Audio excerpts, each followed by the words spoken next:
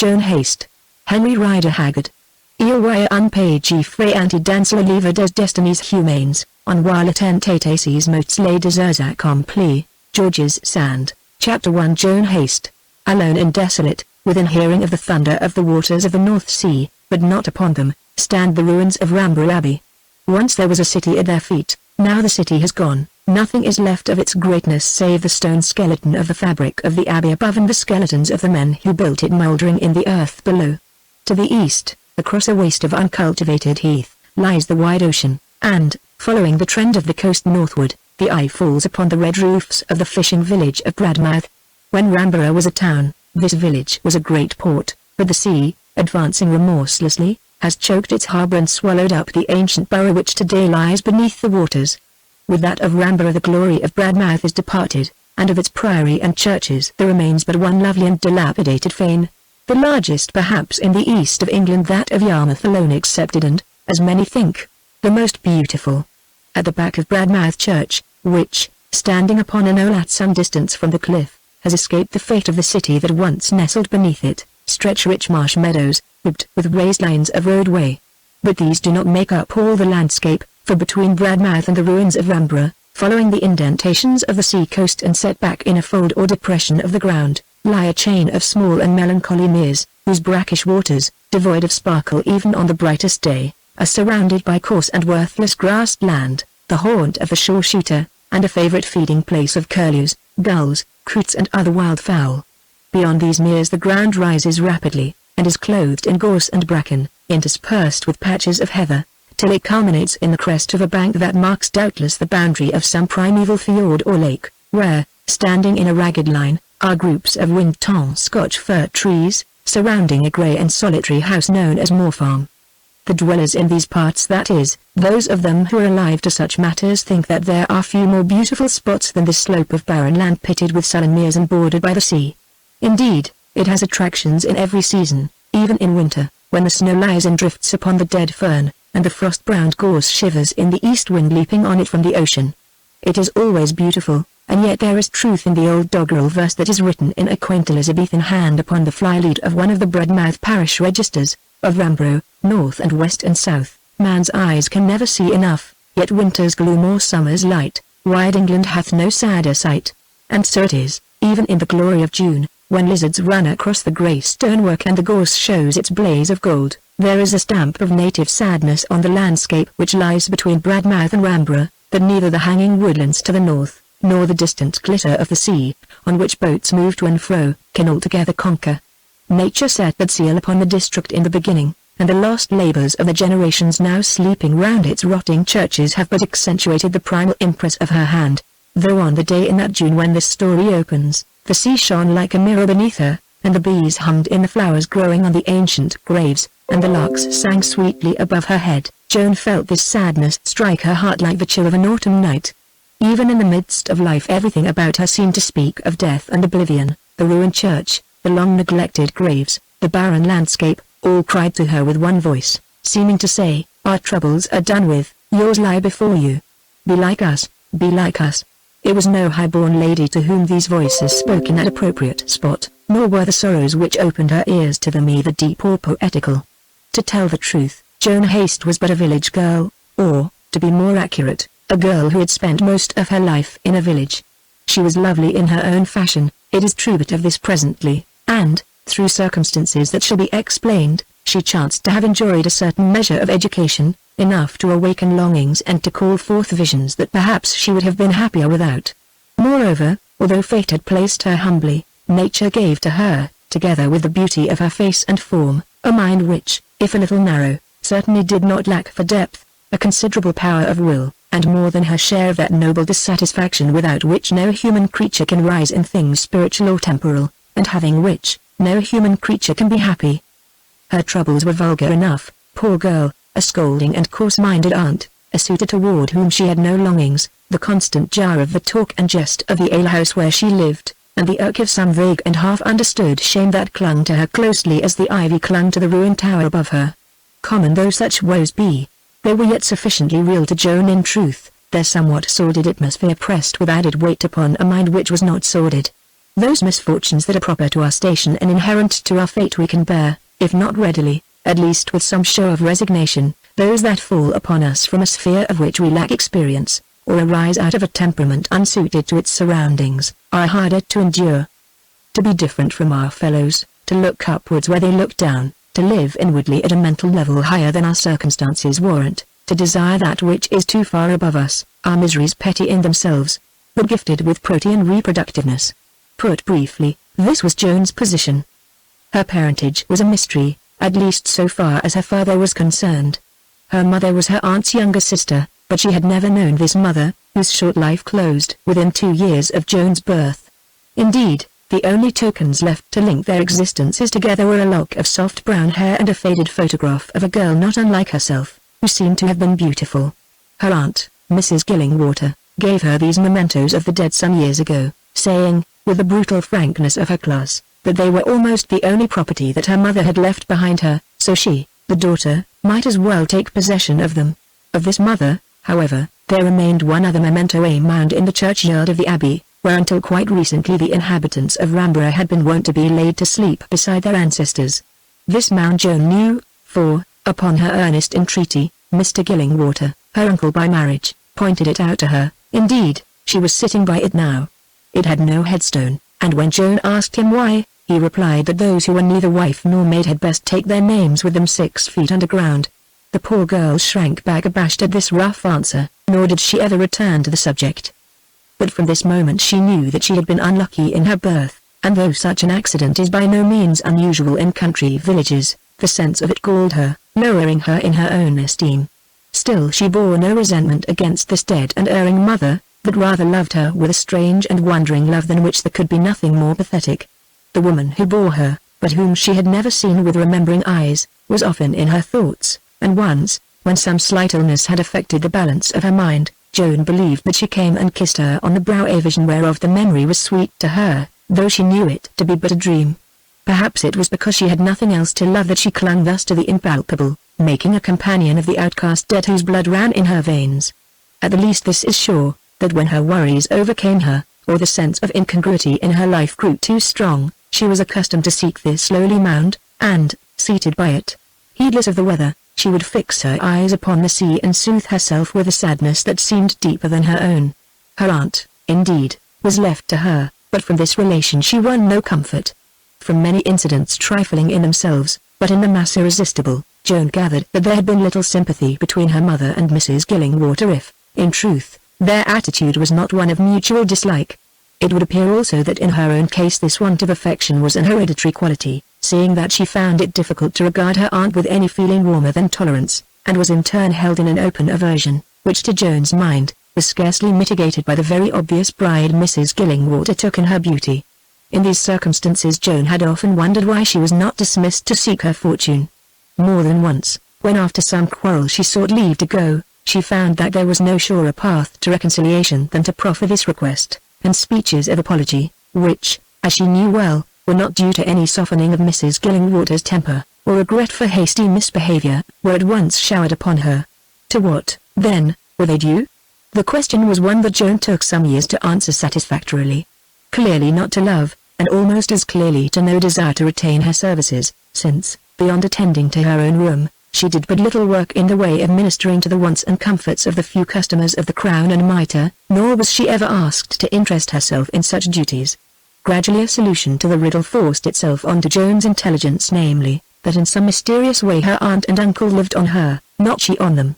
If this were not so, it certainly became difficult to understand how they did live, in view of the fact that Mr. Gillingwater steadily consumed the profits of the tap room, if any, and that they had no other visible means of subsistence. Yet money never seemed to be wanting, and did Joan need a new dress, or any other luxury, it was given to her without demur. More, when some years since she had expressed a sudden and spontaneous desire for education, after a few days' interval, which, it seemed to her, might well have been employed in reference to superior powers in the background, she was informed that arrangements had been made for her to be sent to a boarding school in the capital of the county. She went, to find that her fellow pupils were for the most part the daughters of shopkeepers and large farmers, and that in consequence the establishment was looked down upon by the students of similar, but higher class institutions in the same town, and by all who belonged to them. Joan, being sensitive and ambitious, resented this state of affairs, though she had small enough right to do so, and on her return home informed her aunt that she wished to be taken away from that school and sent to another of a better sort. The request was received without surprise, and again there was a pause as though to allow of reference to others. Then she was told that if she did not like her school she could leave it, but that she was not to be educated above her station in life. So Joan returned to the middle-class establishment, where she remained till she was over 19 years of age. On the whole she was very happy there, for she felt that she was acquiring useful knowledge which she could not have obtained at home. Moreover, among her schoolfellows were certain girls, the daughters of poor clergymen and widows, ladies by birth, with whom she consorted instinctively, and who did not repel her advances. At the age of 19 she was informed suddenly that she must leave her school, though no hint of this determination had been previously conveyed to her.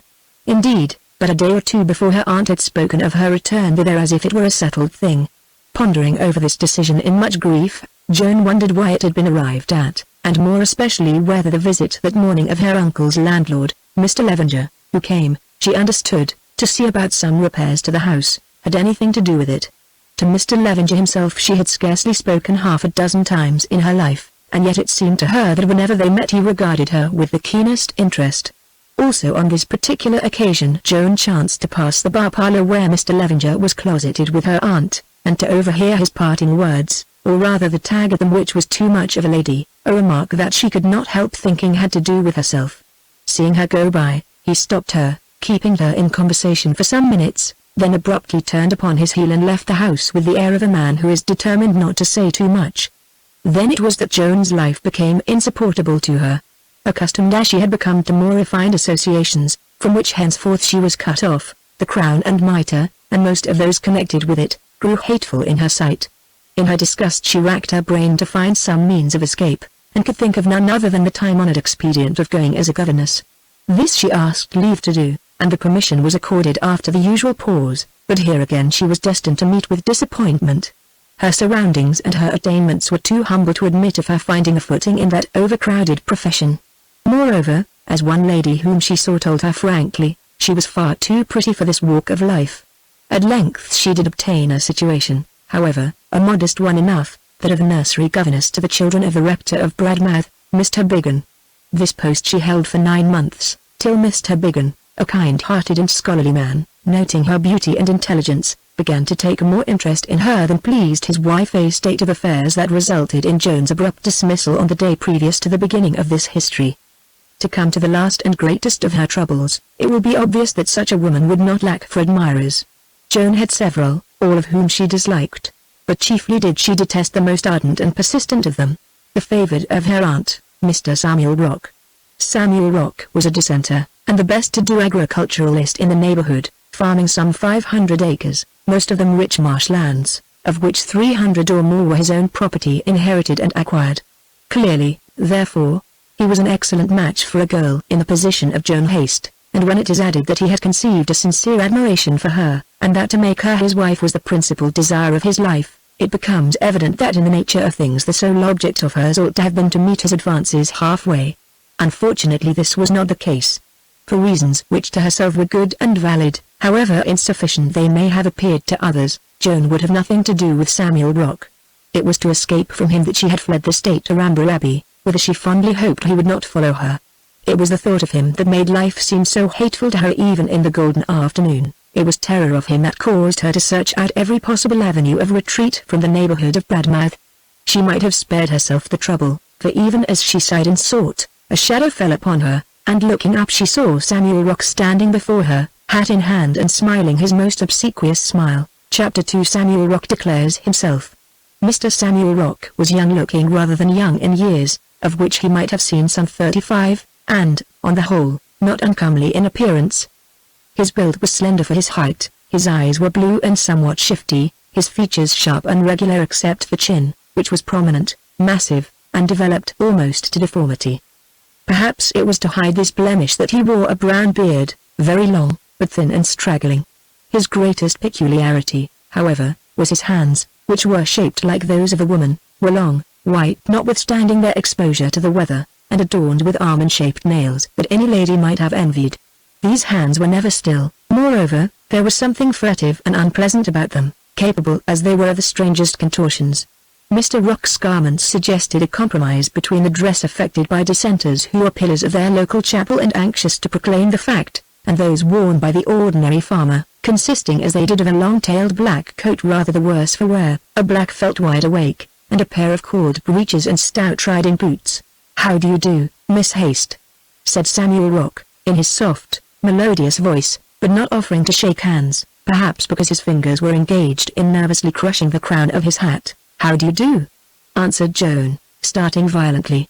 "How did you find me here?" she was about to add, then, remembering that such a remark would show a guilty knowledge of being sought after, substituted, "Get here." I walked, Miss Haste," he replied, looking at his legs and blushing, as though there was something improper about the fact, then added, "You are quite close to my house, Moor Farm, you know, and I was told that I thought that I should find you here.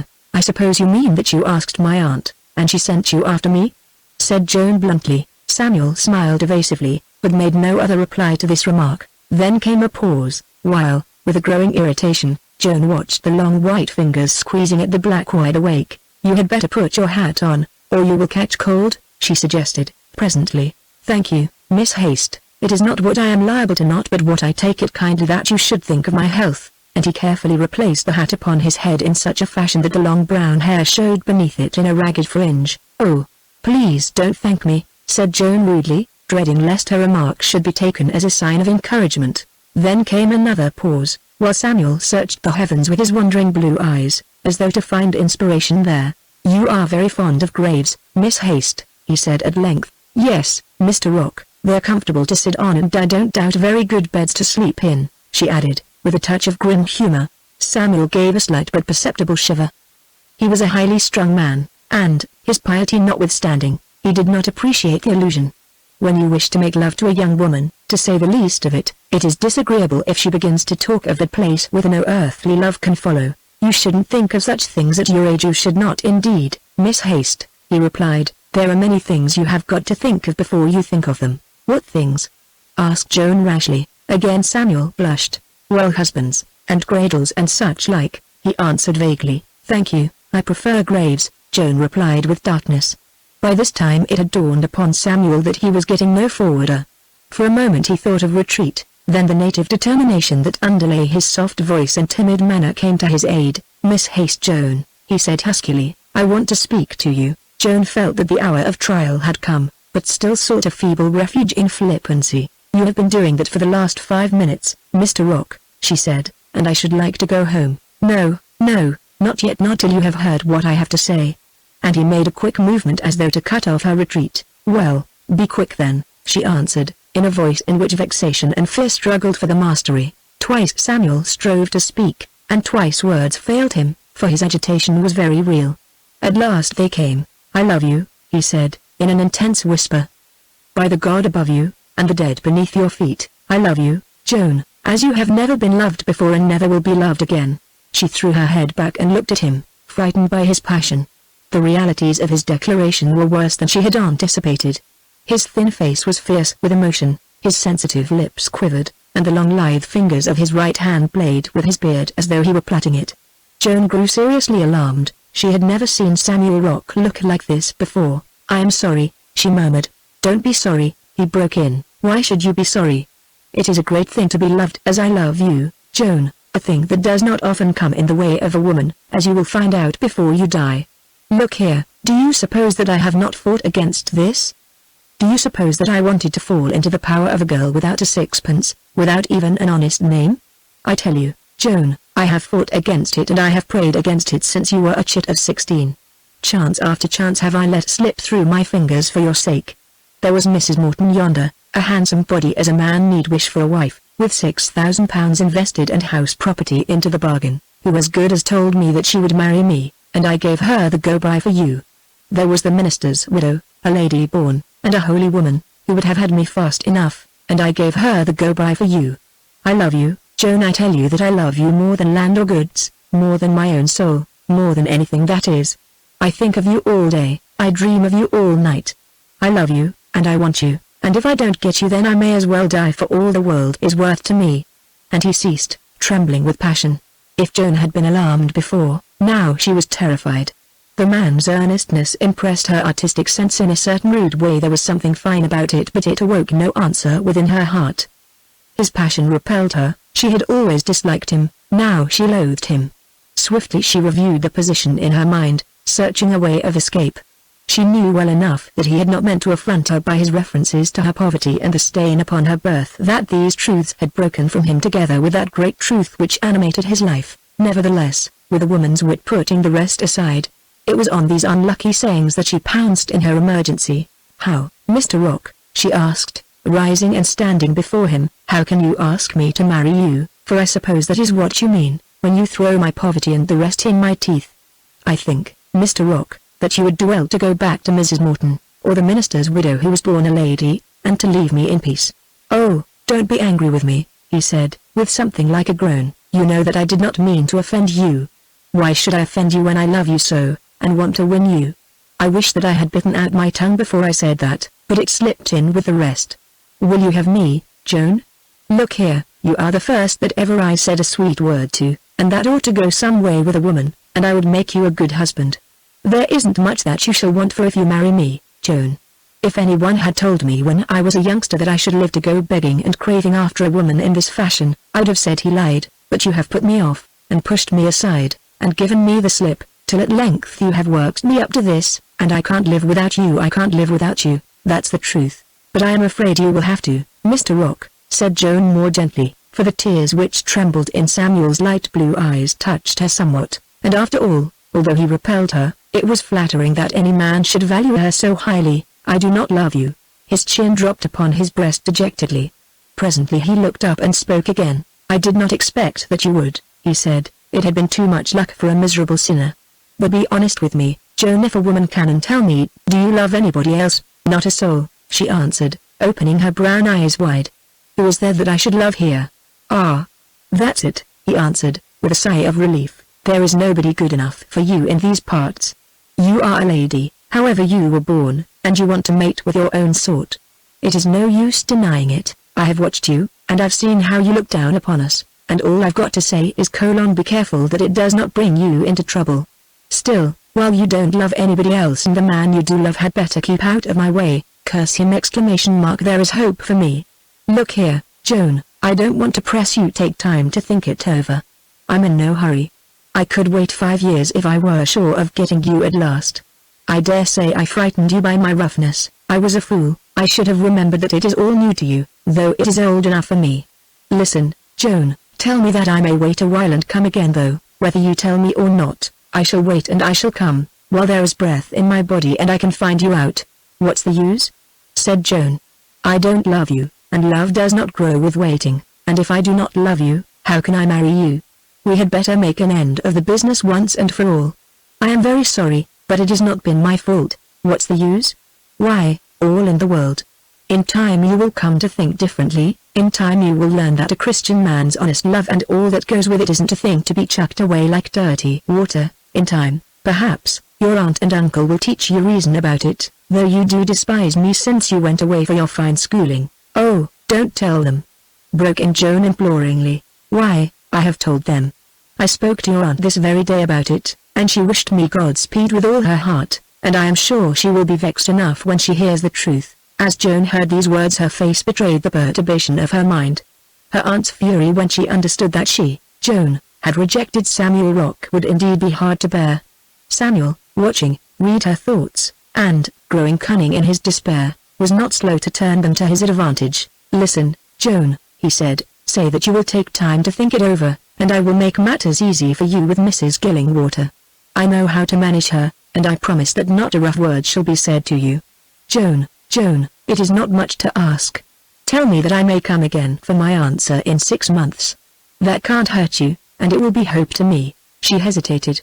A warning sense told her that it would be better to have done with this man at once, but then, if she obeyed it, the one thing which she truly feared, her aunt's fury, would fall upon her and crush her. If she gave way, on the other hand, she knew well enough that Samuel would shelter her from this storm for his own sake if not for hers.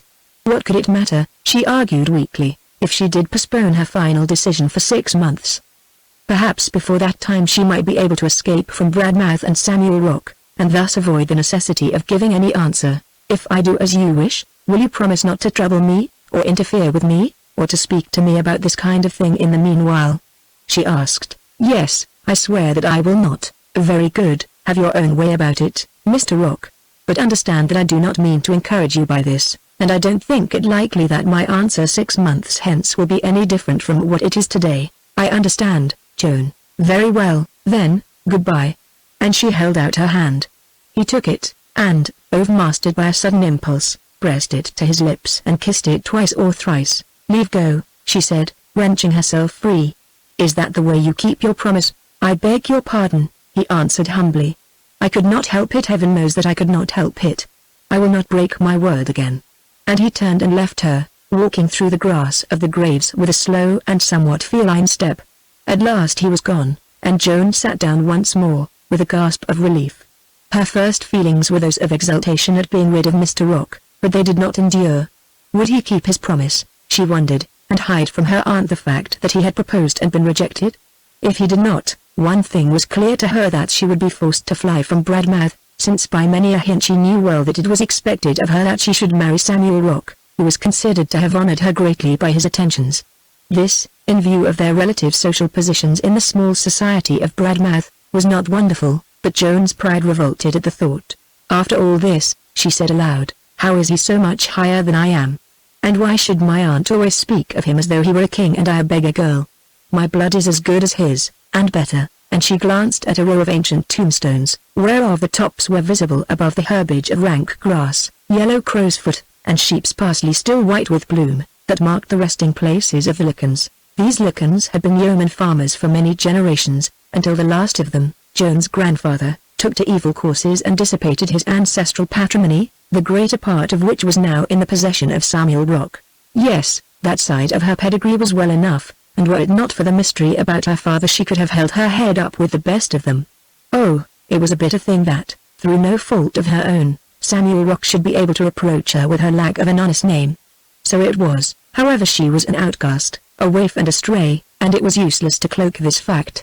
But, outcast or no, she was mistress of herself, and would not be driven into marriage, however advantageous, with Samuel Rock or any other man who was repellent to her. Having come to this conclusion, Joan's spirits rose. After all, she was young and healthy, and, she believed, beautiful, with the wide world before her. There were even advantages in lacking an honest name, since it freed her from responsibilities and rendered it impossible for her to disgrace that which she had not got. As it was, she had only herself to please in the world, and within reasonable and decent limits Joan meant to please herself. Most of all did she mean to do so in connection with these matters of the heart.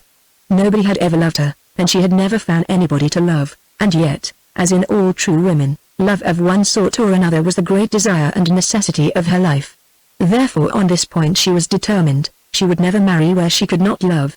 Thus thought Joan. Then, weary of the subject, she dismissed it from her mind for a while, and, lying back upon the grass in idle contentment, watched the little clouds float across the sky till, far out to sea, they melted into the blue of the horizon. It was a perfect afternoon, and she would enjoy what was left of it before she returned to Bradmouth to face Samuel Rock and all her other worries. Grasshoppers chirped in the flowers at her feet, a beautiful butterfly flitted from tombstone to great tombstone, sunning itself on each, and high over her head flew the jackdaws, taking food to their young in the crumbling tower above.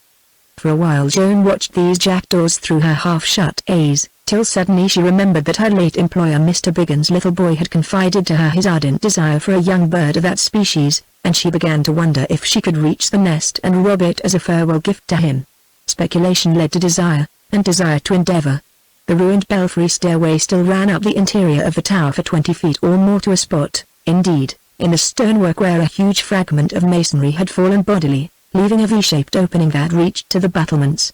Ivy grew upon this gap in the flint rubble, and the nest of the 2 jackdaws that Joan had been watching particularly, did not appear to be more than a dozen feet above the top of the broken stair. This stair she proceeded to climb without further hesitation. It was not at all safe, but she was active, and her head being good, she reached the point where it was broken away without accident, and, taking her stand on the thickness of the wall, supported herself by the ivy and looked up. There, twice her own height above her, was the window slit with a nest in it, but the mortar and stone upon which she must cling to reach it looked so crumbling and insecure that she did not dare to trust herself to them. So, Having finished her inspection, Joan decided to leave those young jackdaws in peace and descend to earth again. Chapter 3: The Beginnings of Fate.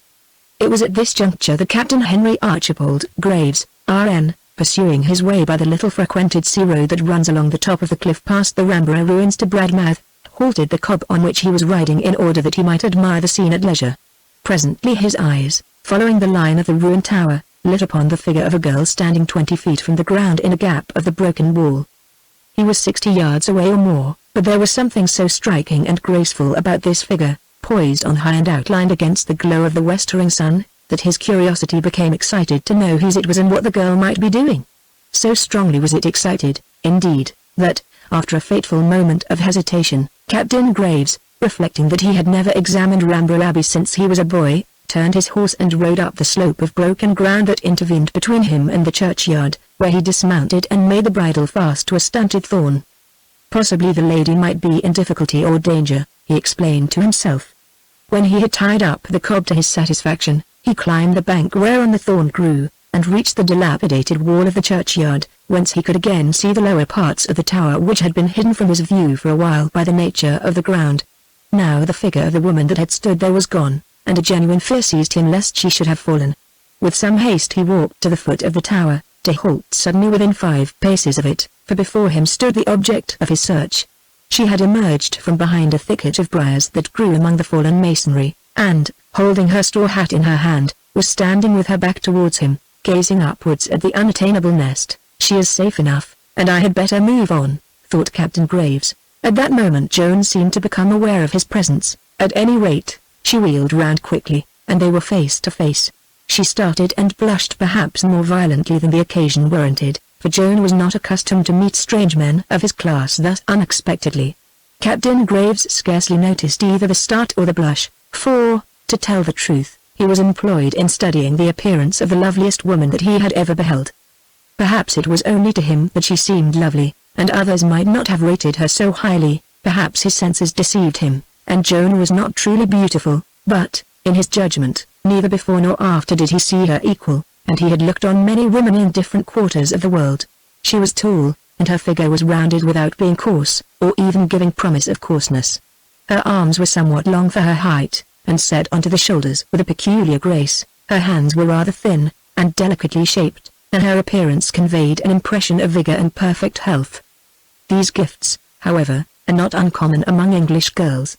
What, to his mind, seemed uncommon was Joan's face as it appeared then, in the beginning of her 22nd year, with its curved lips, its dimpled yet resolute chin, its flawless oval, its arched brows, and the steady, tender eyes of deepest brown that shone beneath them. For the rest, her head was small and covered with rippling chestnut hair gathered into a knot at the back. Her loose-bodied white dress, secured about the waist with a leather girdle, was clean and simple, and her bearing had a grace and dignity that nature alone can give. Lastly, though from various indications he judged that she did not belong to his own station in life, she looked like a person of some refinement. Such was Joan's outward appearance. It was attractive enough, and yet it was not her beauty only that fascinated Henry Graves. There was something about this girl which was new to him, a mystery more beautiful than beauty shone upon her sweet face, such a mystery as he had noted once or twice in the masterpieces of ancient art, but never till that hour on human lips or eyes. In those days Joan might have posed as a model of Psyche before Cupid kissed her. Now let us turn for a moment to Henry Archibald Graves, the man destined to be the hero of her life's romance. Like so many sailors, he was short, scarcely taller than Joan herself indeed, and stout in build. In complexion he was fair, though much bronzed by exposure to foreign climates. His blue eyes were keen and searching, as might be expected in one who had watched at sea by night for nearly 20 years, and he was clean-shaved. His features were good though strongly marked, especially as regards the nose and chin, but he could not be called handsome, only a distinguished-looking man of gentlemanly bearing. At first sight the face might strike a stranger as hard, but more careful examination showed it to be rather that of a person who made it a practice to keep guard over his emotions. In repose it was a somewhat proud face, that of one accustomed to command and to be obeyed, but frank and open with all, particularly if its owner smiled, when it became decidedly pleasing. For a few seconds they stood still in their mutual surprise, looking at each other, and the astonishment and admiration written in the stranger's eyes were so evident, and yet so obviously involuntary, that Joan blushed more deeply than before. Captain Graves felt the situation to be awkward. His first impulse was to take off his hat and go. His next and stronger one to stay and explain. "I really beg your pardon," he said, with a shyness which was almost comic. "I saw a lady standing on the tower as I was riding by, and feared that she might be in difficulties." Joan turned her head away, being terribly conscious of the blush which would not fade. This stranger's appearance pleased her greatly. Moreover, she was flattered by his notice, and by the designation of lady.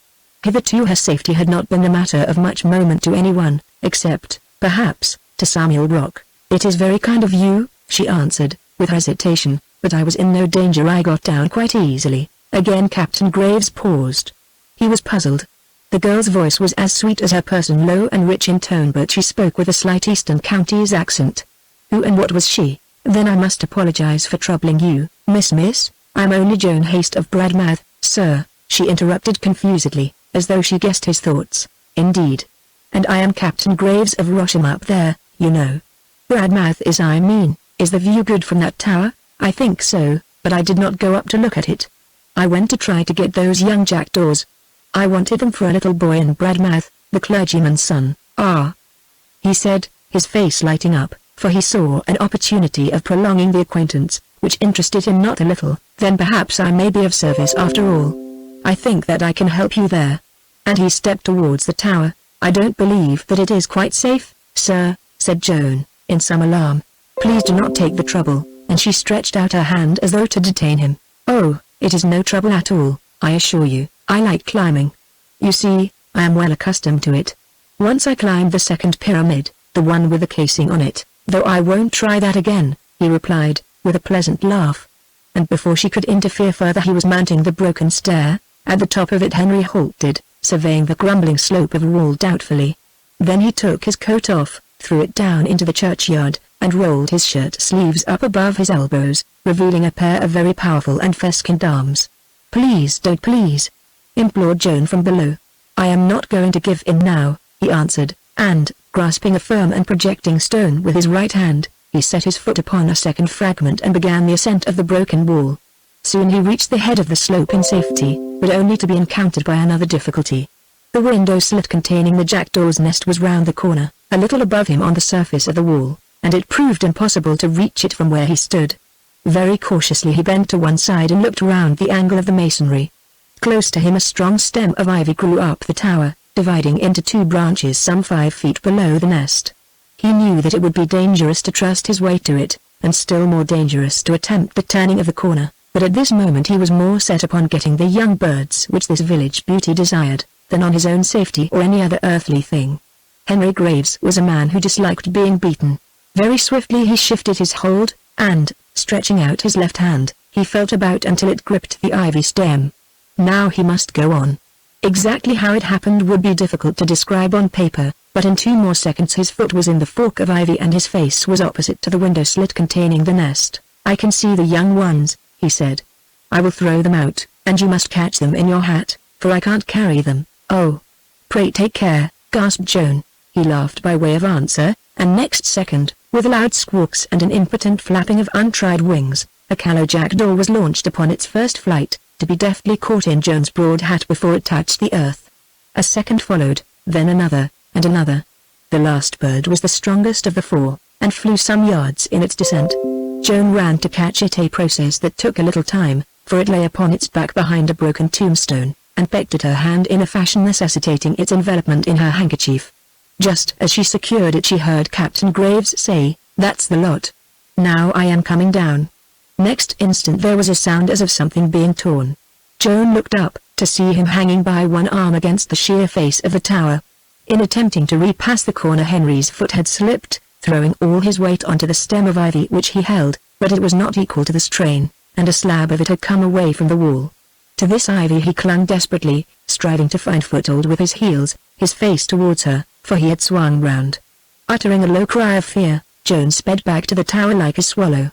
She knew that he must fall, but that was not the worst of it, for almost immediately beneath where he hung stood a raised tomb shaped like a stone coffin, having its top set thickly with rusted iron spikes, 3 inches or more in length, especially designed to prevent the idle youth of all generations from seating themselves upon this home of the dead, if he struck upon these. Joan rushed round the spiked tomb, and halted almost, but not quite, beneath Henry's hanging shape.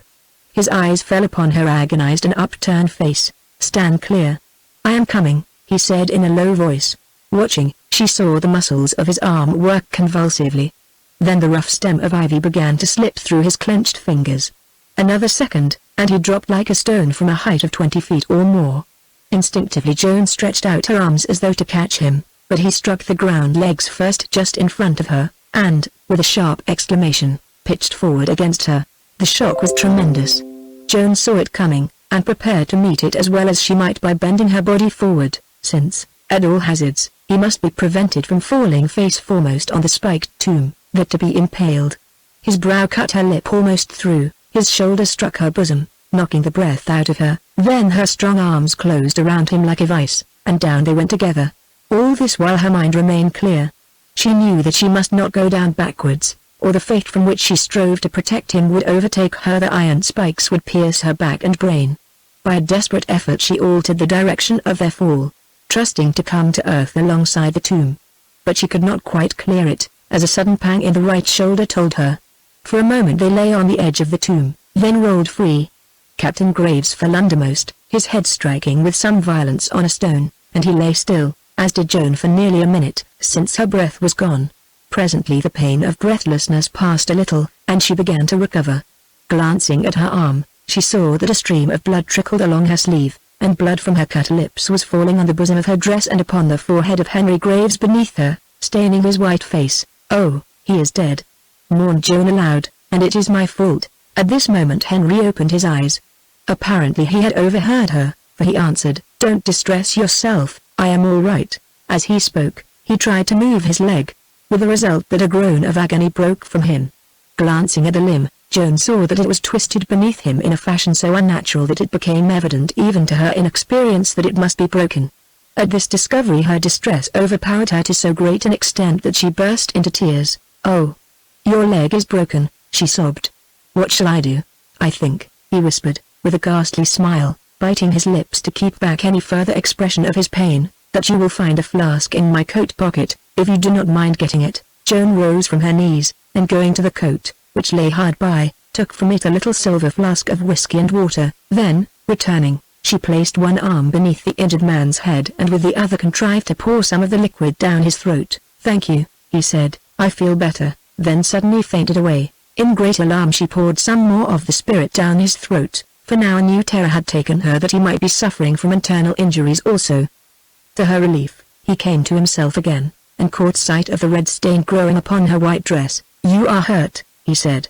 "What a selfish fellow I am, thinking only of myself." "Oh, don't think of me," Joan answered, "it is nothing, a mere scratch."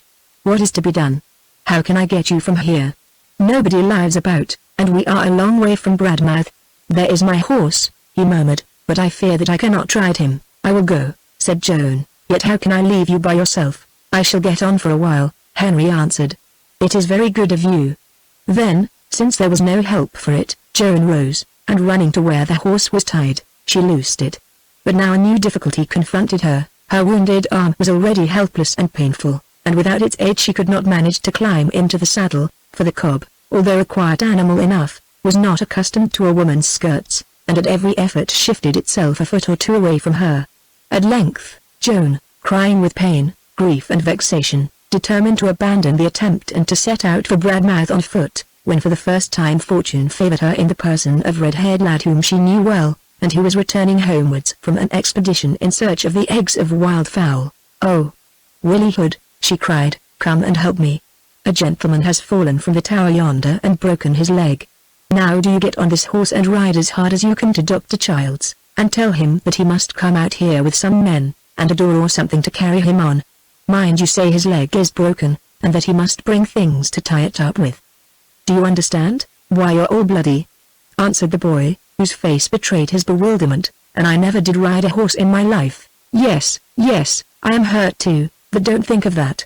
You get on to him, and you'll be safe enough." "Why, surely you're not afraid, Willie Hood?" "Afraid? No, I aren't afraid," answered the boy, coloring, "only I like my legs better than his'n, that's all. Here goes." and with a prodigious and scuffling effort Willie landed himself on the back of the astonished cob. "Stop," said Joan. "You know what to say?" "Yes," he answered proudly. "Don't you fret, I know right enough. I'll bring the doctor back myself." "No, Willie, you go on to the Crown and Mitre, and tell my aunt that a gentleman, Captain Graves of Rusholme, has hurt himself badly, and that she must get a room ready for him. It had best be mine, for it's the nicest," she added, "and there is nowhere else that he can go." Willie nodded, and with a loud gee up to the horse, started on his journey, his legs hanging clear of the stirrups, and gripping the pommel of the saddle with his right hand. Having watched him disappear, Joan returned to where the wounded man lay. His eyes were shut, but apparently he heard her come, for presently he opened them. "What, back so soon?" he said. "I must have been asleep." "No, number, I could not leave you. I found a boy and sent him on the horse for the doctor. I only trust that he may get there safely," she added to herself. "Very well, I am glad you have come back," he said faintly. "I am afraid that I am giving you a great deal of trouble, but do you mind rubbing my hand? It feels so cold." She sat down on the grass beside him, having first wrapped his coat round him as best she could, and began to chafe his hand. Presently the pain, which had subsided for a while, set in more sharply than ever, and his fingers, that had been like ice, were now burning hot. Another half-hour passed, while the shadows lengthened and the evening waned, and Henry's speech became incoherent. He fancied himself on board a man of war, and uttered words of command. He talked of foreign countries, and mentioned many names, among them one that was not strange to Joan's ears, that of Emma Levenger. Lastly even he spoke of herself. "What a lovely girl," he muttered. "It's worth risking one's neck to please her. Worth risking one's neck to please her." A third half-hour passed, the fever lessened, and he grew silent. Then the cold fit took him again. His flesh shivered. "I am frozen," he murmured through his chattering teeth. "For heaven's sake help me. Can't you see how cold I am?" Joan was in despair. Alas and alas! She had nothing to put on him, for even if she took it off, her thin white dress would be no protection. Again and again he prayed for warmth, till at length her tender pity overcame her natural shrinking, and she did the only thing she could. Lying down beside him, she put her arms about him, and held him so, to comfort him if she might. Apparently it did comfort him, for his moaning ceased, and by slow degrees he sank into stupor. Now twilight was upon them, and still no help came. Where could Willie have gone? Joan wondered. If he did not come quickly, the man would surely die. Her own strength was failing her. She felt it going with the blood that ebbed continually from the wound in her shoulder. Periods of mist and oblivion alternated in her mind with times of clearest reason. Quick they came and quicker, till at last all was a blank and she knew no more. And now the twilight had grown into darkness, and these two lay silent, locked in each other's arms among the graves, and the stars shed their light upon them. Chapter 4: The Homecoming of Henry Graves. Henry Graves, a man of 33 years of age, was the second and only surviving son of Sir Reginald Graves, of Rusholme Hall, a place situated about 4 miles from Bradmouth. When a lad he chose the navy as a profession, and to that profession he clung with such unusual earnestness, that during the last 18 years or so but little of his time had been passed at home. Some months previous to his meeting with Joan Haste, however, very much against his own will, he was forced to abandon his calling. He was cruising in command of a gunboat off the coast of British Columbia, when one evening a telegram reached him informing him of the death of his elder brother, Reginald, who met his end through an accident whilst riding a steeplechase. There had never been much sympathy or affection between the two brothers, for reasons to be explained presently. Still this sudden and terrible intelligence was a heavy shock to Henry, nor did the fact that it left him heir to an entailed property, which he believed to be considerable, greatly mitigate it in his mind. When there are but 2 sons, it is almost inevitable that one should be preferred before the other. Certainly that was the case in the Graves family. As children Reginald, the elder, had been wayward, handsome, merry and attractive, whereas Henry was a somewhat plain and silent boy, with a habit of courting his own society, and almost aggressive ideas of honor and duty. Naturally, therefore, the love of father, mother and sister went out to the brilliant Reginald, while Henry was left very much to his own devices. He said nothing, and he was too proud to be jealous, but nobody except the lad himself ever knew what he suffered under this daily, if unintentional, neglect. Though his constitutional reserve prevented him from showing his heart, in truth he was very affectionate, and almost adored the relations who looked on him as a dullard, and even spoke of him at times as poor Henry, as though he were deficient in intellect. Thus it came about that very early in his young life, with characteristic determination, Henry arrived at the conclusion that he would be happier away from the home where he was little wanted. Once in the Navy, he applied himself to his profession with industry and intelligence, and as a result did better in the service than most young men who cannot bring to their support any particular interest, or the advantage of considerable private means. In whatever capacity he served, he won the confidence and the respect both of his subordinates and of his superiors. He was a hard-working man, so hard work was thrust upon him, and he never shirked it, though often enough others got the credit of his efforts. At heart, moreover, he was ambitious. Henry could never forget the slights that he had experienced as a child, and he was animated by a great but secret desire to show the relatives who disparaged him in favor of his more showy brother that he was made of better stuff than they were disposed to believe. To this purpose he subordinated his life. His allowance was small, for their father's means were not in proportion to his nominal estate, and as time went on his brother Reginald grew more and more extravagant. But, such as it was, Henry never exceeded it, though few were aware of the straits to which he was put at times. In the same way, though by nature he was a man of strong passions and genial temperament, he rarely allowed either the one or the other to master him. Geniality meant expense, and he observed that indulgence in passion of any sort, more especially if it led to mixing with the other sex, spelt anxiety and sorrow at the best, or at the worst disgrace and ruin. Therefore he curbed these inclinations till what began in the pride of duty ended in the pride of habit. Thus time wore on till he received the telegram announcing his brother's shocking death. A fortnight or so afterwards it was followed by a letter from his father, a portion of which may be transcribed. It began, "My dear Henry, my telegram has informed you of the terrible loss which has overtaken our family. Your brother Reginald is no more. It has pleased Providence to remove him from the world in the fullness of his manhood, and we must accept the fact that we cannot alter with such patience as we may." Here followed particulars of the accident, and of arrangements for the interment. The letter went on. "Your mother and sister are prostrated, and for myself I can only say that my heart is broken. Life is a ruin to me henceforward, and I think that when the time comes I shall welcome its close. It does indeed seem cruel that one so brilliant and so beloved as your brother should be snatched from us thus, but God's will be done. Though you have been little together of late years, I know that we shall have your sympathy in our overwhelming sorrow. To turn to other matters, of which this event makes it necessary that I should speak. Of course your beloved brother's death puts you in the place he held, that is, so far as temporal things are concerned. I may as well tell you at once that the finances of this property are in great confusion. Latterly Reginald had the largest share in its management, and as yet I cannot therefore follow all the details. It seems, however, that, speaking generally, affairs are much worse than I supposed, and already, though he lies unburied, some very heavy claims have come in against his estate, which of course must be met for the honor of the family. And now, my dear boy, I or rather your mother, your sister, and I must ask you to make a sacrifice, should you look at it in that light, namely, to give up your profession and take the place at home to which the death of your brother has promoted you. This request is not made lightly, but, as you know, my health is now very feeble, and I find myself quite unable to cope with the difficulties of the time and the grave embarrassments by which I am hampered.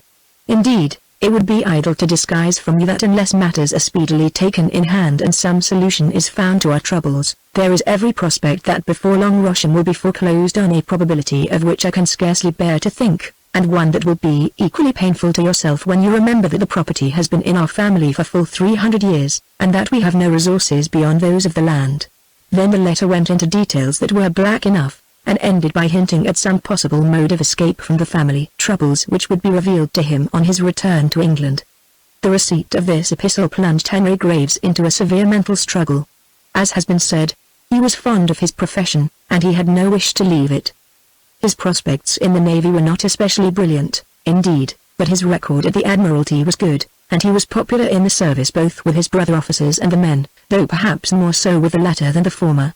Moreover, he had confidence in himself, and was filled with a sincere ambition to rise to the top of the tree, or near it. Now, after serving many years as a lieutenant, when at last he had earned an independent command, he was asked to abandon his career, and with it the hopes of half a lifetime, in order that he might undertake the management of a bankrupt estate, a task for which he did not conceive himself to be suited. At first he was minded to refuse altogether, but while he was still hesitating a second letter arrived, from his mother, with whom he was in greater sympathy than with any other member of the family. This epistle, which did not enter into details, was written in evident distress, and implored him to return to England at all hazards if he wished to save them from ruin. In conclusion, like that received from his father, it hinted mysteriously at an unknown something by means of which it would be in his power, and his alone, to restore the broken fortunes of their house. Duty had always been the first consideration with Henry Graves, and so it remained in this emergency of his life. He had no longer any doubt as to what he ought to do, and, sacrificing his private wishes and what he considered to be his own advantage, he set himself to do it. An effort to obtain leave on urgent private affairs having failed, he was reduced to the necessity of sending in his papers and begging the Lords of the Admiralty for permission to retire from the service on the ground of his brother's death. The night that he posted this application was an unhappy one for him. The career he had hoped to make for himself and the future honor which he dreamed of had melted away, and the only prospect left to him was that of one day becoming a baronet without a sixpence to support his title, and the nominal owner of a bankrupt estate. Moreover, however reasonable and enlightened he may be, no sailor is entirely without superstition, and on this matter Henry Graves was superstitious. Something in his heart seemed to tell him that this new start would bring him little luck, whatever advantage might result to his family. Once again he felt the awe of an imaginative boy who for the first time understands that the world is before him, and that he must fight his way through its cruel multitudes, or be trampled to death of them. In due course my Lords of the Admiralty signified to Commander Graves that his request had been taken into favourable consideration, and that he was granted leave pending the arrangements necessary to his retirement from Her Majesty's Navy. His feelings as for the last time he was rowed away from the ship in the gig which had been his especial property need not be dwelt upon. They were bitter enough, and the evident regret of his messmates at parting from him did not draw their sting. Indeed, it would not be too much to say that in this hour of farewell Henry Graves went as near to tears as he had done since he attained to manhood, but he got through it somehow, and even laughed and waved his hat when the crew of the Hawk, that was the name of the gunboat he had commanded, cheered him as he left her deck forever. 18 days later he stood in the library of Rosham Hall. Although the season was mid-May the weather held bitterly cold, and such green as had appeared upon the trees did not suffice to persuade the traveller that winter was done with. An indescribable air of gloom hung about the great white house, which, shaped like an early Victorian mausoleum, and treed up to the windows with funereal cedars, was never a cheerful dwelling even in the height of summer. The shadow of death lay upon the place and on the hearts of its inmates, and struck a chill through Henry as he crossed the threshold. His father, a tall and dignified old gentleman with snowy hair, met him in the hall with a show of cordiality that soon flickered away. "How are you, my dear boy?" he said. "I am very glad to see you home and looking so well. It is most kind of you to have fallen in with our wishes as to your leaving the Navy. I scarcely expected that you would myself. Indeed, was I never more surprised than when I received your letter saying that you had sent in your papers. It is a comfort to have you back again, though I doubt whether you will be able to do any good." "Then perhaps I might as well have stopped where I was, father," answered Henry. "No, no, you did well to come. For many reasons which you will understand soon you did well to come. You are looking for your mother and Ellen. They have gone to the church with a wreath for your poor brother's grave. The train is generally late. You were not expected so soon. That was a terrible blow to me, Henry. I am quite broken down, and shall never get over it. Ah, here they are." As Sir Reginald spoke Lady Graves and her daughter entered the hall and greeted Henry warmly enough. His mother was a person of about 60, still handsome in appearance, but like himself somewhat silent and reserved in manner. Trouble had got hold of her, and she showed it on her face. For the rest, she was an upright and a religious woman, whose one passion in life, as distinguished from her predilections, had been for her dead son Reginald. He was taken away, her spirit was broken, and there remained to her nothing except an unvarying desire to stave off the ruin that threatened her husband's house and herself. The daughter, Ellen, now a woman of 25, was of a different type. In appearance she was fair and well developed, striking and ladylike rather than good-looking. In manner she was quick and vivacious, well-read, moreover, in a certain shallow fashion, and capital company. Ellen was not a person of deep affections, though she also had worshipped Reginald, but on the other hand she was swift to see her own advantage and to shape the course of events toward that end. At this moment her mind was set secretly upon making a rich marriage with the only eligible bachelor in the neighborhood, Millward by name, a vain man of good extraction but of little strength of character, and one whom she knew that she could rule. It has been said that his welcome was warm enough to all outward appearance, and yet it left a sense of disappointment in Henry's mind. Instinctively he felt, with the exception, perhaps, of his mother, but they all hoped to use him, that he had been summoned because he might be of service, not because the consolation of his presence was desired in a great family misfortune. And once more he wished himself back on the quarter-deck of the Hawk, dependent upon his own exertions to make his way in the world. After a somewhat depressing dinner in the great dining room, of which the cold stone columns and distempered walls, decorated with rather dingy specimens of the old masters, did not tend to expansion of the heart, a family council was held in the study. It lasted far into the night, but its results may be summed up briefly. In good times the Rosham Hall property was worth about £100,000. Now, in the depths of the terrible depression which is ruining rural England, it was doubtful if it would find a purchaser at half that amount, notwithstanding its capacities as a sporting estate. When Sir Reginald Graves came into possession, the place was burdened with a mortgage of £25,000, more or less. On the coming of age of his elder son, Reginald, Henry's brother, the entail had been cut and further moneys raised upon resettlement, so that in the upshot the encumbrances upon the property, including overdue interests which were added to the capital at different dates, stood at a total of £51,000, or something more than the present selling value of the estate. Henry inquired where all the money had gone, and, after some beating about the bush, he discovered that of late years, for the most part, it had been absorbed by his dead brother's racing debts. After this revelation he held his tongue upon the matter. In addition to these burdens there were unsatisfied claims against Reginald's estate amounting to over £1,000, and, to top up with, 3 of the principal tenants had given notice to leave at the approaching Michaelmas, and no applicants for their farms were forthcoming. Also the interest on the mortgages was over a year in arrear. When everything had been explained, Henry spoke with irritation. The long and the short of it is that we are bankrupt, and badly bankrupt. Why on earth did you force me to leave the Navy? At any rate I could have helped myself to some sort of a living there. Now I must starve with the rest. Lady Graves sighed and wiped her eyes. The sigh was for their broken fortunes, the tear for the son who had ruined them. Sir Reginald, who was hardened to money troubles, did not seem to be so deeply affected. "Oh, it is not so bad as that, my boy," he said, almost cheerfully. "Your poor brother always managed to find a way out of these difficulties when they cropped up, and I have no doubt that you will be able to do the same. For me the matter no longer has much personal interest, since my day is over, but you must do the best for yourself, and for your mother and sister. And now I think that I will go to bed, for business tires me at night." When his father and the mother had gone, Henry lit his pipe. "Who holds these mortgages?" he asked of his sister Ellen, who sat opposite to him, watching him curiously across the fire. "Mr. Levenger," she answered. "He and his daughter are coming here tomorrow to stay till Monday." "What, my father's mysterious friend, the good-looking man who used to be agent for the property when I was a boy?" "Yes, the man who was shooting here when you were on leave 18 months ago. I remember, he had his daughter with him, a pale-faced, quiet girl." "Yes, but do not disparage his daughter, Henry." "Why not?" "Because it is a mistake to find fault with one's future wife. That way salvation lies, my dear brother. She is an heiress, and more than half in love with you, Henry." "No, it is not a mistake, I know it for a fact. Now, perhaps, you understand why it was necessary that you should come home. Either you must follow the family tradition and marry an heiress, Miss Levenger or some other, or this place will be foreclosed on and we may all adjourn to the workhouse." "So that is why I was sent for," said Henry, throwing down his pipe, "to be sold to this lady? Well, Ellen, all I have to say is that it is an infernal shame," and, turning, he went to bed without even bidding her good night. His sister watched him go without irritation or surprise. Rising from her chair, she stood by the fire warming her feet, and glancing from time to time at the dim rows of family portraits that adorned the library walls. There were many of them, dating back to the early part of the 17th century or even before it, for the Graveses, or the de Greaves as they used to be called, were an ancient race, and though the house had been rebuilt within the last 120 years, they had occupied this same spot of ground for many generations.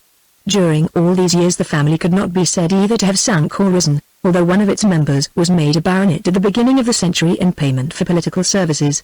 It had produced no great men, and no villains. It had never been remarkable for wealth or penury, or indeed for anything that distinguishes one man, or a race of men, from its fellows. It may be asked how it came about that these Graveses contrived to survive the natural waste and dwindling of possessions that they never did anything to augment. A glance at the family pedigree supplies an answer. From generation to generation it had been held to be the duty of the eldest son for the time being to marry an heiress, and this rule was acted on with sufficient regularity to keep the fortunes of the race at a dead level. notwithstanding the extravagances of occasional spendthrifts and the claims of younger children. They all did so, said Ellen to herself, as she looked upon the portraits of her dead and gone forefathers by the light of the flickering flame, and why shouldn't he? I am not sentimental, but I believe that I'd marry a Russian Jew rather than see the old place go to the dogs, and that sort of thing is worse for a woman than a man. It will be difficult to manage, but he will marry her in the end, even if he hates the very sight of her. A man has no right to let his private inclinations weigh with him in such a matter, for he passes but his family remains. Thank heaven, Henry always had a strong sense of duty, and when he comes to look at the position coolly he will see it in a proper light, though what made that flaxen-haired little mummy fall in love with him is a mystery to me, for he never spoke a word to her. Blessings on her. It is the only piece of good luck that has come to our family for a generation. And now I must go to bed. Those old pictures are beginning to stare at me. Chapter 5. The Leaveners visit Rosham. Seldom did Henry Graves spend a more miserable night than on this occasion of his return to Rosham. He had expected to find his father's affairs in evil case, but the reality was worse than anything that he had imagined. The family was absolutely ruined thanks to his poor brother's wickedness, for no other word was strong enough to describe his conduct, and now it seemed that the remedy suggested for this stage of things was that he should marry the daughter of their principal creditor. That was why he had been forced to leave the Navy and dragged home from the other side of the world. Henry laughed as he thought of it, for the situation had a comical side. Both in stories and in real life it is common enough for the heroine of the piece to be driven into these dilemmas, in order to save the honor or credit of her family, but it is unusual to hear of such a choice being thrust upon a man, perhaps because, when they chance to meet with them, men keep these adventures to themselves. Henry tried to recall the appearance of the young lady, and after a while a vision of her came back to him.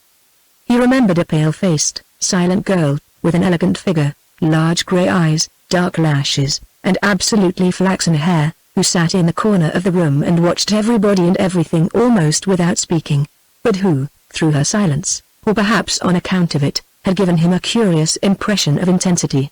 This was the woman whom his family expected him to marry, and, as his sister seemed to suggest, who, directly or indirectly, had intimated a willingness to marry him.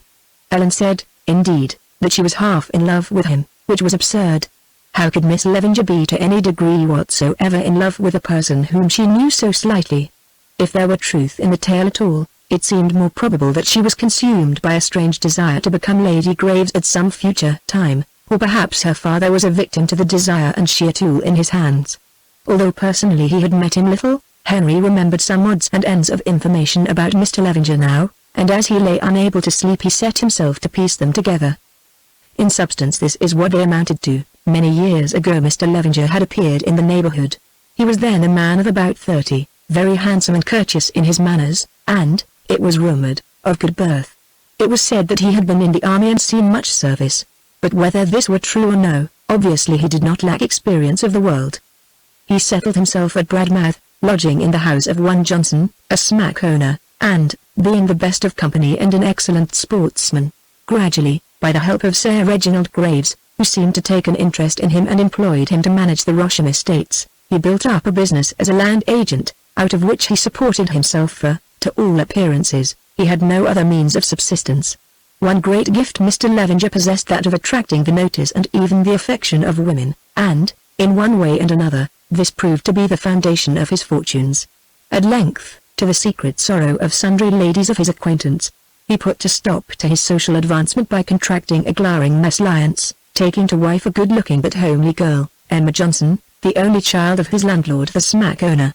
Thereupon local society, in which he had been popular so long as he remained single, shut its doors upon him, nor did the ladies with whom he had been in such favor so much as call upon Mrs. Levenger. When old Johnson the smack owner died, a few months after the marriage, and it became known that he had left a sum variously reported at from £50,000 to £100,000 behind him, every farthing of which his daughter and her husband inherited, society began to understand, however, that there had been method in Mr. Levenger's madness, owing, in all probability, to the carelessness of the lawyer.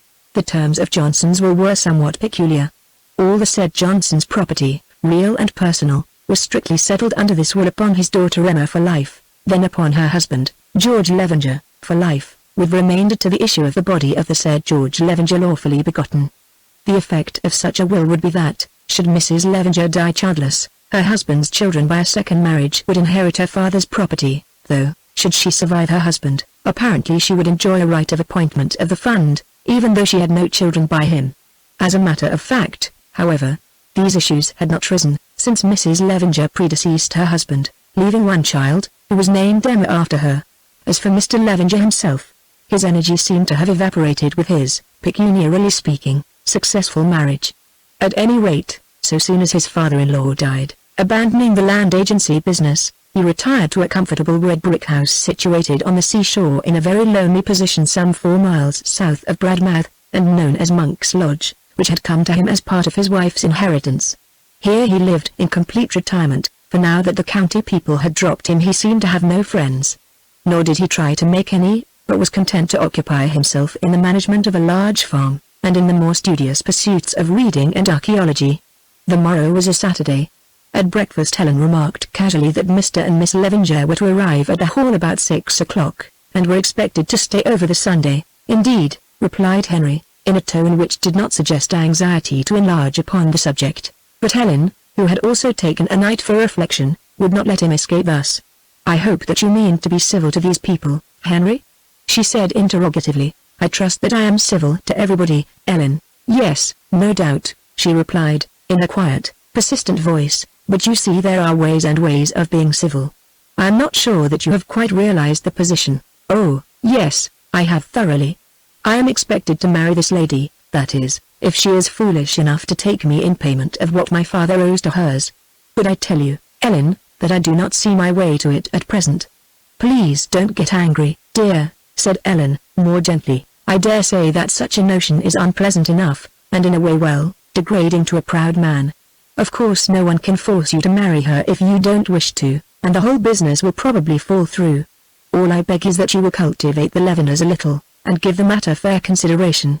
For my part one think that it would be much more degrading to allow our father to become bankrupt at his age than for you to marry a good and clever girl like Emma Levenger. However, of course I am only a woman, and have no sense of honor, or at least one that is not strong enough to send my family to the workhouse when by a little self-sacrifice I could keep them out of it." And with this sarcasm Ellen left the room before Henry could find words to reply to her. That morning Henry walked with his mother to the church in order to inspect his brother's grave, a melancholy and dispiriting duty, the more so, indeed, because his sense of justice would not allow him to acquit the dead man of conduct that, to his strict integrity, seemed culpable to the verge of dishonor. On their homeward way Lady Graves also began to talk about the Levengers. "I suppose you have heard, Henry, that Mr. Levenger and his daughter are coming here this afternoon?" "Yes, Mother, Ellen told me." "Indeed. You will remember Miss Levenger, no doubt. She is a nice girl in every sense. Your dear brother used to admire her very much." "Yes, I remember her a little, but Reginald's tastes and mine were not always similar." "Well, Henry, I hope that you will like her. It is a delicate matter to speak about, even for a mother to a son, but you know now how terribly indebted we are to the Levengers, and of course if a way could be found out of our difficulties it would be a great relief to me and to your dear father. Believe me, my boy, I do not care so much about myself, but I wish, if possible, to save him from further sorrow.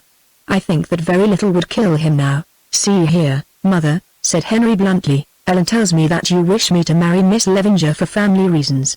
Well, in this matter, as in every other, I will try to oblige you if I can, but I cannot understand what grounds you have for supposing that the young lady wishes to marry me. So far as I can judge, she might take her fortune to a much better market." "I don't quite know about it, Henry," answered Lady Graves, with some hesitation. "I gathered, however, that, when he came here after you had gone to join your ship about 18 months ago, Mr. Levenger told your father, with whom you know he has been intimate since they were both young, that you were a fine fellow, and had taken his fancy as well as his daughter's. Also I believe he said that if only he could see her married to such a man as you are he should die happy, or words to that effect. Rather a slight foundation to build all these plans on, isn't it, Mother? In 18 months her father may have changed his mind, and Miss Levenger may have seen a dozen men whom she likes better. Here comes Ellen to meet us, so let us drop the subject." About 6 o'clock that afternoon Henry, returning from a walk on the estate, saw a strange dog cart being run into the coach-house, from which he inferred that Mr. and Miss Levenger had arrived. Wishing to avoid the appearance of curiosity, he went straight to his room, and did not return downstairs till within a few minutes of the dinner hour. The large and rather ill-lighted drawing-room seemed to be empty when he entered, and Henry was about to seat himself with an expression of relief, for his temper was none of the best this evening, when a rustling in a distant corner attracted his attention. Glancing in the direction of the noise, he perceived a female figure seated in a big armchair reading. "Why don't you come to the light, Ellen?" he said. "You will ruin your eyes." Again the figure rustled, and the book was shut up. Then it rose and advanced towards him timidly, a delicate figure dressed with admirable taste in pale blue. Having flaxen hair, a white face, large and beseeching grey eyes, and tiny hands with tapering fingers. At the edge of the circle of lamplight the lady halted, overcome apparently by shyness, and stood still, while her pale face grew gradually from white to pink and from pink to red. Henry also stood still, being seized with a sudden and the most unaccountable nervousness. He guessed that this must be Miss Levenger. In fact, he remembered her face, but not one single word could he utter. Indeed, he seemed unable to do anything except regret that he had not waited upstairs till the dinner bell rang. There is this to be said in excuse of his conduct, that it is somewhat paralyzing to a modest man unexpectedly to find himself confronted by the young woman whom his family desire him to marry. "How do you do?" he ejaculated at last. "I think that we have met before." And he held out his hand. "Yes, we have met before," she answered shyly and in a low voice, touching his sun-browned palm with her delicate fingers, "when you were at home last Christmas year." "It seems much longer ago than that," said Henry, "so long that I wonder you remember me." "I do not see so many people that I am likely to forget one of them," she answered, with a curious little smile. "I dare say that the time seemed long to you, abroad in new countries, but to me, who have not stirred from Monk's Lodge, it is like yesterday." "Well, of course that does make a difference." Then, hastening to change the subject, he added, "I am afraid I was very rude. I thought that you were my sister. I can't imagine how you can read in this light, and it always vexes me to see people trying their eyes. If you had ever kept a night watch at sea you would understand why." "I am accustomed to reading in all sorts of lights," Emma answered. "Do you read much, then?" "I have nothing else to do. You see, I have no brothers or sisters, no one at all except my father, who keeps very much to himself, and we have few neighbors round Monk's Lodge, at least, few that I care to be with," she added, blushing again.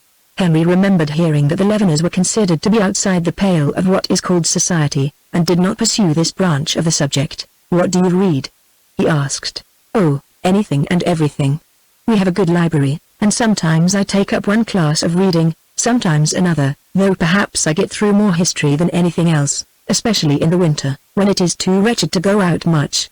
You see," she added in explanation, "I like to know about human nature and other things, and books teach me in a second-hand kind of way," and she stopped suddenly, for just then Ellen entered the room, looking very handsome in a low-cut black dress that showed off the whiteness of her neck and arms. "What, are you down already, Miss Levenger?" she said, "and with all your things to unpack too? You do dress quickly," and she looked critically at her visitor's costume. "Let me see, do you and Henry know each other, or must I introduce you?" "No, we have met before," said Emma. "Oh yes. I remember now. Surely you were here when my brother was on leave last time." At this point Henry smiled grimly and turned away to hide his face. "There's not going to be any dinner party, you know. Of course we couldn't have one even if we wished at present, and there is no one to ask if we could. Everybody is in London at this time of the year. Mr. Millwood is positively the only creature left in these parts, and I believe Mother has asked him. Ah, here he is." As she spoke the butler opened the door and announced Mr. Millwood. Mr. Millwood was a tall and good-looking young man, with bold prominent eyes and a receding forehead, as elaborately dressed as the plain evening attire of Englishmen will allow. His manner was confident, his self-appreciation great, and his tone towards those whom he considered his inferiors in rank or fortune patronizing to the verge of insolence. In short, he was a coarse fibred person, puffed up with the pride of his possessions, and by the flattery of women who desired to secure him in marriage, either themselves or for some friend or relation. "What an insufferable man," was Henry's inward comment, as his eyes fell upon him entering the room, nor did he change his opinion on further acquaintance. "How do you do, Mr. Millwood?" said Ellen, infusing the slightest possible inflection of warmth into her commonplace words of greeting. "I am so glad that you were able to come. How do you do, Miss Graves? I had to telegraph to Lady Fisher, with whom I was going to dine tonight in Grosvenor Square, to say that I was ill and could not travel to town. I only hope she won't find me out, that is all." "Indeed," answered Ellen, with a touch of irony, "Lady Fisher's loss is our gain, though I think that you would have found Grosvenor Square more amusing than Rusholme. Let me introduce you to my brother, Captain Graves, and to Miss Levenger." Mr. Millwood favoured Henry with a nod, and turning to Emma said, "Oh, how do you do, Miss Levenger? So we meet at last. I was dreadfully disappointed to miss you when I was staying at Cringleton Park in December. How is your mother, Lady Levenger? Has she got rid of her neuralgia?" "I think there has been some mistake," said Emma, visibly shrinking before this bold, assertive man. "I have never been at Cringleton Park in my life, and my mother, Mrs. Levenger, has been dead many years." "Oh, indeed, I apologize. I thought you were Miss Levenger of Cringleton, the great heiress who was away in Italy when I stayed there. You see, I remember hearing Lady Levenger say that there were no other Levengers." "I am afraid that I am a living contradiction to Lady Levenger's assertion," answered Emma, flushing and turning aside.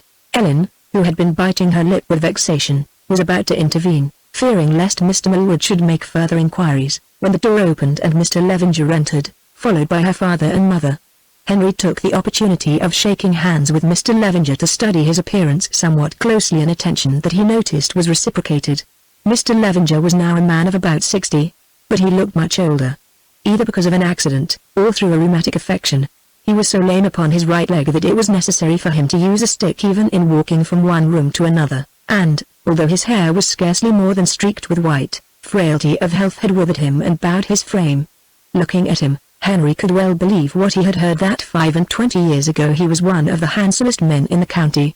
To this hour the dark and sullen brown eyes were full of fire and eloquence, a slumbering fire that seemed to wax and wane within them. The brow was ample, and the outline of the features flawless. He seemed a man upon whom age had settled suddenly and prematurely, a man who had burned himself out in his youth, and was now but an ash of his former self, though an ash with fire in the heart of it. Mr. Levenger greeted him in a few courteous, well-chosen words, that offered a striking contrast to the social dialect of Mr. Millwood, the contrast between the old style and the new. Then, with a bow, he passed on to offer his arm to Lady Graves, for at that moment dinner was announced. As Henry followed him with Miss Levenger, he found himself wondering, with a curiosity that was unusual to him, who and what this man had been in his youth, before he drifted away to Bradmouth, that to repair his broken fortunes by a mesalliance with a smack owner's daughter. "Was your father ever in the army?" he asked of Emma, as they filed slowly down the long corridor. "Forgive my impertinence, but he looks like a military man." He felt her start at his question. "I don't know, I think so," she answered, "because I have heard him speak of the Crimea as though he had been present at the battles, but he never talks of his young days." Then they entered the dining room, and in the confusion of taking their seats the conversation dropped. Chapter 6. Mr. Levenger puts a case. At dinner Henry found himself seated between Mr. Levenger and his daughter. Naturally enough he began to make conversation to the latter, only to find that, either from shyness or for some other reason, she would not talk in public, but contented herself with replies that were as monosyllabic as she could make them. Somewhat disappointed, for their short tete-a-tete interview had given promise of better things, Henry turned his attention to her father, and soon discovered that he was a most interesting and brilliant companion.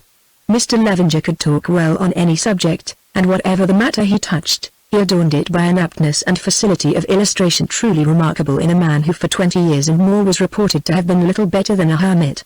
At length they settled down to the discussion of archaeological questions, in which, as it chanced, Henry took an intelligent interest, and more particularly of the flint weapons used by the early inhabitants of East Anglia.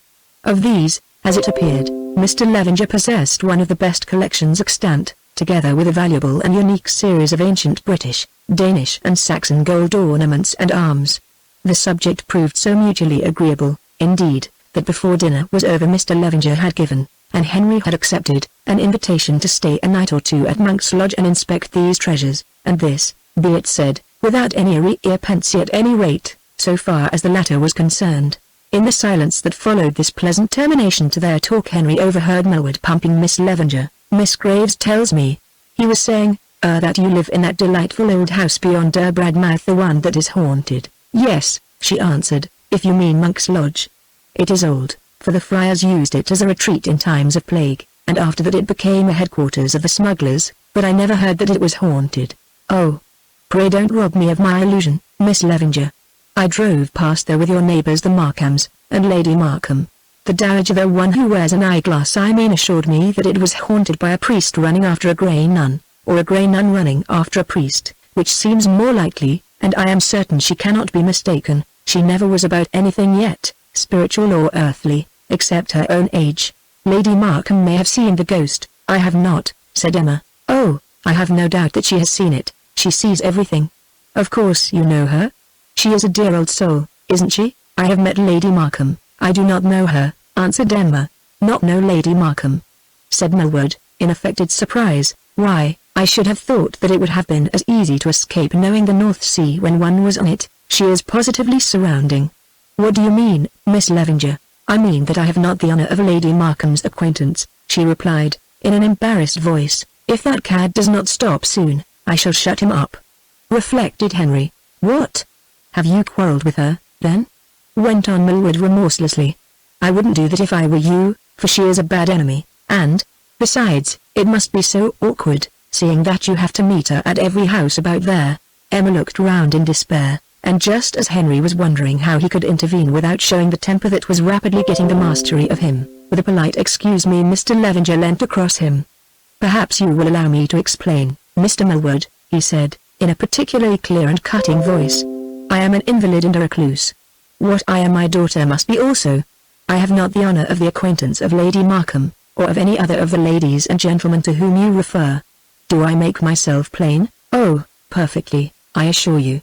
I am glad, Mr. Millward, since, from what I overheard of your remarks just now, I gathered that you are not very quick of comprehension. At this point Lady Graves rose with a certain haste and left the room, followed by Miss Levenger and her daughter. Thereupon Sir Reginald fell into talk with Mr. Levenger, leaving Henry and Mr. Millward together. Can you tell me who our friend there is? The latter asked of Henry. He seems a very touchy as well as a retired person. I should not have thought that there was anything offensive in my suggesting that his daughter knew Lady Markham. Perhaps you insisted upon the point a little too much, said Henry dryly.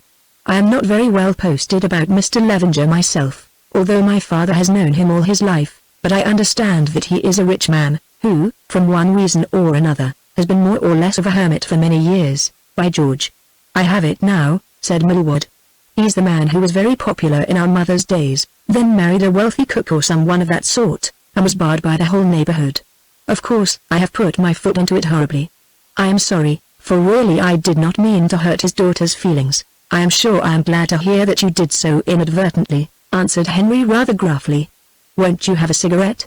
The rest of the evening passed quietly enough, almost too quietly, indeed, for Emma, dismayed by her former experiences, barricaded herself in a corner behind an enormous photograph album, and Ellen, irritated by a scene which jarred upon her and offended her sense of the social proprieties, grew somewhat tart in speech, especially when addressing her admirer, who quailed visibly beneath her displeasure. Mr. Levenger noticed with some amusement, indeed, that, however largely he might talk, Mr. Millward was not a little afraid of the young lady to whom he was paying his court. At length the party broke up. Mr. Millward retired to his own place, Upcott Hall, which was situated in the neighborhood, remarking as he went that he hoped to see them all at church on the morrow in the afternoon, whereon Henry resolved instantly that he would not attend divine service upon that occasion. Then Sir Reginald and Lady Graves withdrew to bed, followed by Ellen and Emma Levenger, but, somewhat to his surprise, Henry having announced his intention of smoking a pipe in the library, Mr. Levenger said that he also smoked, and with his permission would accompany him. At first the conversation turned upon Mr. Millward, of whom Henry spoke in no complimentary terms. You should not judge him so harshly, said Levenger. I have seen many such men in my day. He is not a bad fellow at bottom, but he is rich and an only child, and has been spoiled by a pack of women once taking down a peg or two. In short, he will find his level, never fear. Most of us do in this world. Indeed, unless my observation is at fault, Mr. Levenger added significantly, there is a lady in this house who will know how to bring him down to it. But perhaps you will think that is no affair of mine.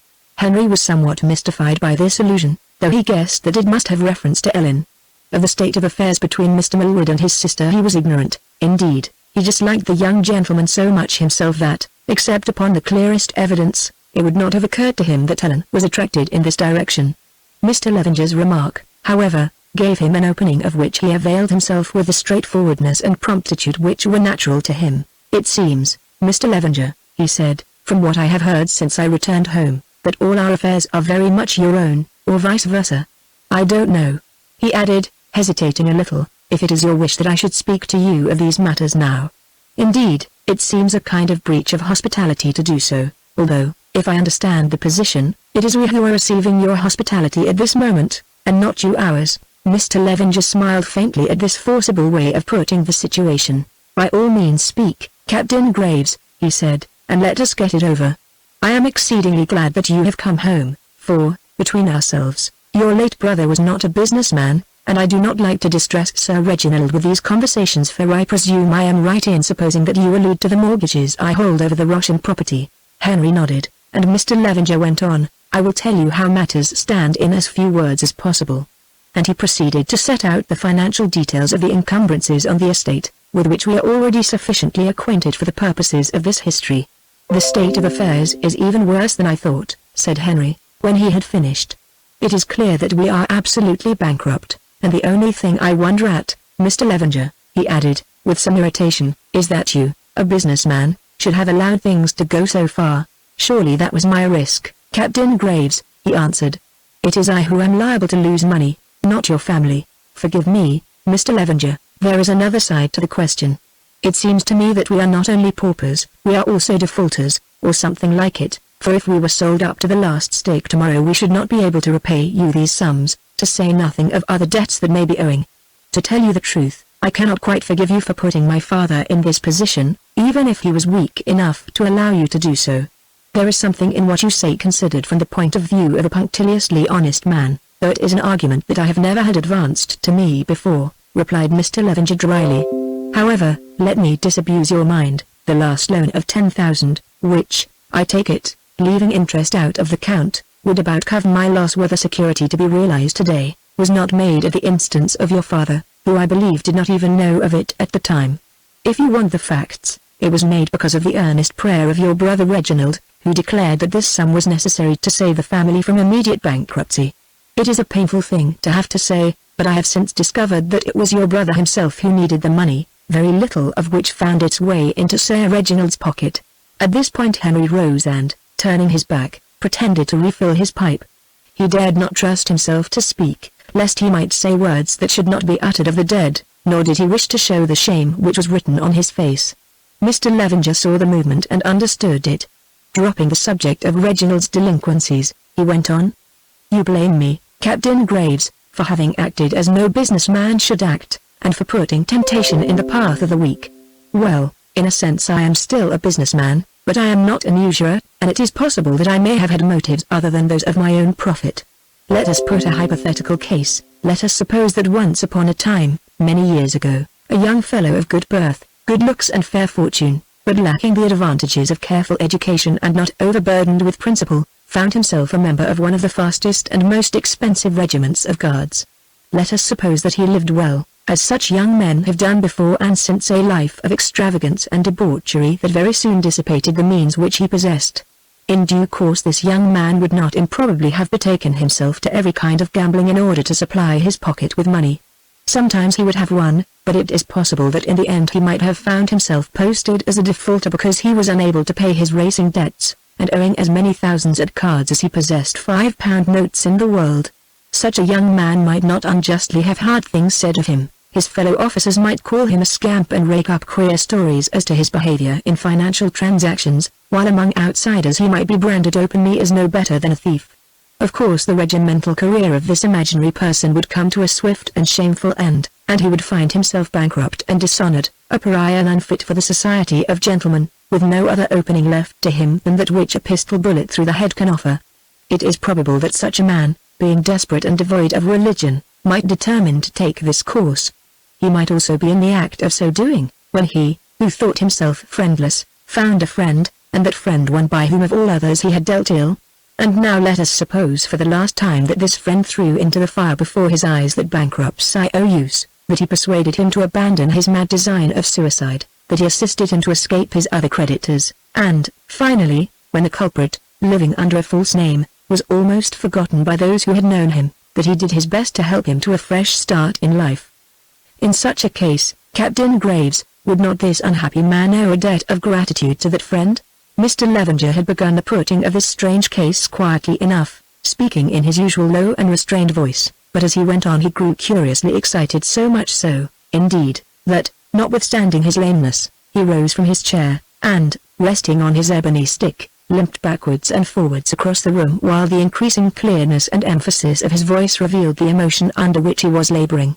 As he asked the question with which his story culminated, he halted in his march directly opposite to the chair upon which Henry was sitting, and, leaning on his stick, looked him in the face with his piercing brown eyes. "Of course he would," answered Henry quietly.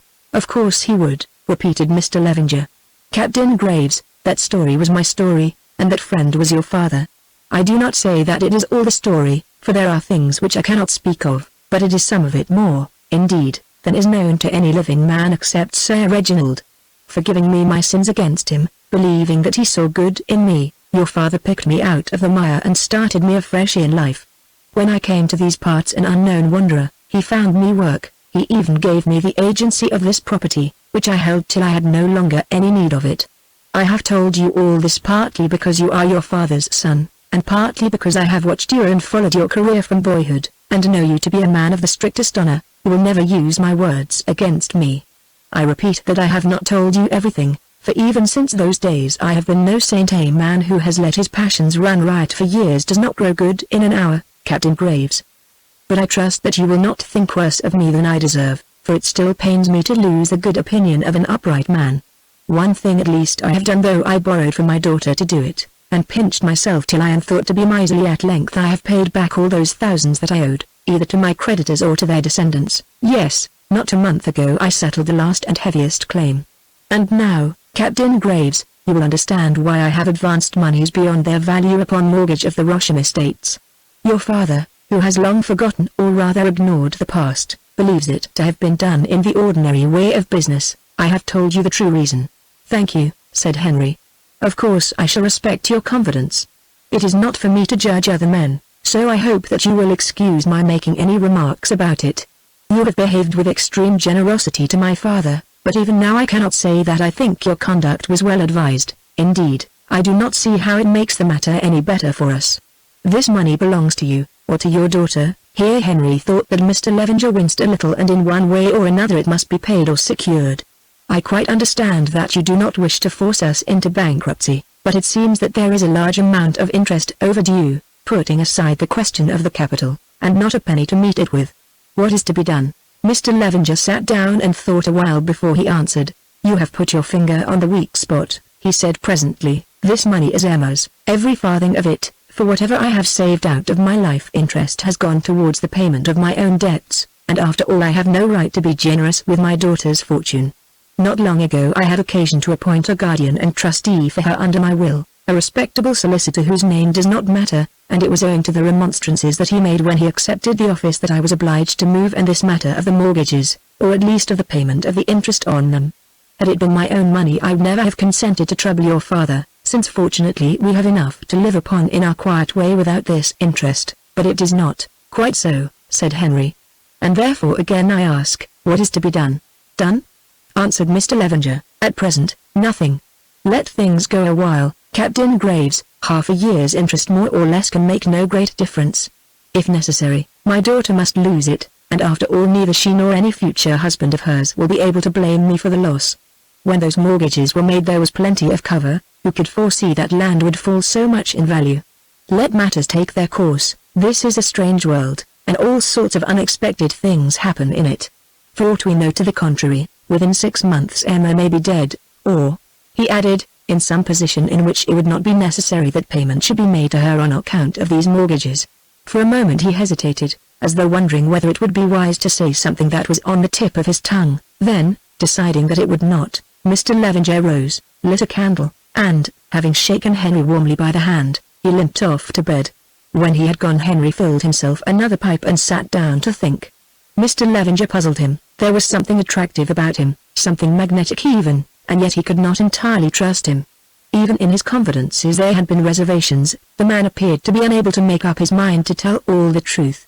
So it was also with his generosity towards Sir Reginald. He had been generous indeed, but it seemed that it was with his daughter's money. Thus too with his somewhat tardy honesty, he had paid his debts even though he had borrowed from his daughter to do so.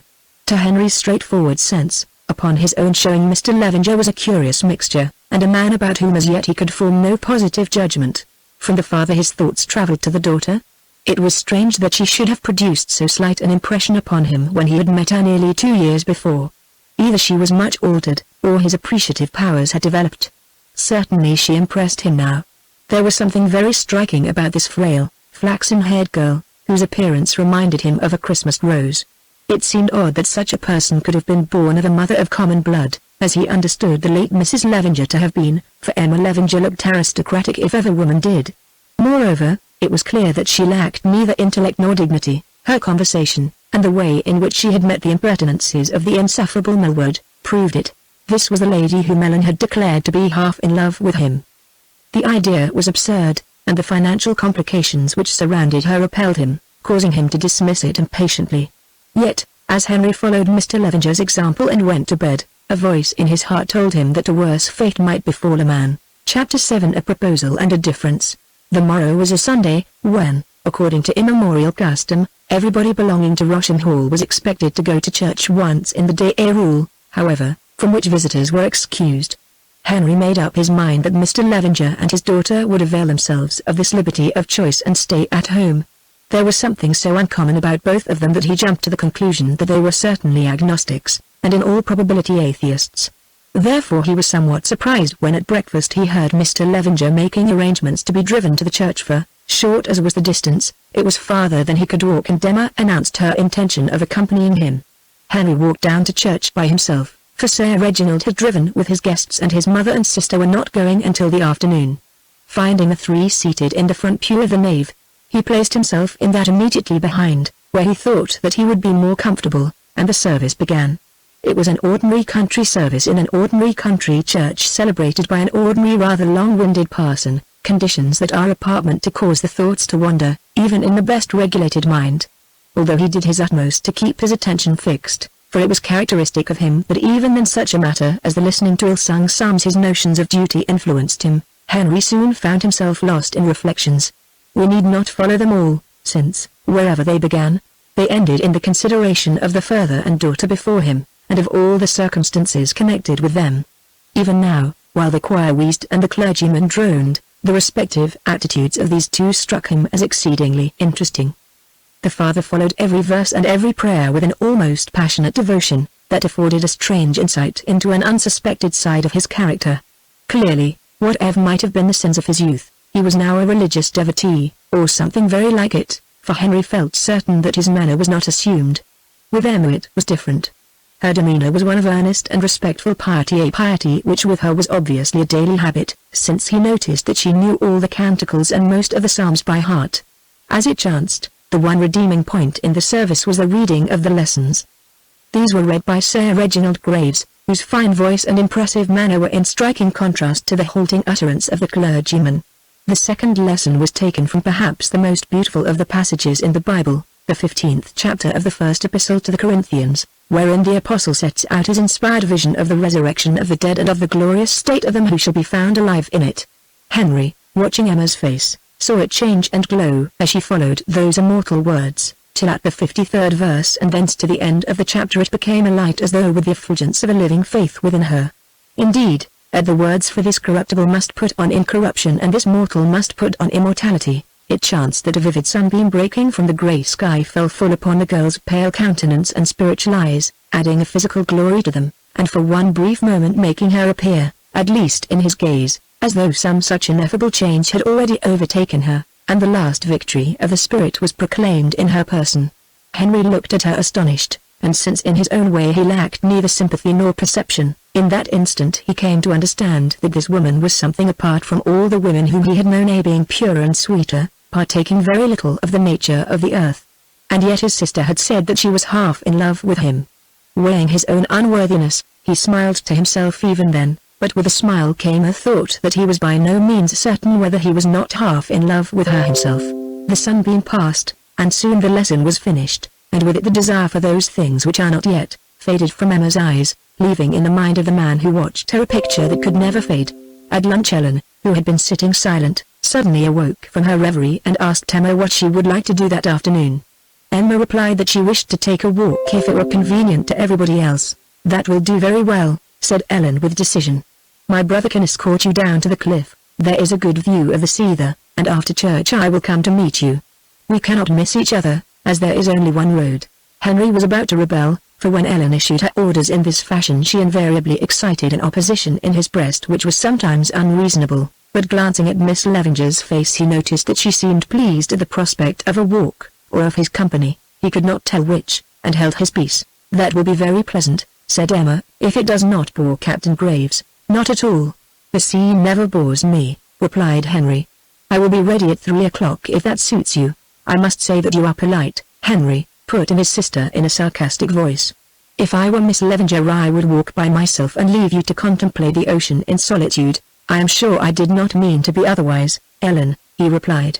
"There is nothing wrong in saying that one likes the sea." At this moment Lady Graves intervened with some tact, and the subject dropped. About 3 o'clock Henry found Emma waiting for him in the hall, and they started on their walk. Passing through the park they came to the high road, and for some way went on side by side in silence.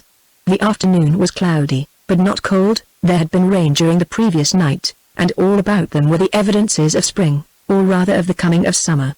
Birds sang upon every bush, most of the trees were clothed in their first green, the ashes, late this year, were bursting their black buds. The bracken was pushing up its curled fronds in the sandy banks of the roadway. Already the fallen blackthorn bloom lay in patches like light snow beneath the hedgerows, while here and there pink-tipped hawthorns were breaking into bloom. As she walked the promise and happy spirit of the spring seemed to enter into Emma's blood, for her pale cheeks took a tinge of color like that which blushed upon the May buds, and her eyes grew joyful. "Is it not beautiful?"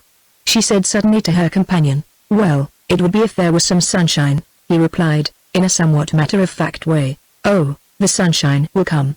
You must not expect everything in this climate, you know.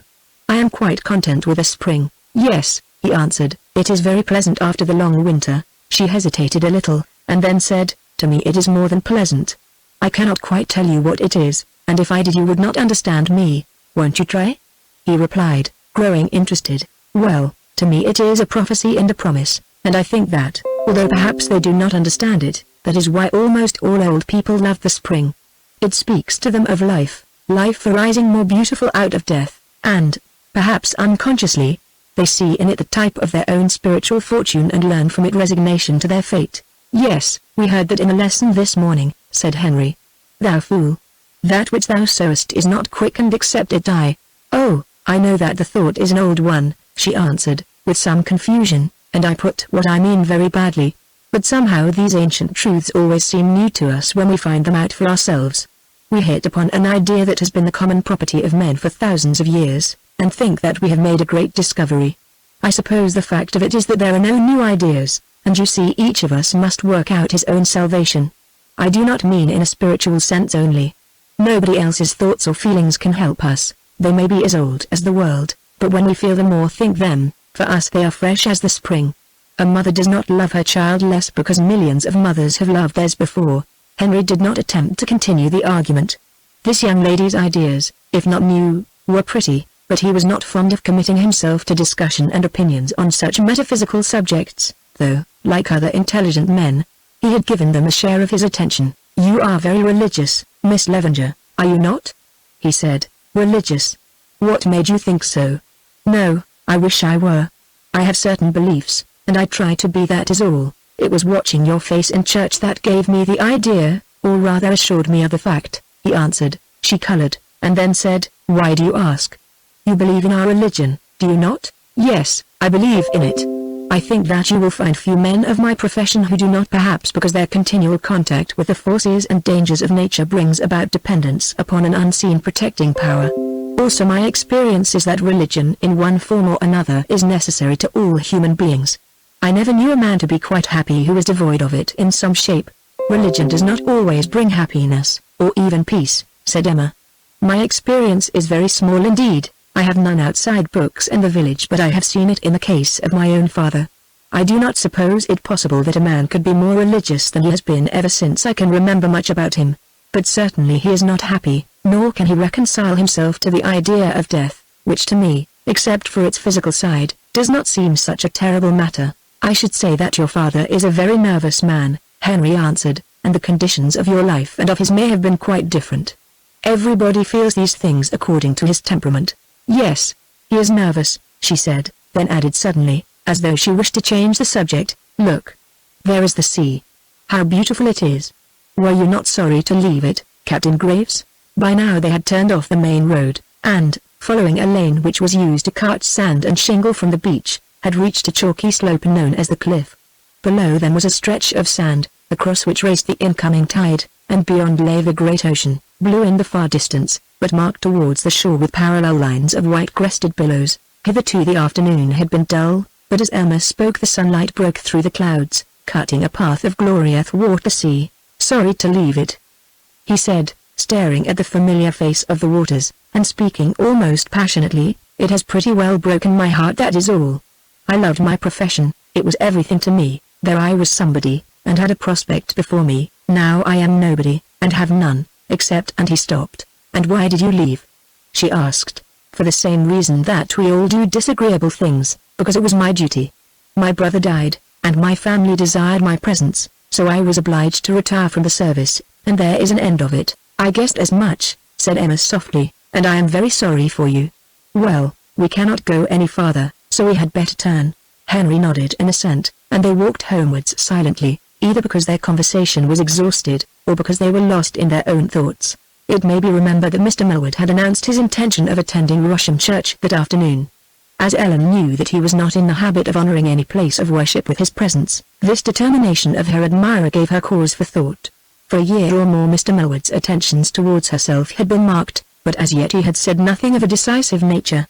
Could it be that upon this occasion he intended to cross the line which divides attention from courtship? She believed that he did so intend, for, otherwise, why did he take the trouble to come several miles to church, and why had he suggested to her that they might go out walking together afterwards, as he had done privately on the previous evening? At any rate, if such were his mind, Ellen determined that he should have every opportunity of declaring it, and it was chiefly for this reason that she had arranged Emma's expedition with her brother, since it would then be easy for her to propose that Mr. Millward should escort herself in search of them. Ellen did not deceive herself. She knew Mr. Millward's faults. His vulgarity and assumption made her wince, and on the whole perhaps she disliked him. But on the other hand his admiration flattered her vanity, for many were the women who had tried to excite it and failed. His wealth appealed to her love of luxury and place, and she was well aware that, once in the position of his wife, she could guide his weaker will in whatever direction she desired. Moreover his faults were all on the surface. He had no secret vices, and she trusted to her own tact if not to counterbalance, at least to divert attention from his errors of manner. In due course Ellen and Lady Graves went to church, but to the private mortification of the former Mr. Millward did not appear. At length, much to her relief, towards the middle of the second lesson a disturbance in the nave behind her assured her of his presence.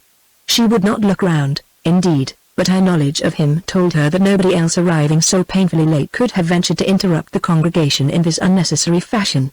Meanwhile Mr. Millward had entered the pew behind her, occupying the same place that Henry had sat in that morning, whence by many means, such as the dropping of books and the shifting of hassocks, he endeavored to attract her attention, but in vain, for Ellen remained inflexible and would not so much as turn her head. His efforts, however, did not altogether fail of their effect, inasmuch as she could see that they drove her mother almost to distraction, for Lady Graves liked to perform her devotions in quiet. "My dear," she whispered to her daughter at the termination of the service, "I really wish that when he comes to church Mr. Millward could be persuaded not to disturb other people by his movements, and generally to adopt a less patronizing attitude towards the Almighty," a sarcasm that in after days Ellen was careful to repeat to him. At the doorway they met, and Ellen greeted him with affected surprise. "I thought that you had given up the idea of coming, Mr. Millward." "Oh no, I was a little late, that was all." "Did you not hear me come in?" "No," said Ellen sweetly. "If Ellen did not hear you I am sure that everybody else did, Mr. Millward," remarked Lady Graves with some severity, and then with a sigh she glided away to visit her son's grave. By this time they were at the church gate, and Ellen turned up the path that ran across the park to the hall. "How about our walk?" said Millward. "Our walk? Oh, I had forgotten. Do you wish to walk?" "Yes, that is what I came for, indeed. I thought you had come to church." "Well, my brother and Miss Levenger have gone to the cliff, and if you like we can meet them, that is, unless you think that it is going to rain." "Oh no, it won't rain," he answered. In a few minutes they had left the park and were following the same road that Henry and Emma had taken. But Helen did not talk of the allegorical mystery of the spring, nor did Edward Melwood set out his views as to the necessity of religion. On the contrary, he was so silent that Ellen began to be afraid they would meet the others before he found the courage to do that which, from the nervousness of his manner, she was now assured he meant to do. At length it came, and with a rush. "Ellen," said Edward in a husky voice. "I beg your pardon," replied that young lady with dignity. "Miss Graves, I mean. I wish to speak to you." "Yes, Mr. Melwood. I want to ask you to marry me." Ellen heard the fateful words, and a glow of satisfaction warmed her breast. She had won the game, and even then she found time to reflect with complacency upon the insight into character which had taught her from the beginning to treat her admirer with affected coldness and assumed superiority. "This is very sudden and unexpected," she said, gazing over his head with her steady blue eyes. Her tone frightened Edward, and he stammered. "Do you really think so? You are so clever that I should have thought that you must have seen it coming for a long while. I know I have only just been able to prevent myself from proposing on 2 or 3 occasions. No, that's a mistake. I don't mean that. Oh. There. Ellen, will you have me? I know that you are a great deal too good for me in a way ever so much cleverer, and all that sort of thing. But I am truly fond of you. I am well off, and I know that you would be a credit to me and help me on in the world, for I want to go into Parliament sometime, and there, I think that is all I have got to say." Ellen considered this speech rapidly. Its manner was somewhat to seek, but its substance was most satisfactory and left nothing to be desired. Accordingly she concluded that the time had come when she might with safety unbend a little. "Really, Mr. Melwood," she said in a softer voice, and looking for a second into his eyes, "this is very flattering to me, and I am much touched. I can assure you I had no idea that my friend had become her." And Ellen hesitated and even blushed as she murmured the word lover. "I think that perhaps it would be best if I considered your offer for a while, in order that I may make perfectly sure of the state of my own feelings before I allow myself to say words which would be absolutely irrevocable, since, were I once to pledge myself." And she ceased, overcome. "Oh. Pray don't take time to consider," said Edward. "I know what that means. You will think better of it, and tell me tomorrow that you can only be a sister to me, or something of the sort." Ellen looked at him a while, then said, "Do you really understand what you ask of me, and mean all you say?" "Why, of course I do, Ellen. I am not an idiot. What do you suppose I should mean, if it is not that I want you to marry me?" "Then, Edward," she whispered, "I will say yes, now and for always. I will be your wife." "Well, that's all right," answered Edward, wiping his brow with his pocket handkerchief. "Why couldn't you tell me so at first, dear? It would have spared me a great deal of agitation." Then it occurred to him that further demonstrations were usual on these occasions, and, dropping the handkerchief, he made a somewhat clumsy effort to embrace her. But Ellen was not yet prepared to be kissed by Mr. Melwood. She felt that these amatory proceedings would require a good deal of leading up to, so far as she was concerned. "No, no," she murmured, "not now and here. I am upset." And, withdrawing her cheek, she gave him her hand to kiss. It struck Edward that this was a somewhat poor substitute, more especially as she was wearing dogskin gloves, whereon he must press his ardent lips. However, he made the best of it, and even repeated the salute, when a sound caused him to look up. Now, the scene of this passionate encounter was in a lane that ran from the main road to the coast. Moreover, it was badly chosen, for within 3 paces of it the lane turned sharply to the right. Down this path, still wrapped in silence, came Henry and Emma, and as Edward was in the act of kissing Ellen's hand they turned a corner. Emma was the first to perceive them. "Oh!" she exclaimed, with a start. Then Henry saw. "What the deuce?" he said. Ellen took in the situation at a glance. It was discomposing, even to a person of her considerable nerve, but she felt that on the whole nothing could have happened more opportunely. Recovering themselves, Henry and Emma were beginning to advance again, as though they had seen nothing, when Ellen whispered hurriedly to her fiancé. "You must explain to my brother at once." "All right," said Edward. "I say, Graves, I dare say you were surprised when you saw me kissing Ellen's hand, weren't you?" "Yes, Mr. Melwood, I was surprised." "Well, you won't be any more when I tell you that we are engaged to be married." "Forgive me," said Henry, somewhat icily, "I am still surprised." And in his heart he added, "How could Ellen do it?" How could she do it? Guessing what was passing in his mind, his sister looked at him warningly, and at that moment Emma began to murmur some confused congratulations. Then they set out homewards. Presently Ellen, who was a person of decision, and thought that she had better make the position clear without delay, managed to attach herself to her brother, leaving the other 2 to walk ahead out of hearing, much to their mutual disgust. "You have not congratulated me, Henry," she said, in a steady voice. "Congratulated you, Ellen? Good Lord! How can I congratulate you, and why not, pray? There is nothing against Mr. Millward that I have ever heard of. His character is irreproachable, and his past has never been tarnished by any excesses, which is more than can be said of many men. He is well born, and he has considerable means, very considerable, I understand," interrupted Henry, "and, lastly, he has a most sincere regard for me, as I have for him, and it was dear Reginald's greatest wish that this should come about. Now may I ask you why I am not to be congratulated? Well, if you want to know, because I think him insufferable. I cannot make out how a lady like yourself can marry such a man just for—" and he stopped in time. By this time Ellen was seriously angry, and it must be admitted not altogether without cause. "Really, my dear Henry," she said, in her most bitter tones, "I am by no means sure that the epithet which you are so good as to apply to Mr. Millward would not be more suitable to yourself. You always were impossible, Henry. You see, I imitate your frankness, and certainly your manners and temper have not improved at sea. Please let us come to an understanding once and for all. I mean to marry Mr. Millward, and if by chance any action or words of yours should cause the marriage to fall through, I will never forgive you. On reflection you must admit that this is purely my own affair. Moreover, you are aware of the circumstances of our family, which by this prudent and proper alliance I at any rate propose to do my best to improve." Henry looked at his stately and handsome sister and the cold anger that was written on her face, and thought to himself, "On the whole I am sorry for Millward, who, whatever his failings may be, is probably an honest man in his way." But to Ellen he said, "I apologize. In nautical language, I come up all I have said. You are quite right. I am a bear. I have often thought so myself, and my temper, which was never of the best, has been made much worse by all that I have seen and learned since I returned home, and because I am forced by duty to leave my profession. You must make allowances for me, and put up with it, and I for my part will do my best to cultivate a better frame of mind. And now, Ellen, I offer you my warm congratulations on your engagement. You are of an age to judge for yourself, and doubtless, as you say, you know your own business. I hope that you may be happy, and of course I need hardly add, even if my prejudice makes him uncongenial to me, that I shall do my best to be friendly with Mr. Millward, and to say nothing that can cause him to think he is not welcome in our family." Ellen heard and smiled. Once more she had triumphed. Yet, while the smile was on her face, a sadness crept into her heart, which, if it was hard and worldly, was not really bad, feeling, as she did, that this bitterly polite speech of her brother's had shut an iron door between them which could never be reopened. The door was shut, and behind her were the affectionate memories of childhood and many a loving delusion of her youth.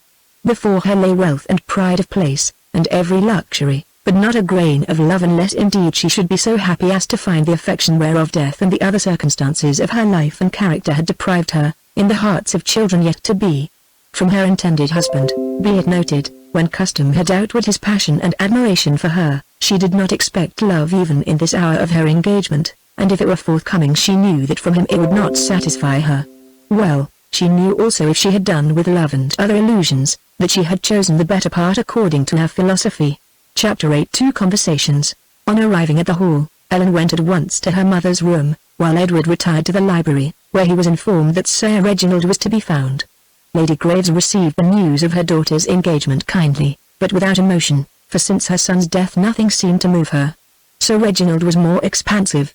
When Edward told him that he was engaged to Ellen, he took his hand and shook it warmly, not, indeed, that he had any especial affection for that young man, whose tone and manners did not chime in with his old-fashioned ideas of gentlemanly demeanor, but because he knew his wealth to be large, and rejoiced at the prospect of an alliance that would strengthen the tottering fortunes of his family.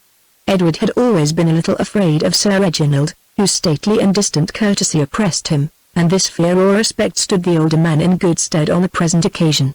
It enabled him even to explain that Ellen would inherit little with as much dignity as though he were announcing that she had 10,000 a year in her own right, and, striking while the iron was hot, to extract a statement as to settlements. Edward mentioned a sum that was liberal enough, but by a happy inspiration Sir Reginald hummed and hawed before making any answer, whereupon, fearing opposition to his suit, his would-be son-in-law corrected himself, adding to the amount he proposed to put into settlement a very handsome rent charge on his real property in the event of his predeceasing Ellen. "Yes, yes," said Sir Reginald. "I think your amended proposal proper and even generous.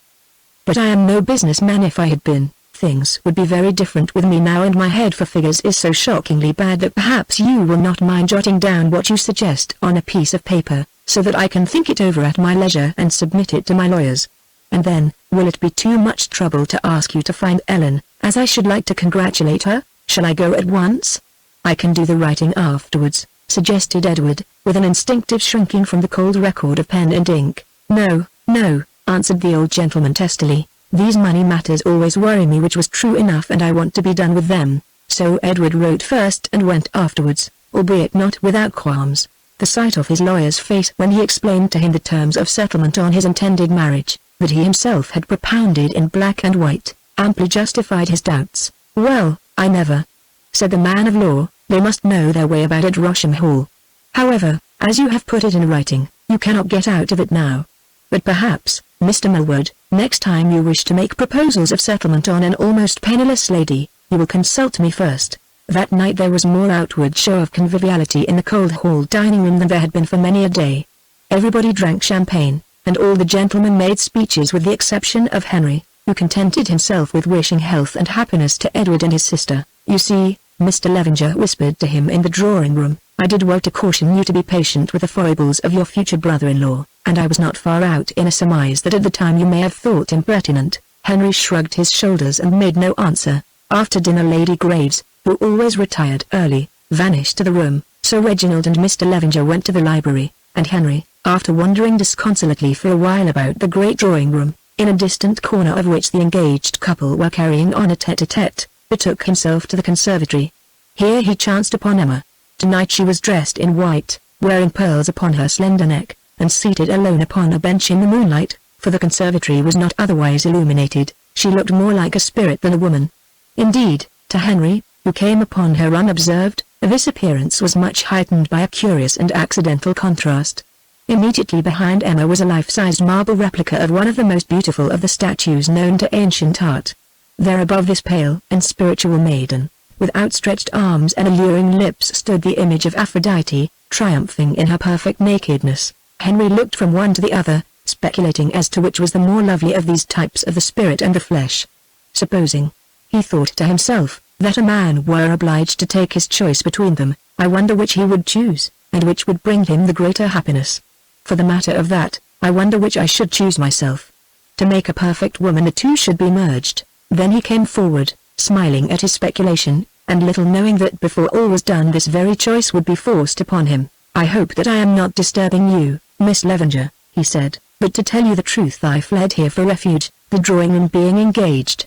Emma started, and seeing who it was, said, Yes, I thought so too, that is why I came away.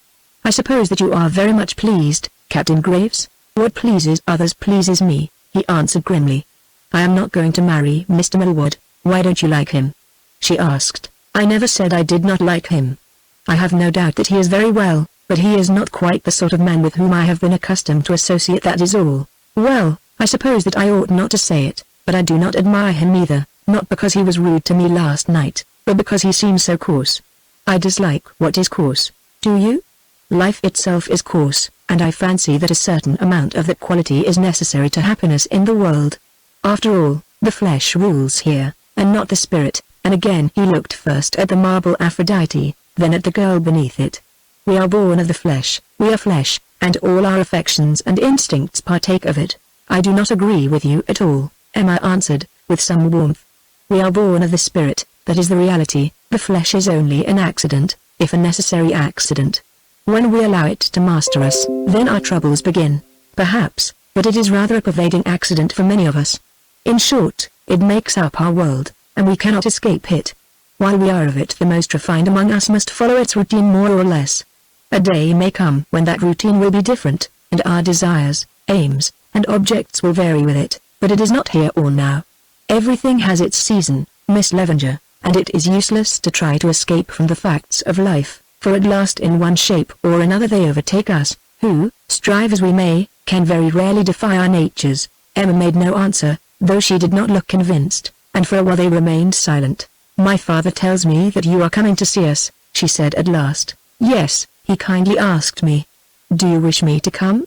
Of course I do, she answered, coloring faintly. It will be a great change to see a stranger staying at Monk's Lodge. but I am afraid that you will find it very dull. We are quite alone. At this time of year there is nothing on earth to do, unless you like bird nesting. There are plenty of wild fowl about, and I have rather a good collection of eggs. Oh, I have no doubt that I shall amuse myself, he answered. Don't you think that we had better be going back? They must have had enough of each other by this time. Making no answer, Emma rose and walked across the conservatory, Henry following her. At the door, acting on a sudden impulse, she stopped suddenly and said, "You do really mean to come to Monk's Lodge, do you not, Captain Graves?" And she looked up into his face. "If you wish it," he answered in a low voice. "I have said that I do wish it," she replied, and turning led the way into the drawing room. Meanwhile another conversation had taken place in the library, where Sir Reginald and Mr. Levenger were seated. "I think that you are to be very much congratulated on this engagement, Graves," said his companion. "Of course the young man is not perfect. He has faults, and obvious ones, but your daughter knows what she is about, and understands him, and altogether in the present state of affairs it is a great thing for you." "Not for me, not for me," answered Sir Reginald sadly. "I seem to have neither interests nor energies left, and so far as I am concerned literally I care for nothing. I have lived my life, Levenger, and I am fading away. That last blow of poor Reginald's death has killed me, although I do not die at once. The only earthly desire which remains to me is to provide, if possible, for the welfare of my family. In furtherance of that and this afternoon I condescended even to get the best possible terms of settlement out of young Millward. 20 years ago I should have been ashamed to do such a thing, but age and poverty have hardened me. Besides, I know my man. He blows hot today, a month hence he may blow cold, and as it is quite on the cards that he and Ellen will not pull together very well in married life, and I have nothing to leave her, I am anxious that she should be properly provided for. By the way, have you spoken to Henry about these mortgages?" "Yes, I explained the position to him on Saturday night. It seemed to upset him a good deal. I don't wonder at it, I am sure. You have behaved very kindly in this matter, Levenger. Had it been in anybody else's hands I suppose that we should all have been in the workhouse by now. But, frankly, I don't see the end of it. The money is not yours, it is your daughter's fortune, or the greater part of it, and you can't go on being generous with other people's fortunes. As it is, she stands to lose heavily on the investment, and the property is sinking in value very day. It is very well to talk of our old friendship and of your gratitude to me. Perhaps you should be grateful, and no doubt I have pulled you out of some nasty scrapes in bygone days, when you were the Honourable." "Don't mention the name, Graves," said Levenger, striking his stick fiercely on the floor. "That man is dead, never mention his name again to me or to anybody else." "As you like," answered Sir Reginald, smiling. "I was only going to repeat that you cannot continue to be grateful on your daughter's money, and if you take your remedy Rosham must go to the hammer after all these generations. I shall be dead first, but it breaks my heart to think of it." And the old man covered his face with his thin hand and groaned aloud. "Don't distress yourself, Graves," said Levenger gently. "I have hinted to you before that there is a possible way of escape." "You mean if Henry were to take a fancy to your daughter, and she were to reciprocate it?" "Yes, that is what I mean, and why shouldn't they? So far as Emma is concerned the matter is already done. I am convinced of it. She was much struck with your son when she was here nearly 2 years ago, and has often spoken of him since. Emma has no secrets from me, and her mind is clear as a glass. It is easy to read what is passing there. I do not say that she has thought of marrying Henry, but she is attached to him, and admires him and his character, which shows her sense, for he is a fine fellow, a far finer fellow than any of you give him credit for. And on his side, why shouldn't he take to her? It is true that her mother's origin was humble, though she was a much more refined woman than people guessed, and that I, her father, am a man under a cloud, and deservedly. But what of that? The mother is dead, and alas! My life is not a good one, so that very soon her forebears will be forgotten. For the rest, she is a considerable, if not a large, heiress. There should be a matter of at least £15,000 to come to her besides the mortgages on this place and real property as well. In her own way, to my mind at any rate, she is beautiful, and there never lived a sweeter, purer, or more holy-minded woman. If your son were married to her, within a year he would worship the ground she trod on. Why shouldn't it come about, then? I don't know, except that things which are very suitable and very much arranged have a way of falling through. Your daughter Emma is all you say, though perhaps a little too unearthly. She strikes me as rather ghost-like, that is, compared with the girls of my young days, though I understand this sort of thing has become the fashion. The chief obstacle I fear, however, is Henry himself. He is a very queer-grained man, and as likely as not the knowledge that this marriage is necessary to our salvation will cause him to refuse to have anything to do with it. For his own sake I hope that it may not be so, answered Lavender, with some approach to passion, for if it is I tell you fairly that I shall let matters take their course. Emma will either come into possession of this property as the future Lady Graves or as Miss Lavender, and it is for your son to choose which he prefers. Yes, I understand all that. What I do not understand, Lavender, is why you should be so desperately anxious for this particular marriage. There are plenty of better matches for Emma than my son Henry. We are such old friends, I do not mind telling you I have not the slightest doubt but that you have some secret reason. It seems to me I know you won't mind my saying it that you carry the curious double-sidedness of your nature into every detail of life.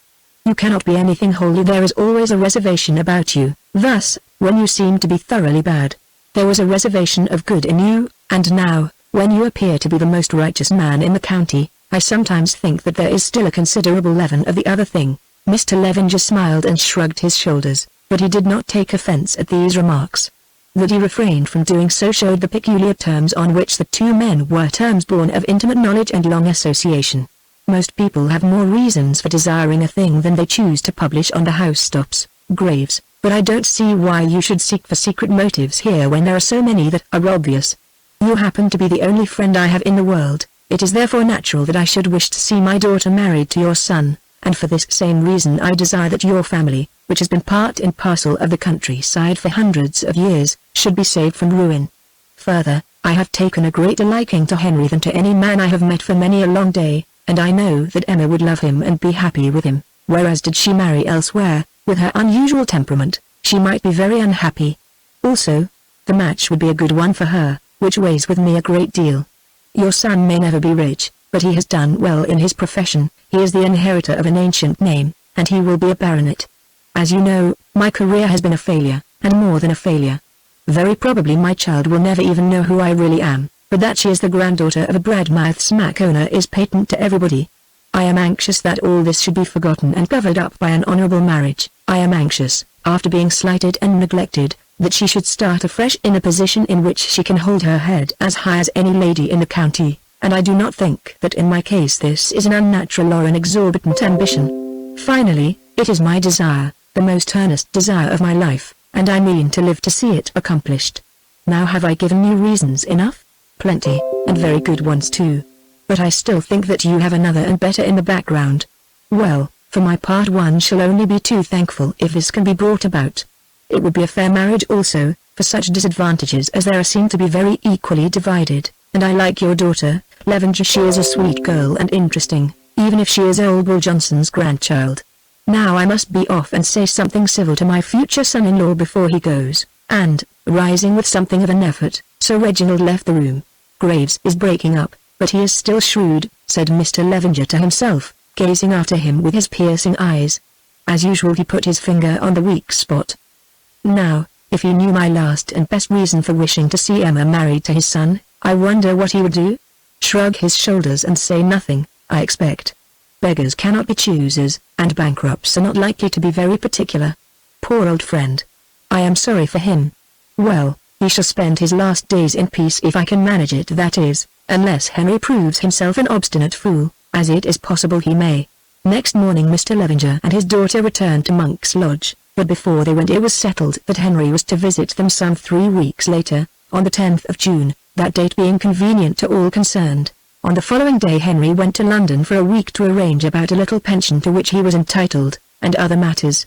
This visit did not improve his spirits, for in the course of his final attendances at the Admiralty he discovered for the first time how well he was thought of there, and that he had been looked on as a man destined to rise in the service.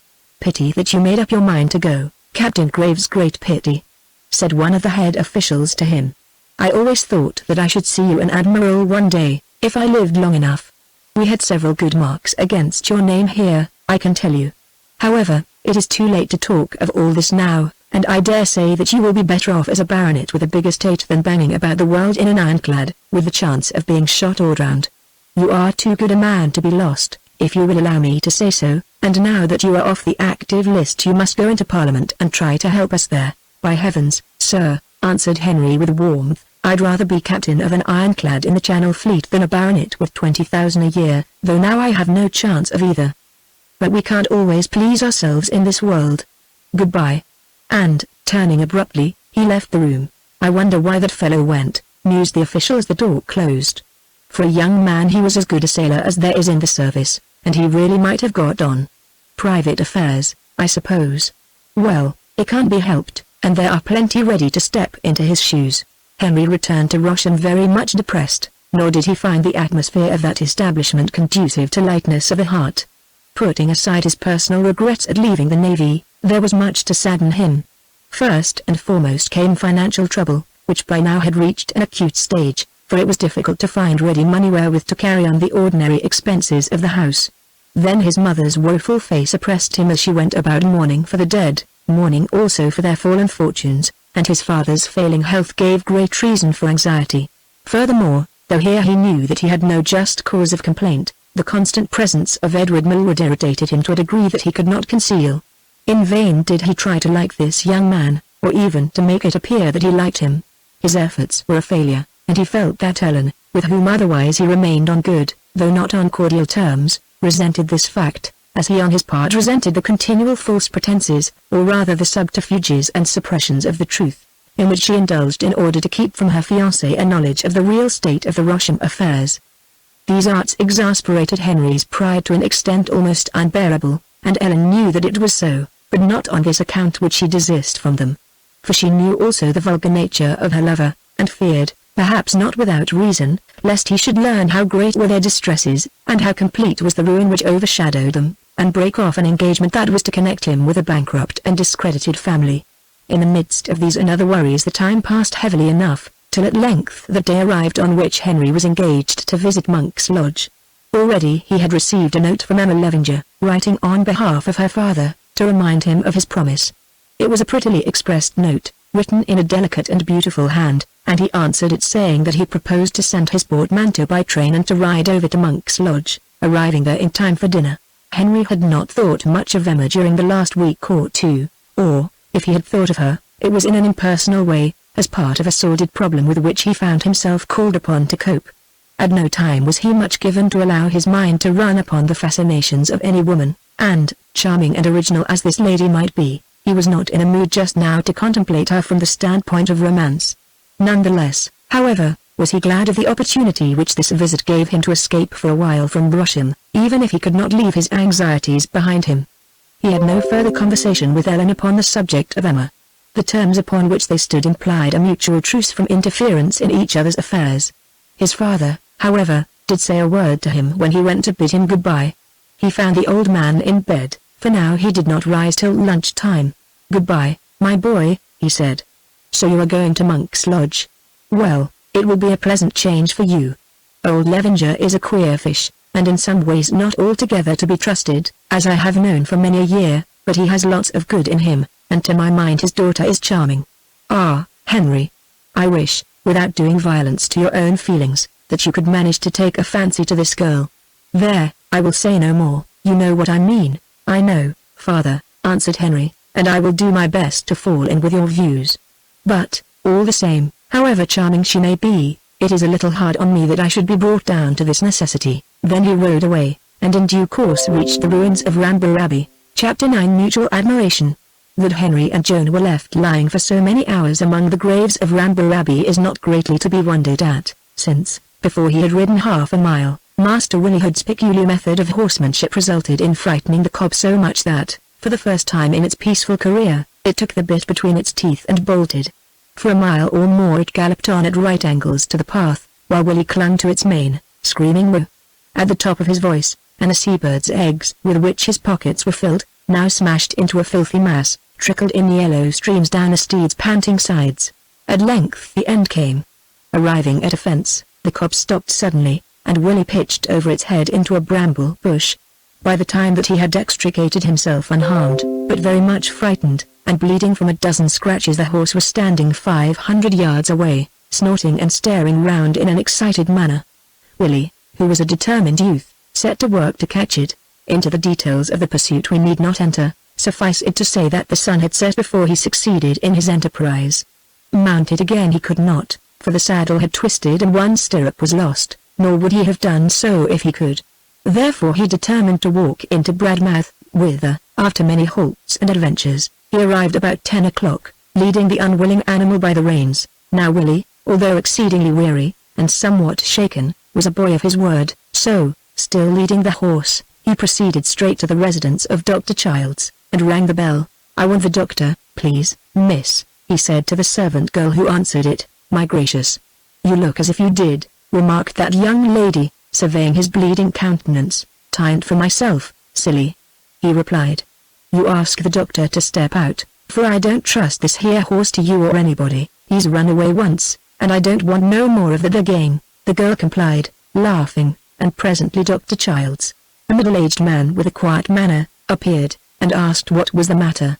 "Please, sir, there's a gentleman fallen off Ramborough Tower and broken his leg, and Joan Haste she's with him, and she's all bloody too, though I don't know what she's broken.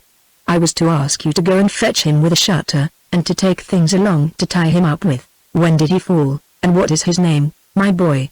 asked the doctor. "I don't know when he fell, sir, but I saw Joan Haste about 6 o'clock time. Since then I've been getting here with this here horse, and I wish that I'd stuck to my legs, for all the help he's been to me, the great idle brute. I'd rather wheel a barrow of bricks nor pull him along behind me." "Oh, the name?" She said it was Captain Graves of Rusholme. That was what I was to tell her aunt. "Captain Graves of Rusholme," said Dr. Childs to himself. "Why, I heard Mr. Levenger say that he was coming to stay with him today." Then he went into the house, and 10 minutes later he was on his way to Ramborough in a dog-cart, followed by some men with a stretcher. On reaching the ruined abbey, the doctor stood up and looked round, but, although the moon was bright, he could see no one. He called aloud, and presently heard a faint voice answering him. Leaving the cart in charge of his groom, he followed the direction of the sound till he came to the foot of the tower. Here, beneath the shadow of the spiked tomb, clasping the senseless body of a man in her arms, he found a woman, Joan Haste, whose white dress was smirched with blood, and who, to all appearance, had but just awakened from a faint. Very feebly, for she was quite exhausted, she explained what had happened, and, without more words, the doctor set to work. "It's a baddish fracture," he said presently. "Lucky that the poor fellow is insensible." In a quarter of an hour he had done all that could be done there and in that light, and by this time the men who were following with the stretcher were seen arriving in another cart. Very gently they lifted Henry, who was still unconscious, onto the stretcher, and set out upon the long trudge back to Bradmouth, Dr. Childs walking by their side. Meanwhile Joan was placed in the dog-cart and driven forward by the coachman, to see that every possible preparation was made at the Crown and Mitre, whither it was rapidly decided that the injured man must be taken, for it was the only inn at Bradmouth, and the doctor had no place for him in his own house. At length they arrived, and Henry, who by now was recovering consciousness, was carried into Joan's room, an ancient oak-panelled apartment on the ground floor.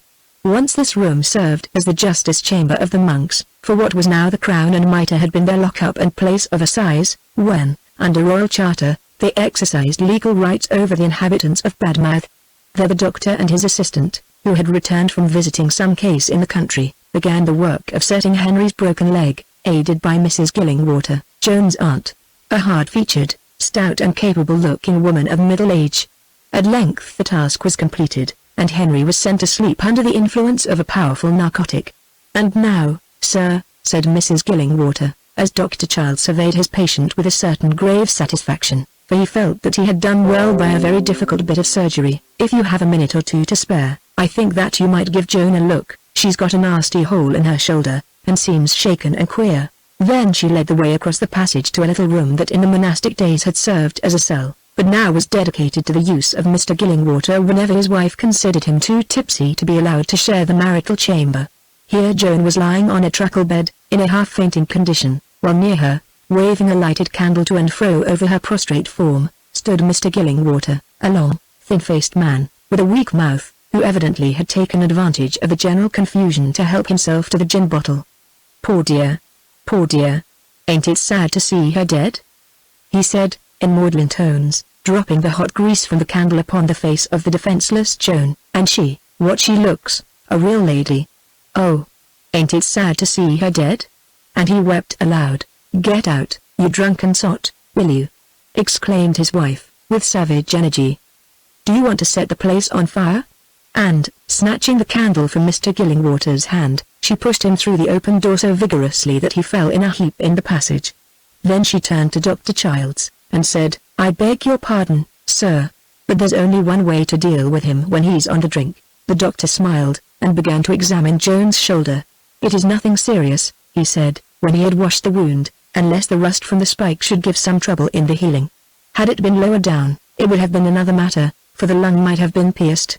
As it is, with a little antiseptic ointment and sleeping draught, I think that your niece will be in a fair way to recovery by tomorrow morning, if she has not caught cold in that damp grass." "However did she come by this, sir?"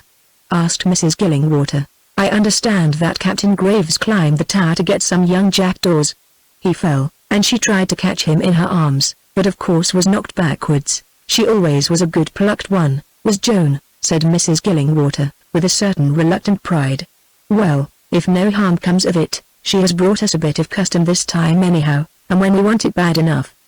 The captain is likely to be laid up here some weeks, ain't he, sir?" "For a good many weeks, I fear, Mrs. Gillingwater. Even if things go well with him, is he in any danger, then?" "There is always some danger to a middle-aged man in such a case. It is possible that he may lose his leg, and that is a serious matter, Lord. And all to get her young jackdaws. You have something to answer for, miss, you have," soliloquized Mrs. Gillingwater aloud, adding, by way of explanation, as they reached the passage, "She's an unlucky girl, Joan is, for all her good looks always making trouble, like her mother before her. I suppose it is in the blood." Leaving his assistant in charge, Dr. Childs returned home, for he had another case to visit that night. Next morning he wrote 2 notes, one to Sir Reginald Graves and one to Mr. Levenger, both of whom were patients of his, acquainting them with what had occurred in language as little alarming as possible. Having dispatched these letters by special messengers, he walked to the Crown and Mitre. As he had anticipated, except for the pain of the wound in her shoulder, Joan was almost herself again. She had not caught cold, the puncture looked healthy, and already her vigorous young system was shaking off the effects of her shock and distress of mind. Henry also seemed to be progressing as favorably as could be expected, but it was deemed advisable to keep him under the influence of opiates for the present. "I suppose that we had better send for a trained nurse," said the doctor. "If I telegraph to London, we could have one down by the evening." "If you do, sir, I am sure I don't know where she's to sleep," answered Mrs. Gillingwater. "There isn't a hole or corner here unless Joan turns out of the little back room, and then there is nowhere for her to go. Can't I manage for the present, sir, with Joan to help? I've had a lot to do with sick folk of all sorts in my day, worse luck, and some knack of dealing with them too, they tell me. Many and many's the eyes that I have shut for the last time." "Then it isn't as though you was far off neither. You or Mr. Salter can always be in and out if you are wanted." "Well," said the doctor, after reflecting, "we will let the question stand over for the present, and see how the case goes on." He knew Mrs. Gillingwater to be a capable and resourceful woman, and one who did not easily tire, for he had had to do with her in numerous maternity cases, where she acted the part of sage femme with an address that had won her a local reputation. About 12 o'clock a message came to him to say that Lady Graves and Mr. Levenger were at the inn, and would be glad to speak to him. He found them in the little bar parlour, and Emma Levenger with them, looking even paler than her wont. "Oh, doctor, how is my poor son?" said Lady Graves, in a shaken voice. "Mrs. Gillingwater says that I may not see him until I have asked you. I was in bed this morning and not very well when your note came, but Ellen had gone over to Upcott, and of course Sir Reginald could not drive so far, so I got up and came at once." And she paused, glancing at him anxiously. "I think that you would have done better to stop where you were, Lady Graves, for you are not looking very grand," answered Dr. Childs. "I thought, of course, that your daughter would come. Well, it is a bad double fracture, and, unluckily, Captain Graves was left exposed for some hours after the accident, but at present he seems to be going on as well as possible. That is all I can say." "How did it happen?" asked Mr. Levenger. "Joan Haste can tell you better than I can," the doctor answered. "She is up, for I saw her standing in the passage. I will call her." At the mention of Joan's name Mr. Levenger's face underwent a singular contraction, that, quick as it was, did not escape the doctor's observant eye.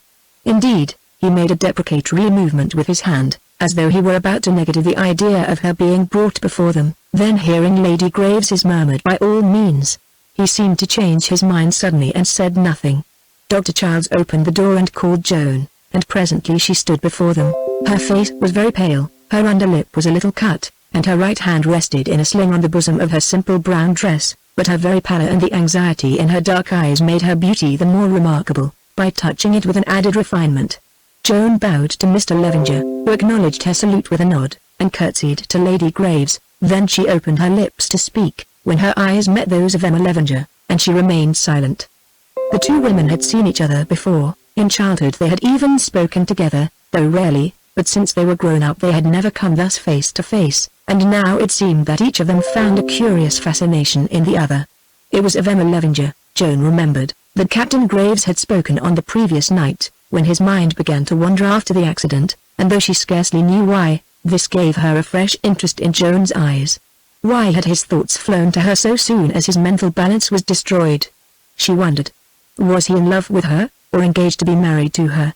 It was possible, for she had heard that he was on his way to stay at Monk's Lodge, where they never saw any company. Joan has almost made up her mind, with considerable perspicuity, that there was something of the sort in the air, when she remembered, with a sudden flush of pleasure, that Captain Graves had spoken of herself also yonder in the churchyard, and in singularly flattering terms, which seemed to negative the idea that the fact of a person speaking of another person, when under the influence of delirium, necessarily implied the existence of affection, or even of intimacy, between them. Still, thought Joan, it would not be wonderful if he did love Miss Levenger. Surely that sweet and spiritual face and those solemn grey eyes were such as any man might love. But if Joan was impressed with Emma, Emma was equally impressed with Joan, for in that instant of the meeting of their gaze, the thought came to her that she had never before seen so physically perfect a specimen of womanhood. Although Emma could theorize against the material, and describe a beauty as an accident, and therefore a thing to be despised, she was too honest not to confess to herself her admiration for such an example of it as Joan afforded. This was the girl whose bravery, so she was told, had saved Captain Graves from almost certain death, and, looking at her, Emma felt a pang of envy as she compared her health and shape with her own delicacy and slight proportions. Indeed, there was something more than envy in her mind, something that, if it was not jealousy, at least partook of it. Of late Emma's thoughts had centered themselves a great deal round Captain Graves, and she was envious of this lovely village girl with whom, in some unknown way, he had become acquainted, and whose good fortune it had been to be able to protect him from the worst effects of his dreadful accident. At that moment a warning voice seemed to speak in Emma's heart, telling her that this woman would not readily let go the man whom fate had brought to her, that she would cling to him indeed as closely as though he were her life. It had nothing to do with her, at any rate as yet. Still Emma grew terribly afraid as the thought went home, afraid with a strange, impalpable fear she knew not of what.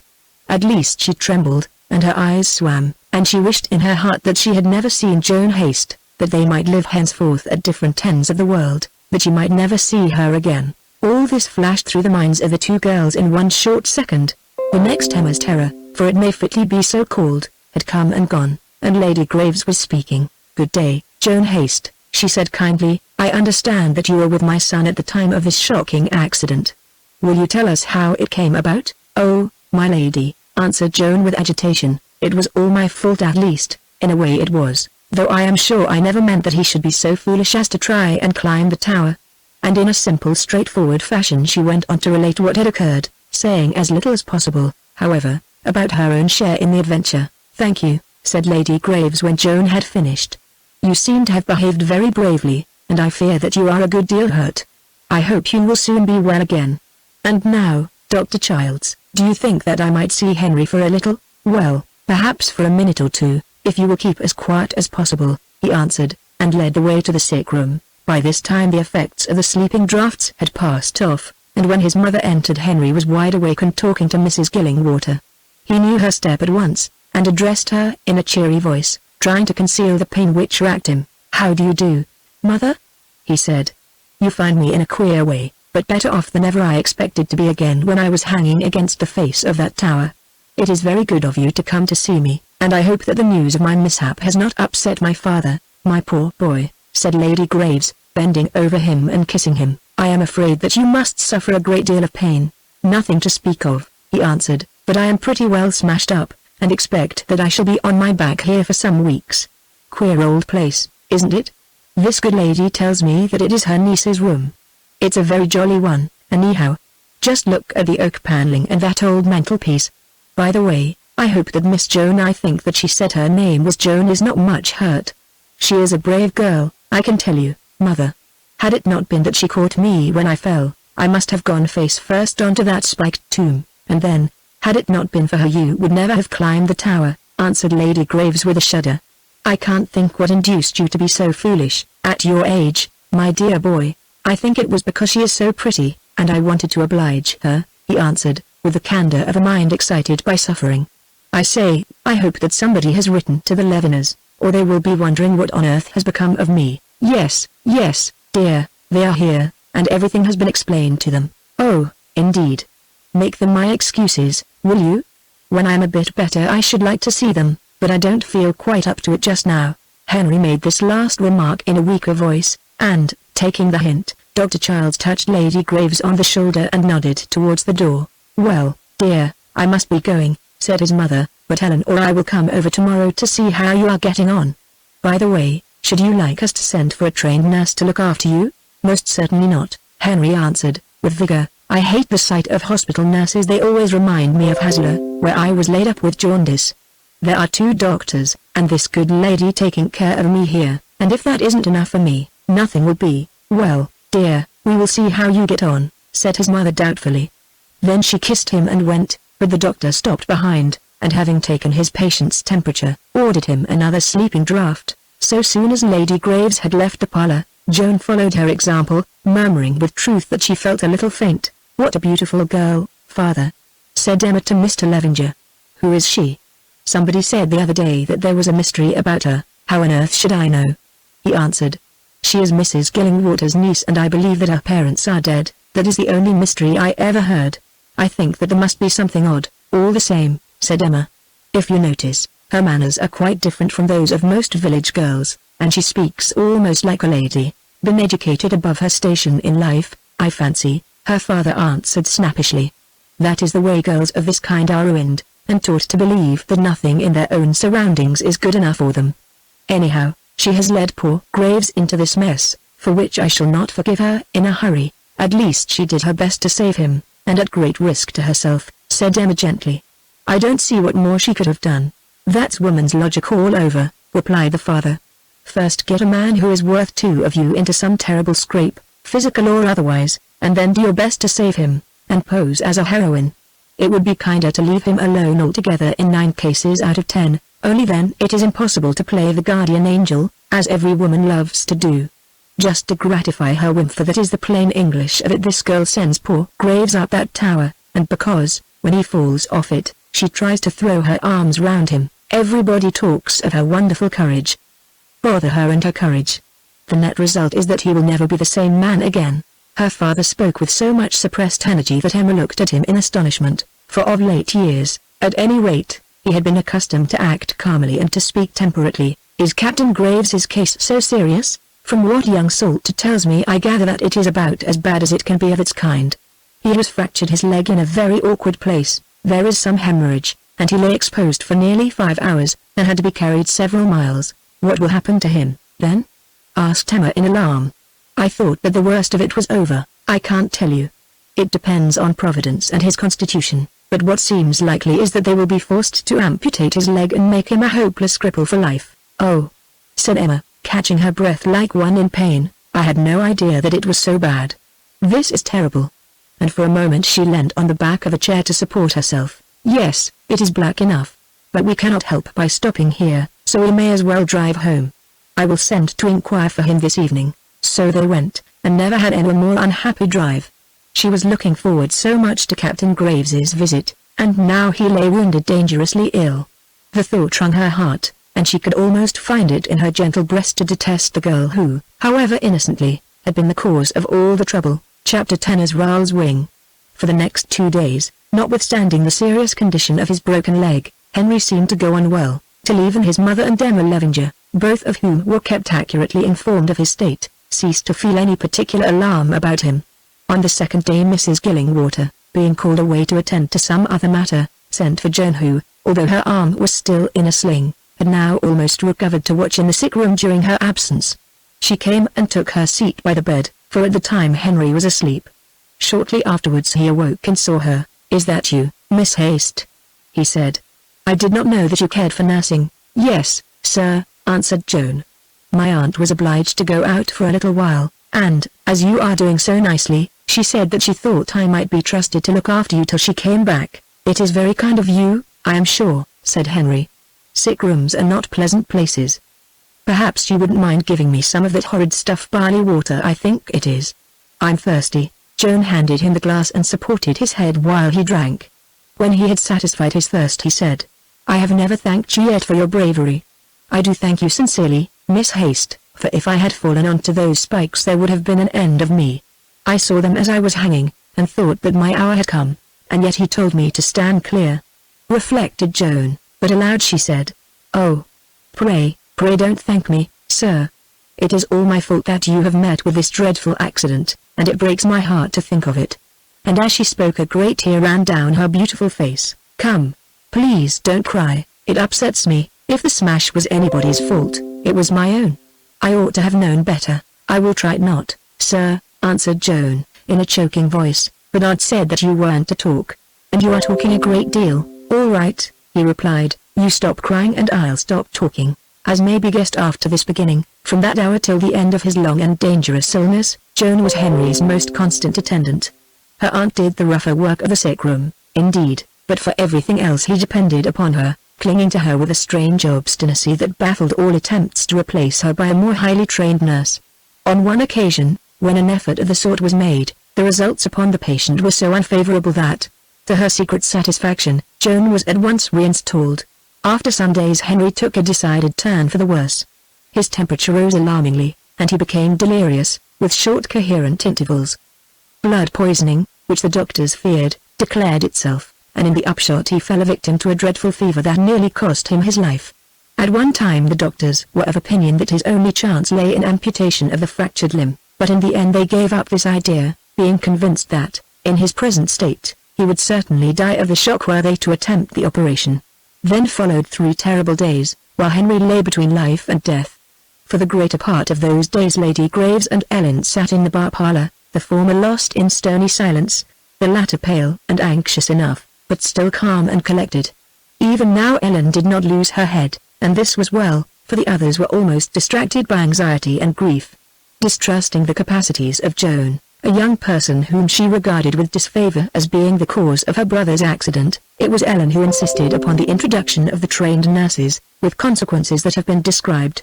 When the doctors hesitated as to the possibility of an operation, it was Ellen also who gave her voice against it, and persuaded her mother to do the same.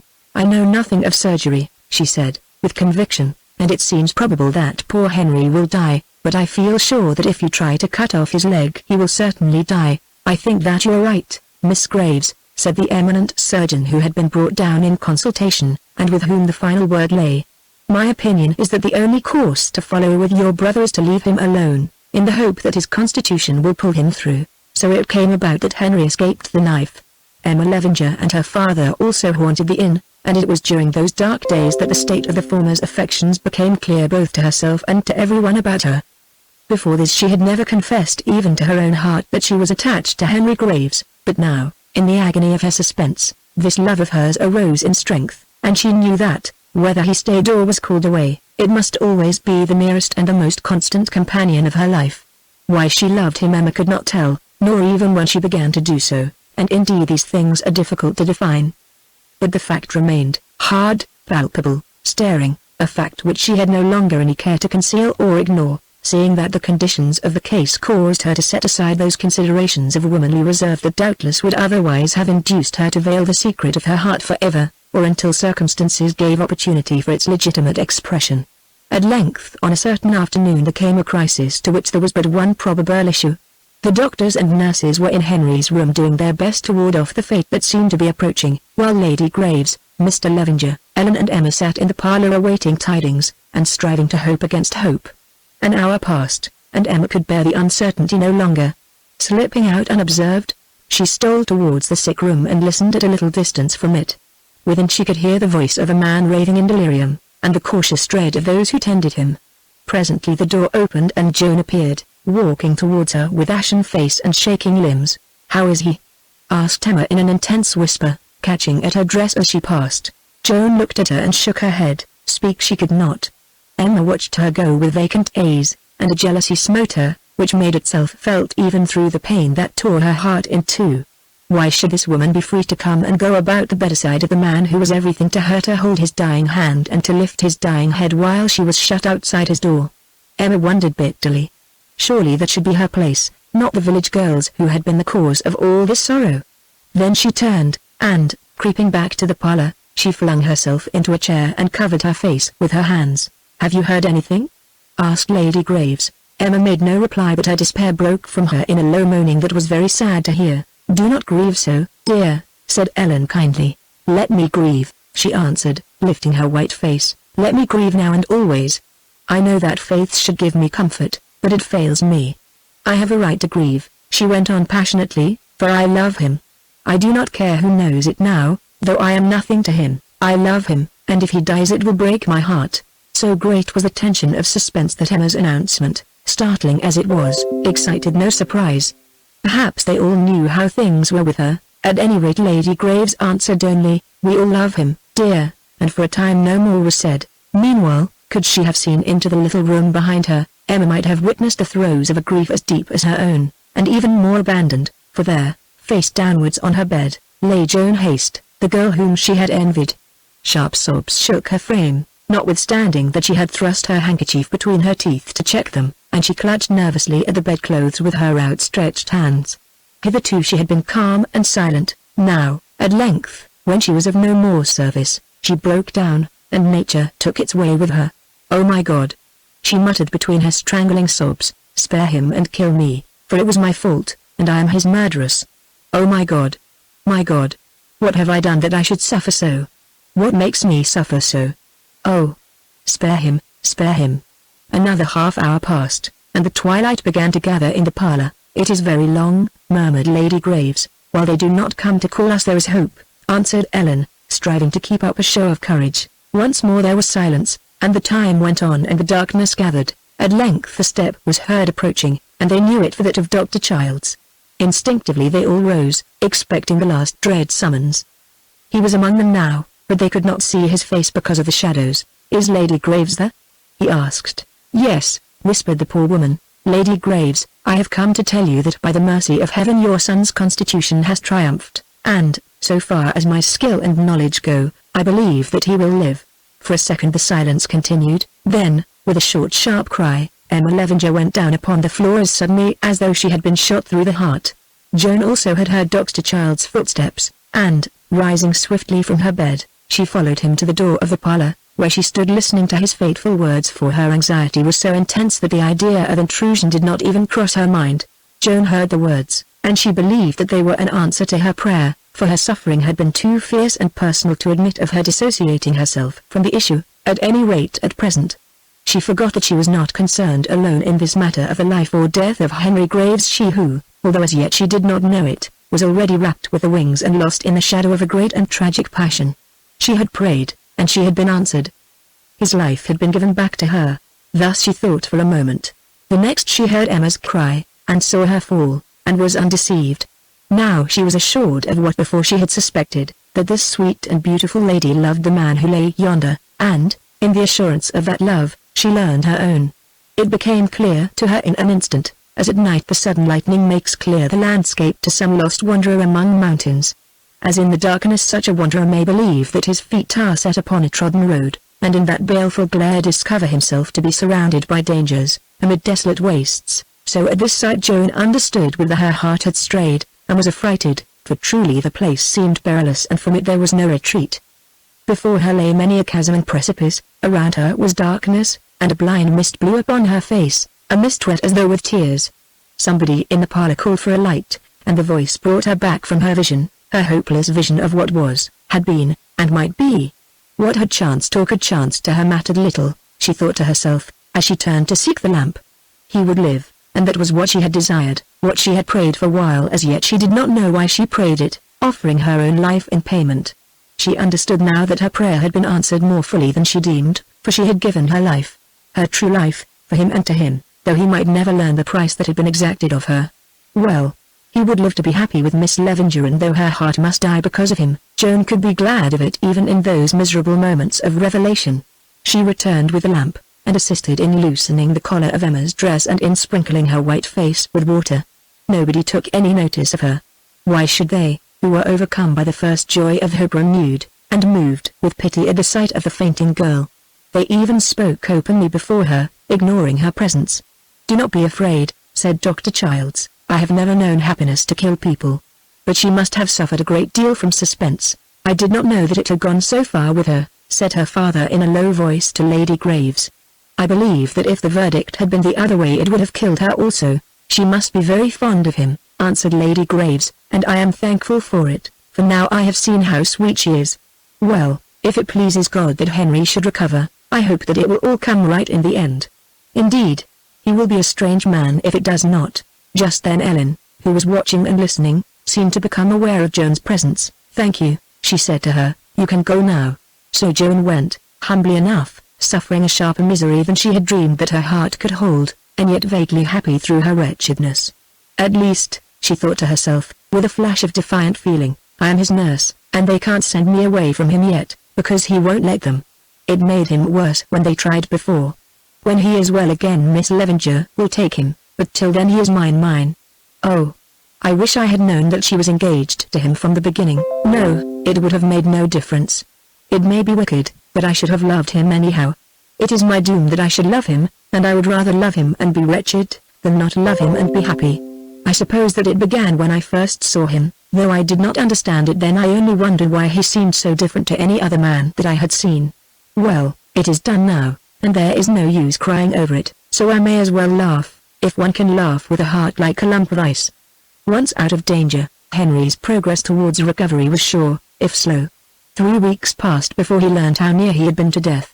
It was Joan who told him, for as yet he had been allowed only the briefest of interviews with his mother and Ellen, and on these occasions, by the doctor's orders, their past anxieties were not even alluded to. Now, however, all danger was done with, and that afternoon Joan had been informed by Dr. Childs that she might read to her patient if he wished it, or talk to him upon any subject in which he seemed to take interest. It was a lovely July day, and Joan was seated sewing in Henry's, or rather in her own room, by the open window, through which floated the scent of flowers and a murmuring sound of the sea. Henry had been dozing, and she laid her work upon her knee and watched him while he slept. Presently she saw that his eyes were open and that he was looking at her. "Do you want anything, sir?" she said, hastily resuming her sewing. "Are you comfortable?" "Quite, thank you, and I want nothing except to go on looking at you. You make a very pretty picture in that old window place, I assure you." She colored faintly and did not answer. Presently he spoke again. "Joan," he said. He always called her Joan now. "Was I very bad at any time?" "Yes, sir. They almost gave you up 3 weeks ago. Indeed, they said the chances were 10 to 1 against your living. It is strange, I remember nothing about it. Do you know, it gives me rather a turn. I have been too busy a man and too occupied with life to think much of death, and I don't quite like the sensation of having been so near to it, though perhaps it is not as bad as one thinks, and heaven knows it would have saved me plenty of worry here below." And Henry sighed. "I am very grateful to you all," he went on after a moment's pause, "for taking so much trouble about me, especially to you, Joan, for somehow or other I realized your presence even when I was off my head. I don't know how you occupy yourself generally, but I am sure you are fond of fresh air. It is uncommonly good of you to mew yourself up here just to look after me." "Don't talk like that, sir. It is my business." "Your business? Why is it your business? You are not a professional nurse, are you?" "No, sir, though they offered to pay me today," and she flushed with indignation as she said it. "Well, don't be angry if they did. Why shouldn't you have a week's wage for a week's work? I suppose you like to earn something, like the rest of us." "Because I don't choose to," answered Joan, tapping the floor with her foot. "I'd rather starve. It is my fault that you got into this trouble, and it is an insult to offer me money because I am helping to nurse you out of it. Well, there is no need to excite yourself about it. I have no doubt they thought that you would take a different view, and really I cannot see why you should not. Tell me what happened on the night that they gave me up, it interests me." Then in a few graphic words Joan sketched the scene so vividly, that Henry seemed to see himself lying unconscious on the bed, and sinking fast into death while the doctors watched and whispered round him. "Were you there all the time?" he asked curiously. "Most of it, till I was of no further use and could bear no more." "What did you do then?" "I went to my room." "And what did you do there?" "Go to sleep, go to sleep." I cried my heart out. I mean that I said my prayers. It is very kind of you to take so much interest in me, he answered, in a half-bantering voice. Then, seeming to understand that she was very much in earnest, he changed the subject, asking, "And what did the others do?" They were all in the bar parlor. They waited till it grew dark, and then they waited on in the dark, for they thought that presently they would be called in to see you die. At last the change came, and Dr. Childs left you to tell them when he was sure. I heard his step, and followed him. I had no business to do it, but I could not help myself. He went into the room and stood still, trying to make out who was in it, and you might have heard a pin drop. Then he spoke to your mother, and said that through the mercy of heaven he believed that you would live. Yes, said Henry, and what did they say then? Nobody said anything, so far as I could hear, only Miss Levenger screamed and dropped on the floor in a faint. Why did she do that? Asked Henry. I suppose that they had been keeping her there without any dinner, and her nerves were upset. Perhaps they were, sir, said Joan sarcastically. Most women's nerves would be upset when they learned that the man they were engaged to was coming back to them from the door of the dead, possibly, but I don't exactly see how the case applies. Joan rose slowly, and the work upon which she had been employed fell from her hand to the floor. I do not quite understand you, sir, she said. Do you mean to say that you are not engaged to Miss Levenger? Engaged to Miss Levenger? Certainly not. Whatever may happen to me if I get out of this, at the present moment I am under no obligations of that sort to any human creature. Then I am sorry that I said so much, answered Joan. Please forget my silly talk, I have made a mistake. I think that I hear my aunt coming, and if you will excuse me, I will go out and get a little air. All this is Greek to me, thought Henry, looking after her. Surely Ellen cannot have been right. Oh, it is stuff and nonsense, and I will think no more about it. Chapter 11. Ellen grows alarmed. On the morrow Henry had his first long interview with his mother and Ellen, who again detailed to him those particulars of his illness of which he had no memory, speaking more especially of the events of the afternoon and evening when he was supposed to be dying. To these Ellen added her version of the incident of Emma's fainting fit, which, although it was more ample, did not differ materially from that given him by Joan. I have heard about this, said Henry, when she paused, and I am sorry that my illness should have pained Miss Levenger so much. You have heard about it? Who told you, Dr. Childs? No, Joan Haste, who was nursing me. Then I can only say that she had no business to do so. It is bad enough that this young woman, to whom we certainly owe no gratitude, should have thrust herself upon us at such a terrible moment, but it is worse that, after acting the spy on poor Emma's grief, she should have the hardihood to come and tell you that she had done so, and to describe what passed. You must really excuse me, Ellen, her brother answered, but I for one owe a great deal of gratitude to Joan Haste indeed. Had it not been for her care, I doubt if I should be here to be grateful today. Also it does not seem to have struck you that probably she took some interest in my case, and that her motive was not to spy upon you, but to hear what the doctor had to say. A great deal of interest, too much, indeed, I think, said Ellen dryly, and then checked herself, for, with a warning glance at her daughter, Lady Graves suddenly changed the conversation. A few minutes later his mother went out of the room to speak to Mrs. Gillingwater, leaving Ellen and Henry alone. I am sorry, dear, if I spoke sharply just now, said Ellen presently. I am afraid that I am an argumentative creature, and it is not good for you to argue at present. But, to tell the truth, I was a little put out because you took the story of dear Emma's distress so coolly, and also because I had wished to be the first to tell it to you. I did not mean to take it coolly, Ellen, and I can only repeat that I am sorry. I think it a pity that a girl of Miss Levenger's emotional temperament, who probably has had no previous experience of illness threatening the life of a friend, should have been exposed to such a strain upon her nerves. A friend, a friend? Ejaculated Ellen, arching her eyebrows. Yes, a friend, at least I suppose that I may call myself so. Really, Ellen, you mystify me, he added petulantly. Really, Henry, you astonish me, his sister answered. Either you are the most simple of men, or you are pretending ignorance out of sheer contrariness. Perhaps if you would not mind explaining, it might simplify matters, Ellen. I never was good at guessing riddles, and a fall off a church tower has not improved my wits. Oh, how can you talk in that way? Don't you remember what I told you when you came home? You told me a good many things, Ellen, most of which were more or less disagreeable. I told you that Emma Levenger was half in love with you, Henry. Yes, I know you did, and I didn't believe you. Well, perhaps you will believe me now, when I say that she is wholly in love with you, as much in love as ever woman was with man. No, said Henry, shaking his head, I don't wish to contradict, but I must decline to believe that. Was there ever so obstinate a person? Listen now, and if you are not satisfied of the truth of what I say, ask Mother, ask Mr. Levenger, ask the girl herself." And word for word she repeated the passionate confession that had been wrung from poor Emma's agony. "Now will you believe me?" "It seems that I must," he answered, after a pause, though I think it quite possible that Miss Levenger's words sprang from her excitement, and did not mean what they appeared to convey.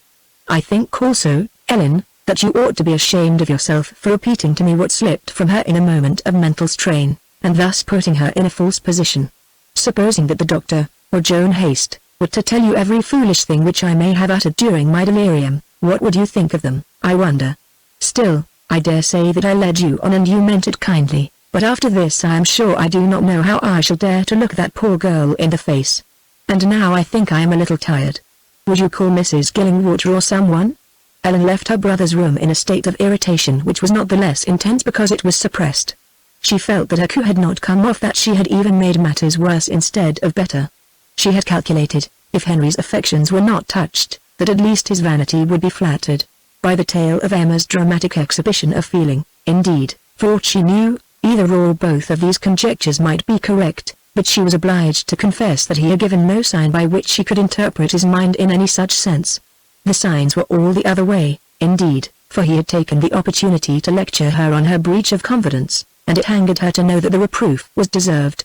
In truth, she was so desperately anxious to bring about this marriage as soon as possible, that she had allowed herself to be carried away, with the result, as she now saw, of hindering her own object. Ellen had a very imperfect appreciation of her brother's character. She believed him to be cold and pharisaical, and under this latter head she set down his notions concerning the contraction of marriages that chanced to be satisfactory from a money point of view.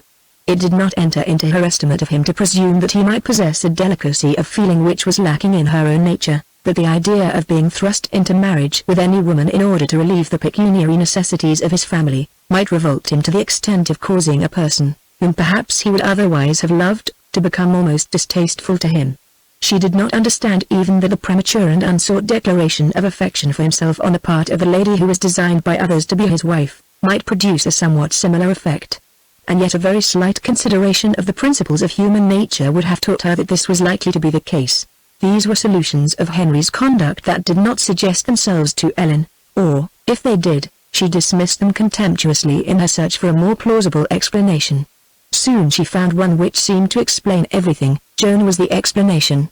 Nothing escaped Helen's quick eyes, and she had noticed that Joan also was distressed at Henry's danger. She had marked, moreover, how he clung to this girl, refusing to be parted from her even in his delirium, and with what tenderness she nursed him, and she knew how often men fall in love with women who tend them in sickness. Now, although she did not like Joan Haste, and resented as an impertinence, or worse, her conduct in following Dr. Childs to the parlor and reporting what took place there to Henry, Ellen could not deny that she was handsome, indeed beautiful, or that her manners were refined beyond what was to be expected of one in her station, and her bearing both gracious and dignified. Was it not possible, Ellen reflected, that these charms had produced an effect even upon her Puritan brother, who already expressed his gratitude with such unnecessary warmth? The thought filled her with alarm, for if once Henry became entangled with this village beauty, she knew enough of him to be sure that there would be an end of any prospect of his engagement to Emma, at least for the present. Meanwhile the girl was about him all day and every day, and never had a woman a better opportunity of carrying her nefarious schemes to a successful issue, for that Joan had schemes she soon ceased to doubt. In this dilemma Ellen took counsel with her fiancé, whom she knew to possess a certain shrewdness, for she preferred to say nothing to her mother, and Sir Reginald was so unwell that he could not be troubled with such matters. By this time Edward Millward was aware that the Graves family desired greatly to bring about a match between Henry and Emma, though he was not aware how pressing were the money difficulties which led them to be anxious for this alliance. He listened with interest to Ellen's tale, then chuckled and said, "Depend upon it, you have knocked the right nail on the head as usual, Ellen. Those sanctimonious fellows like your brother are always the deepest, and of course he is playing his little game." "I don't know what you mean by his little game, Edward, and I wish that you would not use such vulgar expressions to me, nor can I see how Henry can be playing anything, considering that he never saw this person till the day of his accident, and that he has been laid up in bed ever since." "Oh, well, he is getting ready to play it, which is much the same thing, and of course it puts him off the other girl.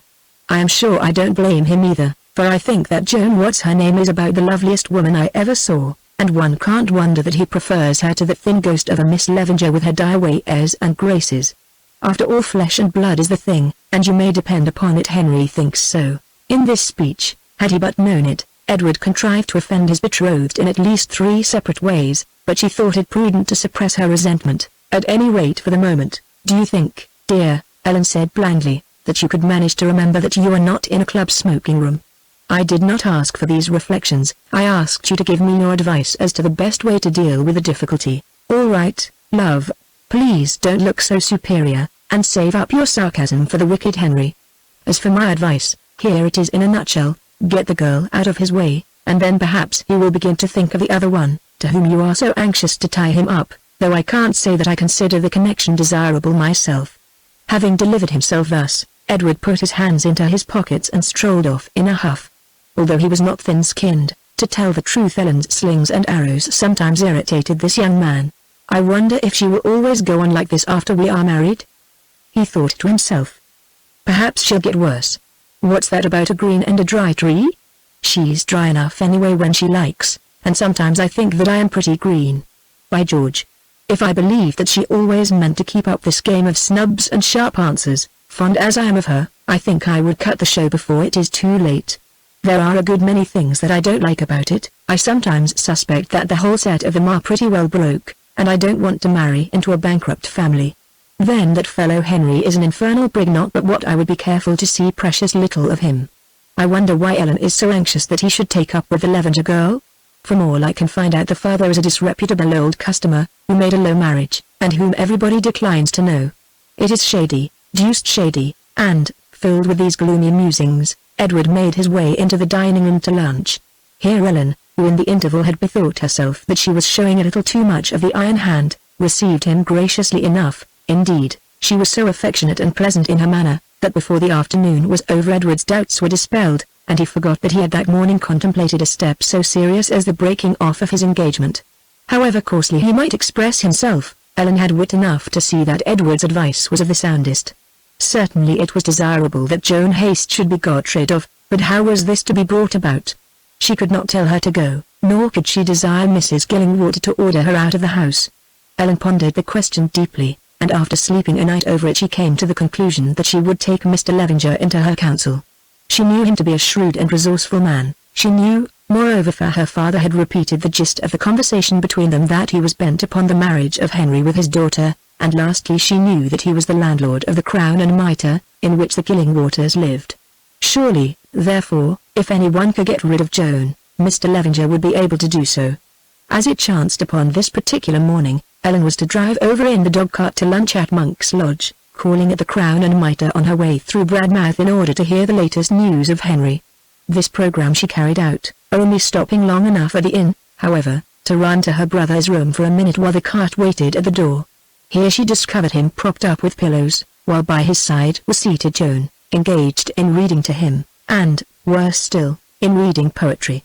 Now, for poetry in the abstract Ellen did not greatly care, but she had heard the tale of Paolo and Francesca, and knew well that when a young man and woman are found reading verses together, it may be taken as a sign that they are very much in sympathy. "Good morning, Henry," said Ellen. "Good gracious, my dear. What are you doing?" "Good morning, Ellen," he answered. "I am enjoying myself listening to Joan here, who is reading me some poetry, which she does very nicely indeed." Ellen would not even turn her head to look at Joan, who had risen and stood book in hand. "I had no idea that you wasted your time upon such nonsense, especially so early in the morning," she said, glancing round, "when I see that your room has not yet been dusted. But never mind about the poetry. I only came in to ask how you were, and to say that I am going to lunch with the Leveners. Have you any message for them?" "Nothing particular," he said precisely, and with a slight hardening of the face, "except my best thanks to Miss Levenger for her note and the fruit and flowers she has so kindly sent me." "Very well, then, I will go on, as I don't want to keep the mare standing. Goodbye, dear, I shall look in again in the afternoon." And she went without waiting for an answer. "I wished to ask her how my father was," said Henry, "but she never gave me a chance." "Well, now that the excitement is over, go on, Joan." "No, sir, if you will excuse me, I don't think that I will read any more poetry." "Why not?" "I am deeply interested." I think it must be nearly 20 years since I have seen a line of Lancelot and Elaine. And he looked at her, waiting for an answer. Because, blurted out Joan, blushing furiously, because Miss Graves doesn't wish me to read poetry to you, and I dare say she is right, and it is not my place to do so. But all the same it is not true to say that the room wasn't dusted, for you knows that you saw me dust it yourself after Aunt left. My dear girl, don't distress yourself, Henry answered, with more tenderness in his voice than perhaps he meant to betray. I really am not accustomed to be dictated to by my sister, or anybody else, as to who should or should not read me poems.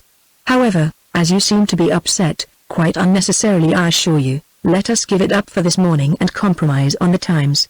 Meanwhile Ellen was pursuing her course along the beach road towards Monk's Lodge, where she arrived within half an hour. Monk's Lodge, a quaint red brick house of the Tudor period, was surrounded on three sides by plantations of Scotch firs. To the east, however, stretching to the top of the sea cliff, was a strip of turf, not more than 100 yards wide, so that all the front windows of the house commanded an uninterrupted view of the ocean. Behind the building lay the gardens, which were old-fashioned and beautiful, and sheltered by the encircling belts of firs, but in front were neither trees nor flowers, for the fierce easterly gales, and the salt spray which drifted thither in times of storm, would not allow of their growth. Descending from the dog-cart, Ellen was shown through the house into the garden, where she found Emma seated reading, or pretending to read, under the shade of a cedar, for the day was hot and still. "How good of you to come, Ellen," she said, springing up, "and so early too. I can't take credit for any particular virtue in that respect, my dear," Ellen answered, kissing her affectionately. "It is pleasant to escape to this delightful place and be quiet for a few hours, and I have been looking forward to it for a week. What between sickness and other things, my life at home is one long worry just now." "It ought not to be, when you are engaged to be married," said Emma interrogatively. "Even engagements have their drawbacks, as no doubt you will discover one day," she answered, with a little shrug of her shoulders. "Edward is the best and dearest of men, but he can be a wee bit trying at times. He is too affectionate and careful of me, if that is possible, for you know I am an independent person and do not like to have someone always running after me like a nurse with a child." "Perhaps he will give up that when you are married," said Emma doubtfully. Somehow she could not picture her handsome and formidable friend, for at times the gentle Emma admitted to herself that she was rather formidable as the constant object and recipient of petty signs and sweet murmured nothings. "Possibly he will," answered Ellen decisively. "By the way, I just called in to see Henry, whom I found in a state of great delight with a note and roses which you sent him. He asked me to give you his kindest regards, and to say that he was much troubled by your thought of him." "They were lilies, not roses," answered Emma, looking down. "I meant lilies, did I say roses?" said Ellen innocently. "And, talking of lilies, you look a little pale, dear." "I am always pale, Ellen, and, like you, I have been a good deal worried lately." "Worried? Who can worry you in this Garden of Eden?" "Nobody. It is my own thoughts. I dare say that even Eve felt worried in her garden after she had eaten that apple, you know." Ellen shook her head.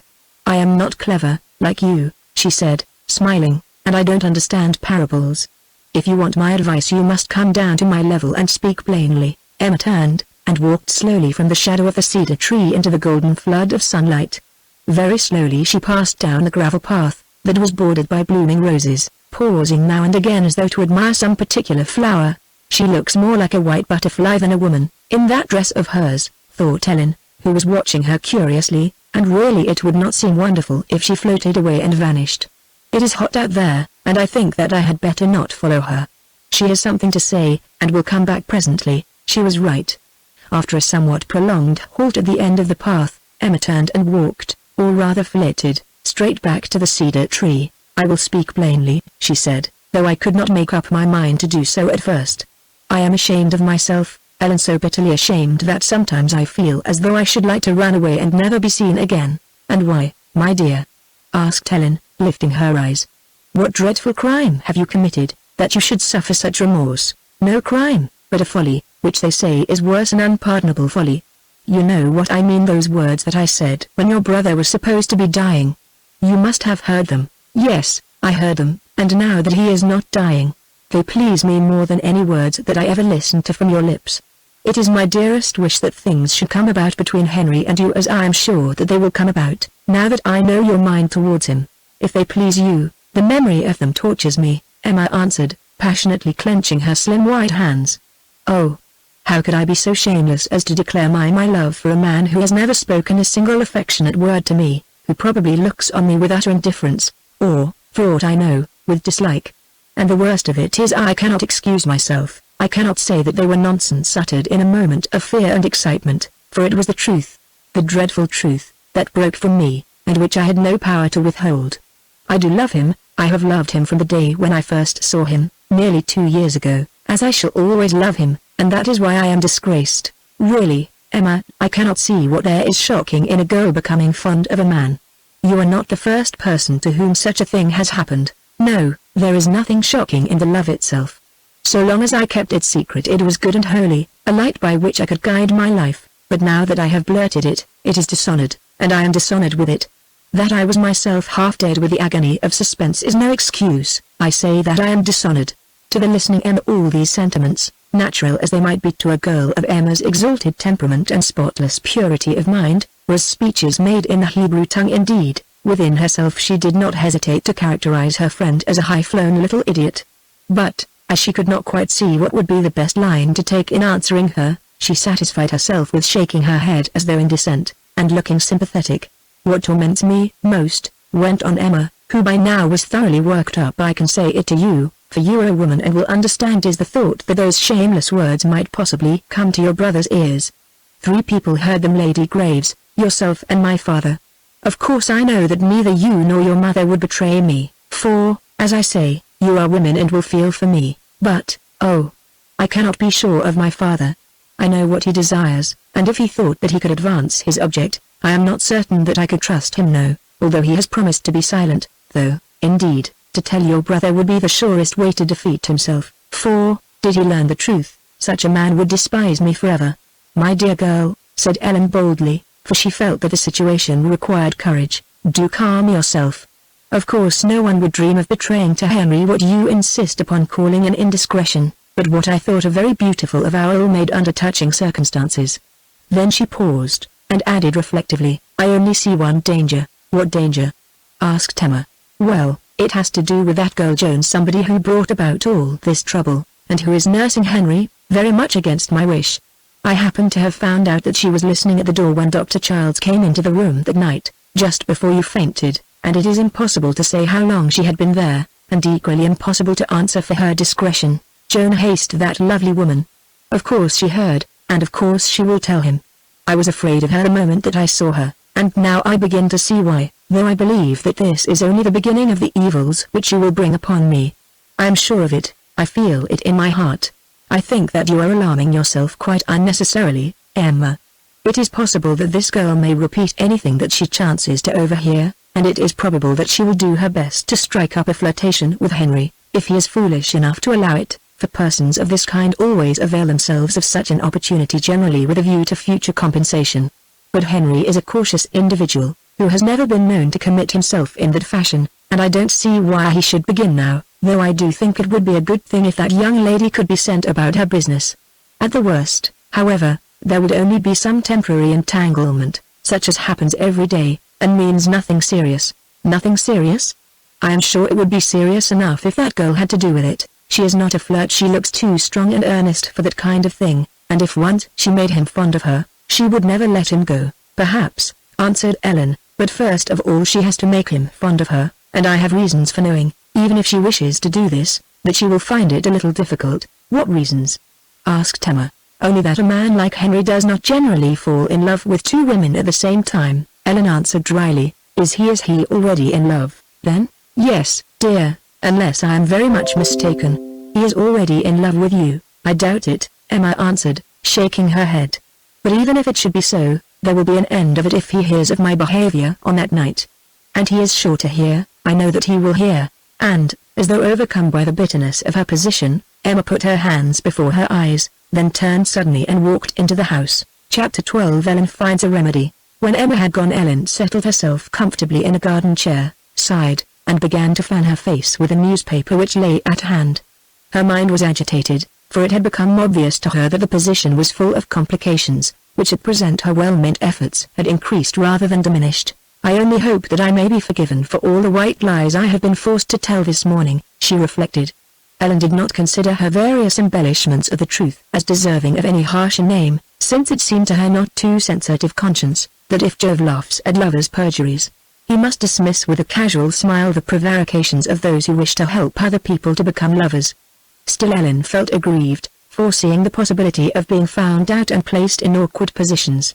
Oh, what fools they were, and how angry she was with both of them, with Emma for her schoolgirlish sentiment, and with Henry for his idiotic pride and his headstrong obstinacy.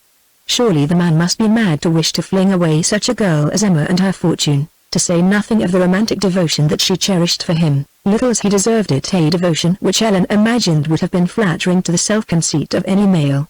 It was hard on her that she should be obliged to struggle against such rank and wrong-headed stupidity, and even driven to condescend to plots and falsehoods.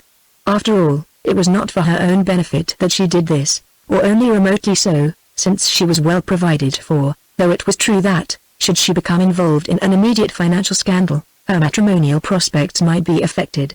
No, it was for the benefit of her family, the interests of which, to do her justice, Ellen had more at heart than any other earthly thing. Her own welfare of course expected. Should this marriage fall through, ruin must overtake their house, and their name would be lost, in all probability never to be heard again. It seemed impossible to her that her brother should wish to reject the salvation which was so freely proffered to him, and yet, maddening as the thought might be, she could not deny that she saw signs of such a desire.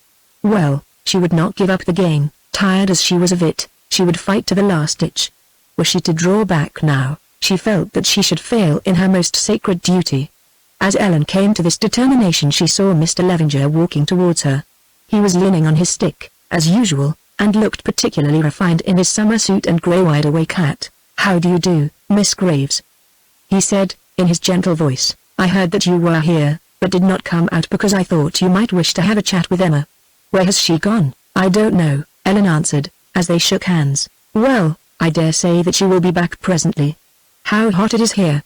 Would you like to come and sit in my study till luncheon is ready?"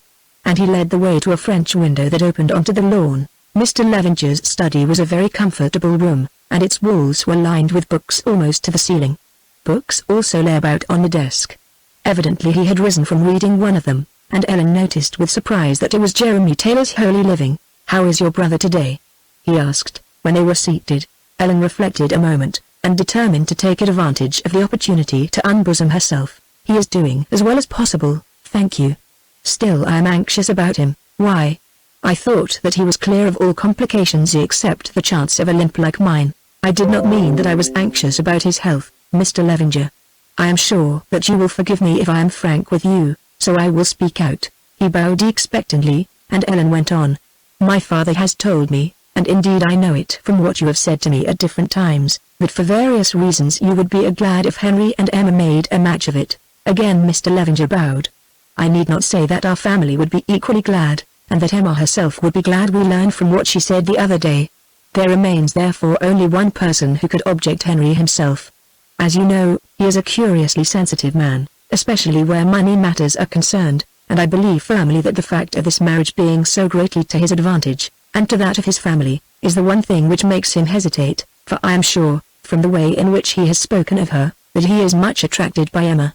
Had he come here to stay, however, I fancy that all this would have passed off, and by now they might have been happily engaged, or on the verge of it, but you see, this accident happened, and he is laid up unfortunately, not here. He will not be laid up forever, Miss Graves. As you say, I am anxious for this marriage, and I hope that it will come about in due course. No, he will not be laid up forever. But what I fear is, that it may be too long for Emma's and his own welfare. You must pardon me, but I do not quite understand. Then you must pardon me if I speak to you without reserve.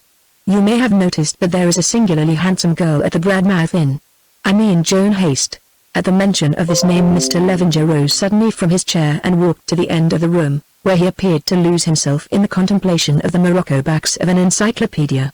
Presently he turned, and it struck Ellen that his face was strangely agitated, though at this distance she could not be sure. "Yes, I know the girl," he said in his usual voice, "the one who brought about the accident." "What of her?" "Only this, I fear that, unless something is done to prevent it, she may bring about another and a greater accident. Listen, Mr. Levenger. I have no facts to go on, or at least very few, but I have my eyes and my instinct. If I am not mistaken, Joan Haste is in love with Henry, and doing her best to make him in love with her, an effort in which, considering her opportunities, her great personal advantages, and the fact that men generally do become fond of their nurses, she is likely enough to succeed, for he is just the kind of person to make a fool of himself in this way. What makes you think so? Asked Mr. Levenger, with evident anxiety. 100 things. When he was not himself he would scarcely allow her out of his sight, and now it is much the same. But I go more by what I saw upon her face during all that day of the crisis, and the way in which she looks at him when she fancies that no one is observing her. Of course I may be wrong, and a passing flirtation with a village beauty is not such a very serious matter, or would not be in the case of most men, but, on the other hand, perhaps I am right, and where an obstinate person like my brother Henry is concerned, the consequences might prove fatal to all our hopes. Mr. Levenger seemed to see the force of this contention, and indeed Ellen had put the case very sensibly and clearly. At any rate he did not try to combat it. What do you suggest? He asked. You're a woman of experience and common sense, and I am sure that you have thought of a remedy before speaking to me. My suggestion is, that Joan should be got out of the way as quickly as possible, and I have consulted you, Mr. Levenger, because your interest in the matter is as strong as my own, and you are the only person who can get rid of her. Why do you say that? He asked, rising for the second time. The girl is of age, and I cannot control her movements. Is she? I was not aware of her precise age, answered Ellen, but I have noticed, Mr. Levenger, that you seem to have a great deal of authority in all sorts of unsuspected places, and perhaps if you think it over a little you may find that you have some here. For instance, I believe that you own the crown and mitre, and I should fancy, from what I have seen of her, that Mrs. Gillingwater, the aunt, is a kind of person who might be approached with some success. There goes the bell for luncheon, and as I think I have said everything that occurs to me, I will run up to Emma's room and wash my hands.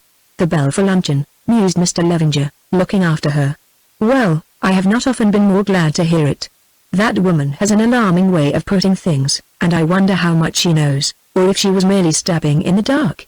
Gone to wash her hands, has she? Yes, I see, and left me to wash mine, if I can. Anyway, she is sharp as a needle, and she is right. The man will have no chance with that girl if she chooses to lay siege to him. Her mother before her was fascinating enough, and she was nothing compared to Joan, either in looks or mind. She must be got rid of. But how? And he looked round as though searching for a clue, till his eye fell upon the book that lay open before him. Holy living, he said, shutting it impatiently, no more of it for me today, or for some time to come. I have other things to think of now, things that I hoped I had done with. Well, there goes the bell for luncheon, and I must go too, but without washing my hands, and he stared at his delicate fingers. After all, they do not look so very dirty, even Ellen Graves will scarcely notice them, and laughing bitterly at his own jest he left the room. That afternoon Mr. Levenger had a long conversation with Mrs. Gillingwater, whom he sent for to see him after Ellen had gone. With the particulars of this interview we need not concern ourselves, but the name of Samuel Rock was mentioned in it.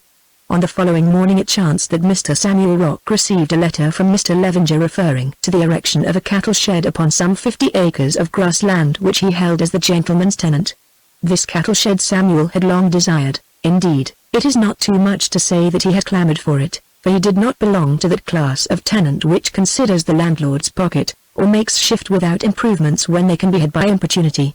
Consequently, as was suggested in the letter, he hastened to present himself at Monk's Lodge on that very afternoon, adorned in his shiniest black coat and his broadest brimmed wide awake. The man looks more like a Methodist parson than ever, thought Mr. Levenger, as he watched his advent. I wonder if she will have anything to say to him? Well, I must try. In due course Samuel Rock was shown in, and took the chair that was offered to him, upon the very edge of which he seated himself in a gingerly fashion, his broad hat resting on his knee. Mr. Rock's manner towards his landlord was neither defiant nor obsequious, but rather an unhappy combination of these two styles. He did not touch his forehead according to the custom of the old-times tenant, nor did he offer to shake hands. His greeting consisted of a jerky bow, lacking alike dignity and politeness, a half-hearted salute which seemed to aim at compromise between a certain respect for tradition and a proper sense of the equality of all men in the sight of heaven. "How do you do, Mr. Rock?" said Mr. Levenger cheerfully. "I thought that I would ask you to have a chat with me on the matter of that cowshed, about which you spoke at the audit last January rather strongly, if I remember." "Yes, Mr. Levenger, sir," answered Samuel, in a hesitating but mellifluous voice. "I shall be very glad to speak about it. A shed is needed on those marshes, sir, where we look to let the cattle lie out till late in autumn, untempered to all the winds of heaven, which blow keen down there, and also in the spring, and I hope you see your way to build one, Mr. Levenger, else I fear that I shall have to give you notice and find others more accommodating." "Really? Do you think so? Well, if you wish to do that, I'm ready to meet you halfway and accept short service, so that you can clear out next Michaelmas, for I don't mind telling you that I know another party who will be glad to take the land." "Indeed, sir, I was not aware," answered Samuel, running his fingers through his straight hair uncomfortably, for the last thing that he desired was to part with these particular marshes. "Not that I should wish to stand between a landlord and a better offer in these times. Still, Mr. Levenger, I don't hold it right, as between man and man, to slip like that behind a tenant's back as has always paid his rent." The conversation, which was a long one, need not be pursued further. Samuel was of the opinion that Mr. Levenger should bear the entire cost of the shed, which the latter declined to do. At length, however, an arrangement was effected that proved mutually satisfactory, the said landlord agreeing to find all material necessary, and to pay the skilled labor, and the said tenant undertaking to dig the holes for the posts and to cut the reed for the thatch. "Ah, Mr. Rock," said Levenger, as he signed a note of their contract, "it is very well for you to pretend that you are hard up, but I know well enough, notwithstanding the shocking times, that you are the warmest man in these parts. You see, you began well, with plenty of capital, and though you rent some, you have been wise enough to keep your own land in hand, and not trust it to the tender mercies of a tenant. That, combined with good farming, careful living and hard work, is what has made you rich, when many others are on the verge of ruin. You ought to be getting a wife, Mr. Rock, and starting a family of your own, for if anything happened to you there is nowhere for the property to go." "We are in the Lord's hands, sir, and man is but grass," answered Samuel sententiously, though it was clear from his face that he did not altogether appreciate this allusion to his latter end. "Still, under the mercy of heaven, having my health, and always being careful to avoid chills, I hope to see a good many younger men out yet. And as for getting married, Mr. Levenger, I think it is the whole duty of man, or leastways half of it, when he has earned enough to support a wife and additions which she may bring with her. But the thing is to find the woman, sir, for it isn't every girl that a careful Christian would wish to wed." "Quite so, Mr. Rock. Have a glass of port, won't you?" And Mr. Levenger poured out some wine from a decanter which stood on the table and pushed it towards him. Then, taking a little himself by way of company, he added, "I should have thought that you could find a suitable person about here." "Your health, sir," said Samuel, drinking off the port and setting down the glass, which Mr. Levenger refilled. "I am not saying, sir," he added, "that such a girl cannot be found. I am not even saying that I have not found such a girl. That's one thing, marrying is another." "Ah, indeed," said Mr. Levenger. Again Samuel lifted his glass and drank half its contents. The wine was of the nature that is known as full-bodied, and, not having eaten for some hours, it began to take effect on him. Samuel grew expansive. "I wonder, sir," he said, "if I might take a liberty. I wonder if I might ask your advice? I should be grateful if you would give it to me, for I know that you have the cleverest head of any gentleman in these parts. Also, sir, you are no talker. I shall be delighted if I can be of any service to an old friend and tenant like yourself," answered Mr. Levenger airily. "What is the difficulty?" Samuel finished the second glass of wine, and felt it go ever so little to his head, for which he was not sorry, as it made him eloquent. "The difficulty is this, sir. Thank you, just a taste more. I don't drink wine myself, as a rule it is too costly, but this is real good stuff, and maketh glad the heart of man, as in the Bible. Well, sir, here it is in a nutshell. I want to marry a girl. I am dead set on it, but she won't have me, or at least she puts me off. Why not try another, then? Because I won't want no other, Mr. Levenger, sir," he answered, suddenly taking fire. The wine had done its work with him, and moreover this was the one subject that had the power to break through the cold cunning which was a characteristic of his nature. "I want this girl or none, and I mean to have her if I wait half a lifetime for her. You are in earnest, at any rate, which is a good augury for your success. And who may the lady be? Who may she be?" "Why, I thought you knew. There's only one about here that she could be. Joan Haste, of course, Joan Haste." "Ah. Yes, she is a handsome and attractive girl." "Handsome and attractive? Eh. She is all that. To me she is what the sun is to the corn and the water to the fish. I can't live without her. Look here, I have watched her for years, ever since she was a child. I have summered her and wintered her, as the saying is, thinking that I would make no mistake about her, whatever I might feel, nor give myself away in a hurry, seeing that I wanted to keep what I earned for myself, and not to spend it on others just because a pretty face chanced to take my fancy. Perhaps you have been a little too careful under the circumstances, Mr. Rock. Maybe I have. Anyway, it has come home to me now. A month or so back I spoke out, because I couldn't keep myself in no longer, to Joan Haste. Yes, to Joan Haste. Her aunt knew about it before, but she didn't seem able to help me much. And what did Joan say? She said that she did not love me, and that she never would love me nor marry me, but she said also that she had no thought for any other man. Excuse me, Mr. Rock. But did this interview happen before Captain Graves and Joan Haste met with their accident in Ramber Abbey? I want to fix the date, that's all. It happened on that same afternoon, sir. The captain must have come along just after I left. And Samuel paused, passing his white hands over each other uneasily, as though he were washing them, for Mr. Levenger's question seemed to suggest some new and unpleasant idea in his mind. Well, there isn't much more to say, sir, except that I think I was a bit unlucky in the way I put it to her, for it slipped out of my mouth about her father never having had a name, and that seemed to anger her. Perhaps it was not the best possible way to ingratiate yourself with the young woman, replied Mr. Levenger sweetly. So you came to no understanding with her? Well, I did and I didn't. I found out that she is afraid for her life of her aunt, who favors me, so I made a bargain with her that, if she would let the matter stand open for 6 months, I'd promise to say nothing to Mrs. Gillingwater. I see, you played upon the girl's fears. Doubtful policy again, I think. It was the best I could do, sir, for starving dogs must eat offal, as the saying is.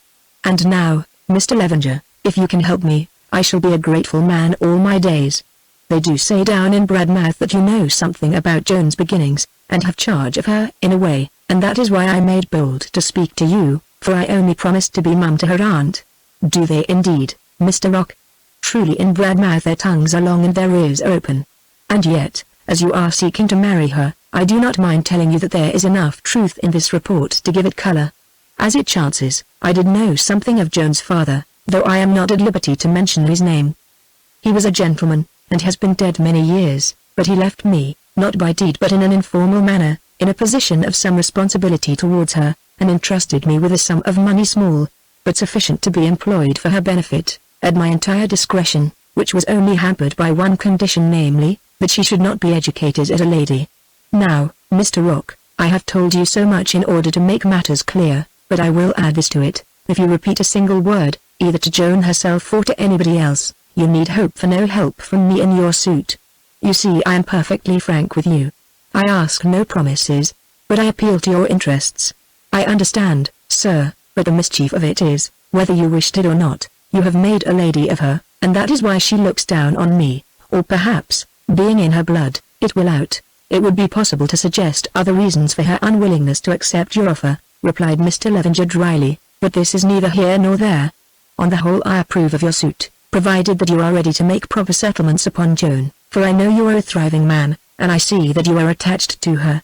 I'll do anything that I can, sir, for I have no mind to stint money in this matter. But though you are so kind as to wish me well, I don't see how that sets me any farther with Joan. Perhaps you will in a few days' time, though. And now I've got a bit of advice to give you. Don't you bother about that 6 months promise. You go at her again in a week, let us say. You know how she is employed now, do you not? I have heard that she is helping to nurse the captain. Quite so, she is helping to nurse the captain. Now, please understand that I make no imputations, but I don't know if you consider this a suitable occupation for a beautiful young woman whom you happen to wish to marry. Captain Graves is a very fine fellow, and people sometimes grow intimate under such circumstances. Joan told you that she cared for no man on the 10th of June. Perhaps if you wait till the 10th of December she may not be able to say so much. By this time the poison of Mr. Levenger's hints had sunk deep into his hearer's mind, though had he known Samuel's character more thoroughly, he might have thought the danger of distilling it greater than any advantage that was to be gained thereby. Indeed, a minute later, he regretted having said so much, for, glancing at him, he saw that Rock was deeply affected. His sallow face has become red, his quivering lips were livid, and he was snatching at his thin beard. Damn him! He said, springing to his feet, if he leads her that way, fine fellow or not, I'll do for him.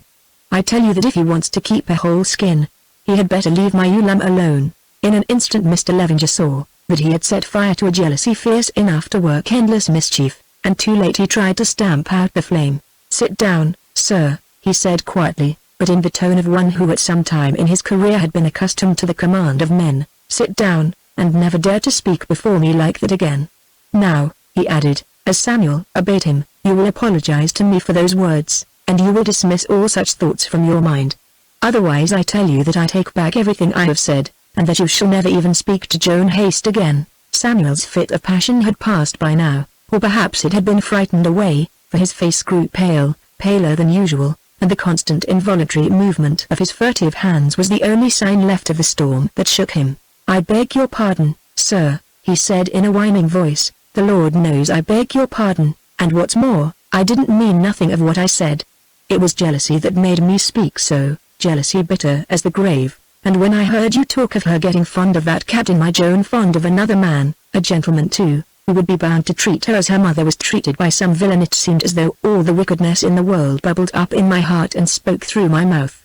"There, that will do," answered Mr. Levenger testily. "See that you do not let such wickedness bubble again in your heart, or anywhere else, that's all. For at the first sign of it, and remember I shall have my eye on you, there will be an end of your courtship. And now you had better go.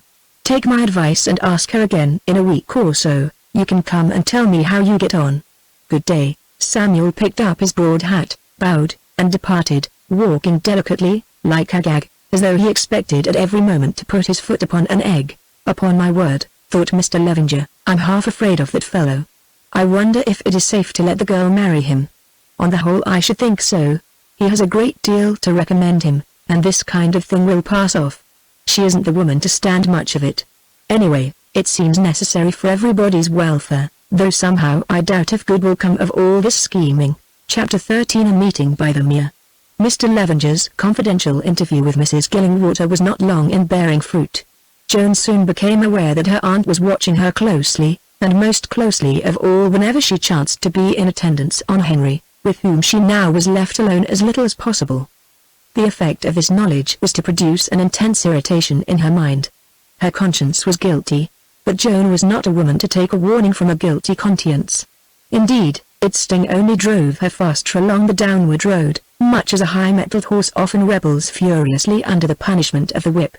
There was a vein of self-willed obstinacy and of devil-may-careness in Joan's nature that, dormant hitherto, at this crisis in her life began to assert itself with alarming power.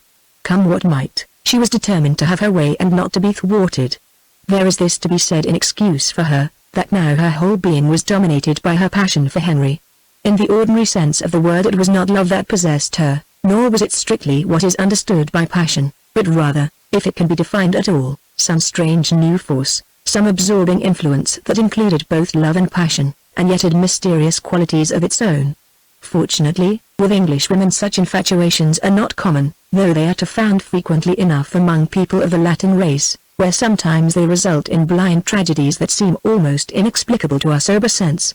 But, whatever the cause, Joan had fallen a victim to this fate, and now it mastered her, body and mind and soul.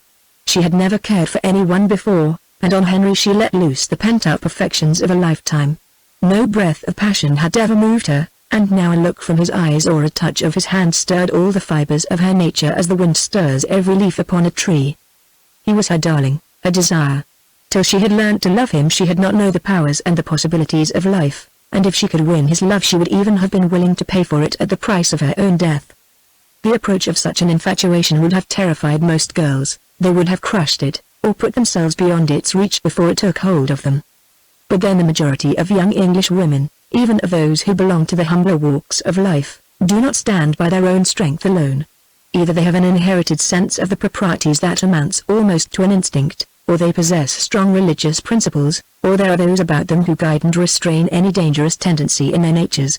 At the very least they are afraid of losing the respect and affection of their friends and relatives, and of becoming a mark for the sneers and scandal of the world in which they move. In Joan's case these influences were for the most part lacking. From childhood she had lived beneath the shadow of a shame that, in some degree, had withered her moral sense. No father or mother gave her their tender guidance, and of religion she had been taught so little that, Though she conformed to its outward ceremonies, it could not be said to have any real part in her life. Relatives she had none except her harsh and coarse-minded aunt. Her few friends made at a middle-class school were now lost to her, for with the girls of her own rank in the village she would not associate, and those of better standing either did, or affected to look down upon her. In short, her character was compounded of potentialities for good and evil. She was sweet and strong-natured and faithful, but she had not learned that these qualities are of little avail to bring about the happiness or moral well-being of her who owns them, unless they are dominated by a sense of duty. Having such a sense, the best of us are liable to error in this direction or in that. Wanting it, we must indeed be favored if we escape disaster among the many temptations of life. It was Joan's misfortune rather than her fault, for she was the victim of her circumstances and not of any innate depravity, that she lacked this controlling power, and in this defenseless state found herself suddenly exposed to the fiercest temptation that can assail a woman of her character and gifts, the temptation to give way to a love which, if it did not end in empty misery, could only bring shame upon herself and ceaseless trouble and remorse to its object. Thus it came about that during these weeks Joan lived in a wild and fevered dream, lived for the hour only, thinking little and caring less of what the future might bring forth. Her purpose, so far as she can be said to have had one, was to make Henry love her, and to the consummation of this end she brought to bear all her beauty and every power of her mind. That success must mean sorrow to her and to him did not affect her, though in her wildest moments she never dreamed of Henry as her husband. She loved him today, and today he was there for her to love, let the morrow look to itself, and the griefs that it might bring. If such was Joan's attitude towards Henry, it may be asked what was Henry's towards Joan. The girl attracted him strangely, after a fashion in which he had never been attracted by a woman before. Her fresh and ever-varying loveliness was a continual source of delight to him, as it must have been to any man, but by degrees he became conscious that it was not her beauty alone which moved him. Perhaps it was her tenderness, a tenderness apparent in every word and gesture, or more probably it may have been the atmosphere of love that surrounded her, of love directed towards himself, which gradually conquered him mind and body, and broke down the barrier of his self-control. Hitherto Henry had never cared for any woman, and if women had cared for him he had not understood it. Now he was weak and he was worried, and in his way he also was rebellious, and fighting against a marriage that men and circumstances combined to thrust upon him. Under such conditions it was not perhaps unnatural that he should shrink back from the strict path of interest, and follow that of a spontaneous affection. Joan had taken his fancy from the first moment that he saw her. She had won his gratitude by her bravery and her gentle devotion, and she was a young and beautiful woman. Making some slight allowances for the frailties of human nature, perhaps we need not seek for any further explanation of his future conduct. For a week or more nothing of importance occurred between them. Indeed, they were very seldom alone together, for whenever Joan's duty took her to the sick room Mrs. Gillingwater, whom Henry detested, made a point of being present, or did she chance to be called away, his sister Ellen would be certain to appear to take her place, accompanied at times by Edward Millward. At length, on a certain afternoon, Mrs. Gillingwater ordered Joan to go out walking. Joan did not wish to go out, for the weather threatened rain. Also for her own reasons she preferred to remain where she was. But her aunt was peremptory, and Joan started, setting her face towards Ramborough Abbey. Very soon it came on to rain and she had no umbrella, but this accident did not deter her. She had been sent out to walk, and walk she would. To tell the truth, she was thinking little of the weather, for her mind was filled with resentment against her aunt. It was unbearable that she should be interfered with and ordered about like a child. There were 100 things that she wished to do in the house. He would give Captain Graves his tea, and she was sure that he would never remember about the medicine unless she was there to remind him. As Joan proceeded on her walk along the edge of the cliff, she noticed the figure of a man, standing about a quarter of a mile to her right on the crest to a hog's back of land, beyond which lay the chain of melancholy meres, and wondered vaguely what he could be doing there in such weather. At length it occurred to her that it was time to return, for now she was near to Ramborough Abbey. She was weary of the sight of the sea, that moaned sullenly beneath her, half hidden by the curtain of the rain, so she struck across the ridge of land, heedless of the wet saline grasses that swept against her skirt, purposing to walk home by the little sheep track which follows the edge of the meres in the valley. As she was crossing the highest point of the ridge she saw the man's figure again. Suddenly it disappeared, and the thought struck her that he might have been following her, keeping parallel to her path. For a moment Joan hesitated, for the country here was very lonely, especially in such weather, but the next she dismissed her fears, being courageous by nature, and passed on towards the first mere. Doubtless this person was a shepherd looking for a lost sheep, or perhaps a gamekeeper. The aspect of the lakes was so dreary, and the path so sopping wet, that soon Joan began to wish that she had remained upon the cliff.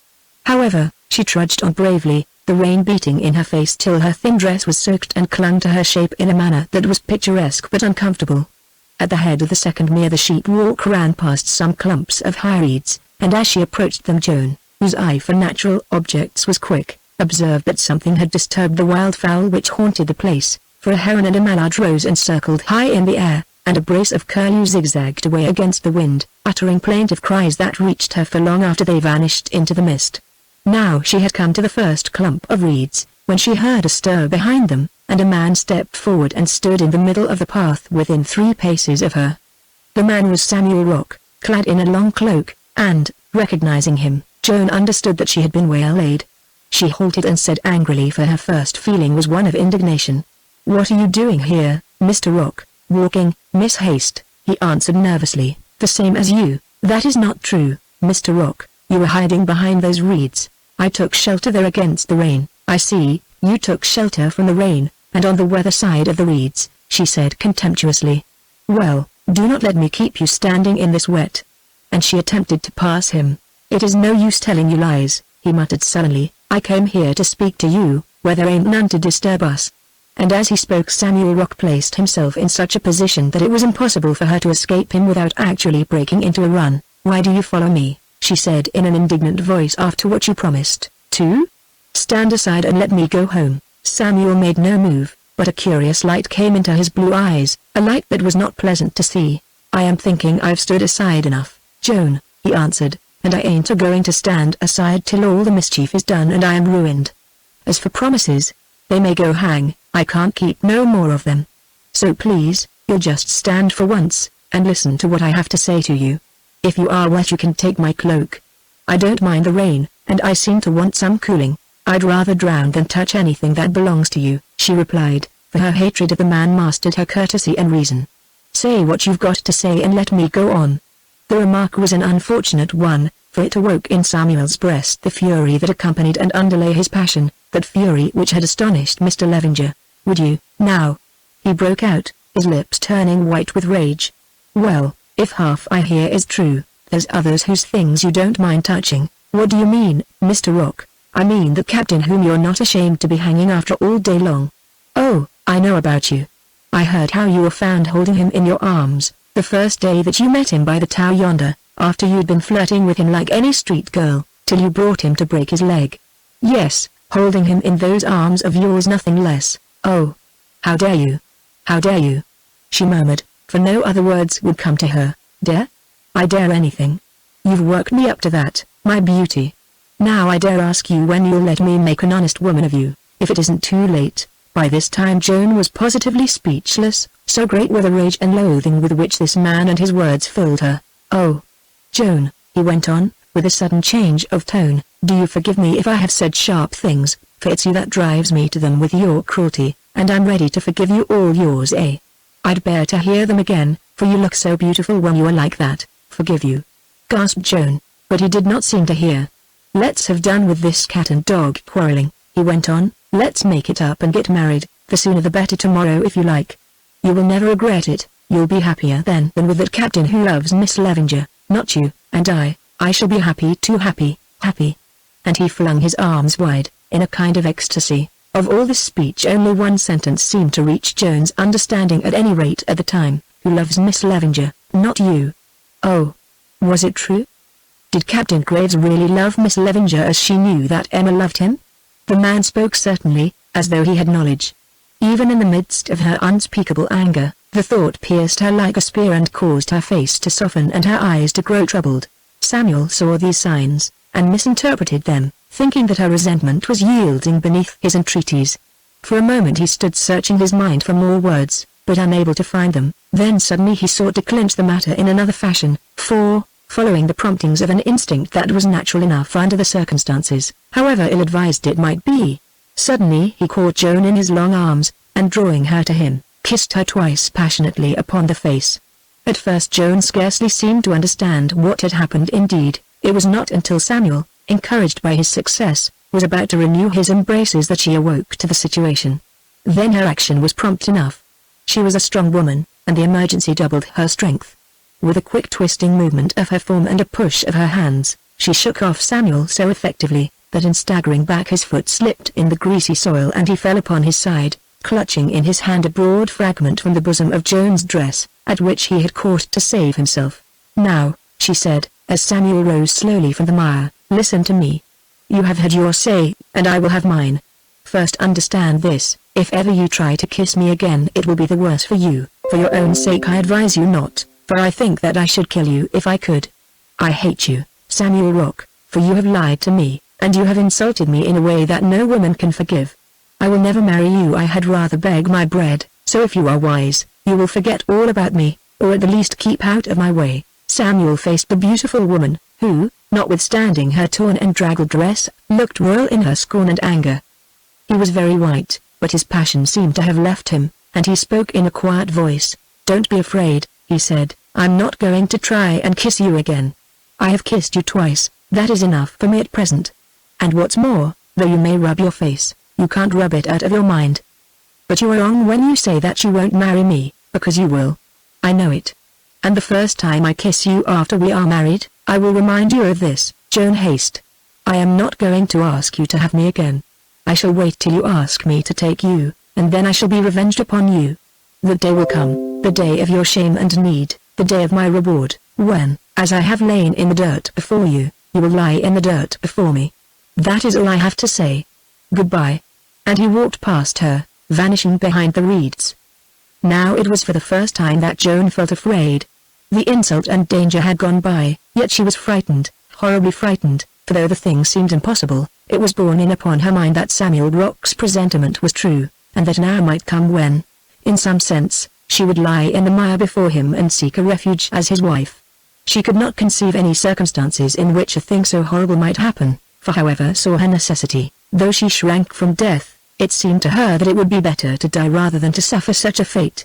Yet so deeply did this terror shake her, that she turned and looked upon the black waters of the mere, wondering if it would not be better to give it the lie once and for all.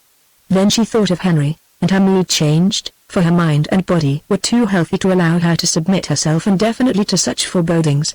Like many women, Joan was an opportunist, and lived very much in the day and for it.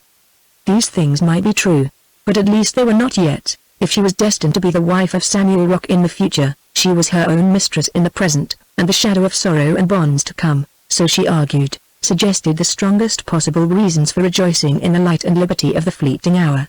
If she was doomed to an earthly hell, if her hands must be torn by thorns and her eyes grow blind with tears, at least she was minded to be able to remember that once she had walked in paradise, gathering flowers there, and beholding her heart's desire. Thus she reasoned in her folly, as she tramped homewards through the rain, heedless of the fact that no logic could be more fatal, and none more pleasing to that tempter who as of old lurks in paradises such as her fancy painted. When she reached home Joan found her aunt awaiting her in the bar parlour. "Who has been keeping you all this time in the wet, Joan?" she asked in a half-expectant voice. Joan lit a candle before she answered, for the place was gloomy. "Do you wish to know?" she said. "Then I will tell you. Your friend, Mr. Samuel Rock, whom you set after me." "My friend? And what if he is my friend? I'd be glad if I had a few more such." By this time the light had burnt up, and Mrs. Gillingwater saw the condition of her niece's attire. "Good gracious! Girl, what have you been doing?" she asked. "Ain't you ashamed to walk about half-stripped like that? People must do what they can't help, aunt. That's the work of the friend you are so proud of. I may as well tell you at once, for if I don't, he will. He came making love to me again, as he has before, and finished up by kissing me, the coward, and when I threw him off he tore my dress. And why couldn't you have let him kiss you quietly, you silly girl?" asked her aunt with indignation. "Now I dare say that you have offended him so that he won't come forward again, to say nothing of spoiling your new dress. It ain't a crime for a man to kiss the girl he wants to marry, is it? Why? Because I would rather kiss a rat, that's all. I hate the very sight of him, and as for coming forward again, I only hope that he won't, for my sake and for his too." Now Mrs. Gillingwater arose in her wrath, her coarse face became red and her voice grew shrill. "You good-for-nothing baggage," she said, "so that is your game, is it? To go turning up your nose and chucking your impudence in the face of a man like Mr. Rock, who is worth 20 of you, and does you honor by wishing to make a wife of you, you that haven't a decent name to your back, and he rich enough to marry a lady if he liked, or half a dozen of them for the matter of that. Well, I tell you that you shall have him, or I will know the reason why, and so will others too. I can't be violent, like you, aunt, answered Joan, who began to feel as though the second scene would be too much for her. It isn't in my nature, and I hate it. But whether I have a name or not, and it is no fault of mine if I have none, though folk don't seem inclined to let me forget it, I say that I will not marry Samuel Rock. I am a woman full grown and of age, and I know this, that there is no law in the land which can force me to take a husband whom I don't want. And so perhaps, as we have got to live together, you'll stop talking about him. Stop talking about him? Never for 1 hour, till I see you signing your name in the book with him, miss.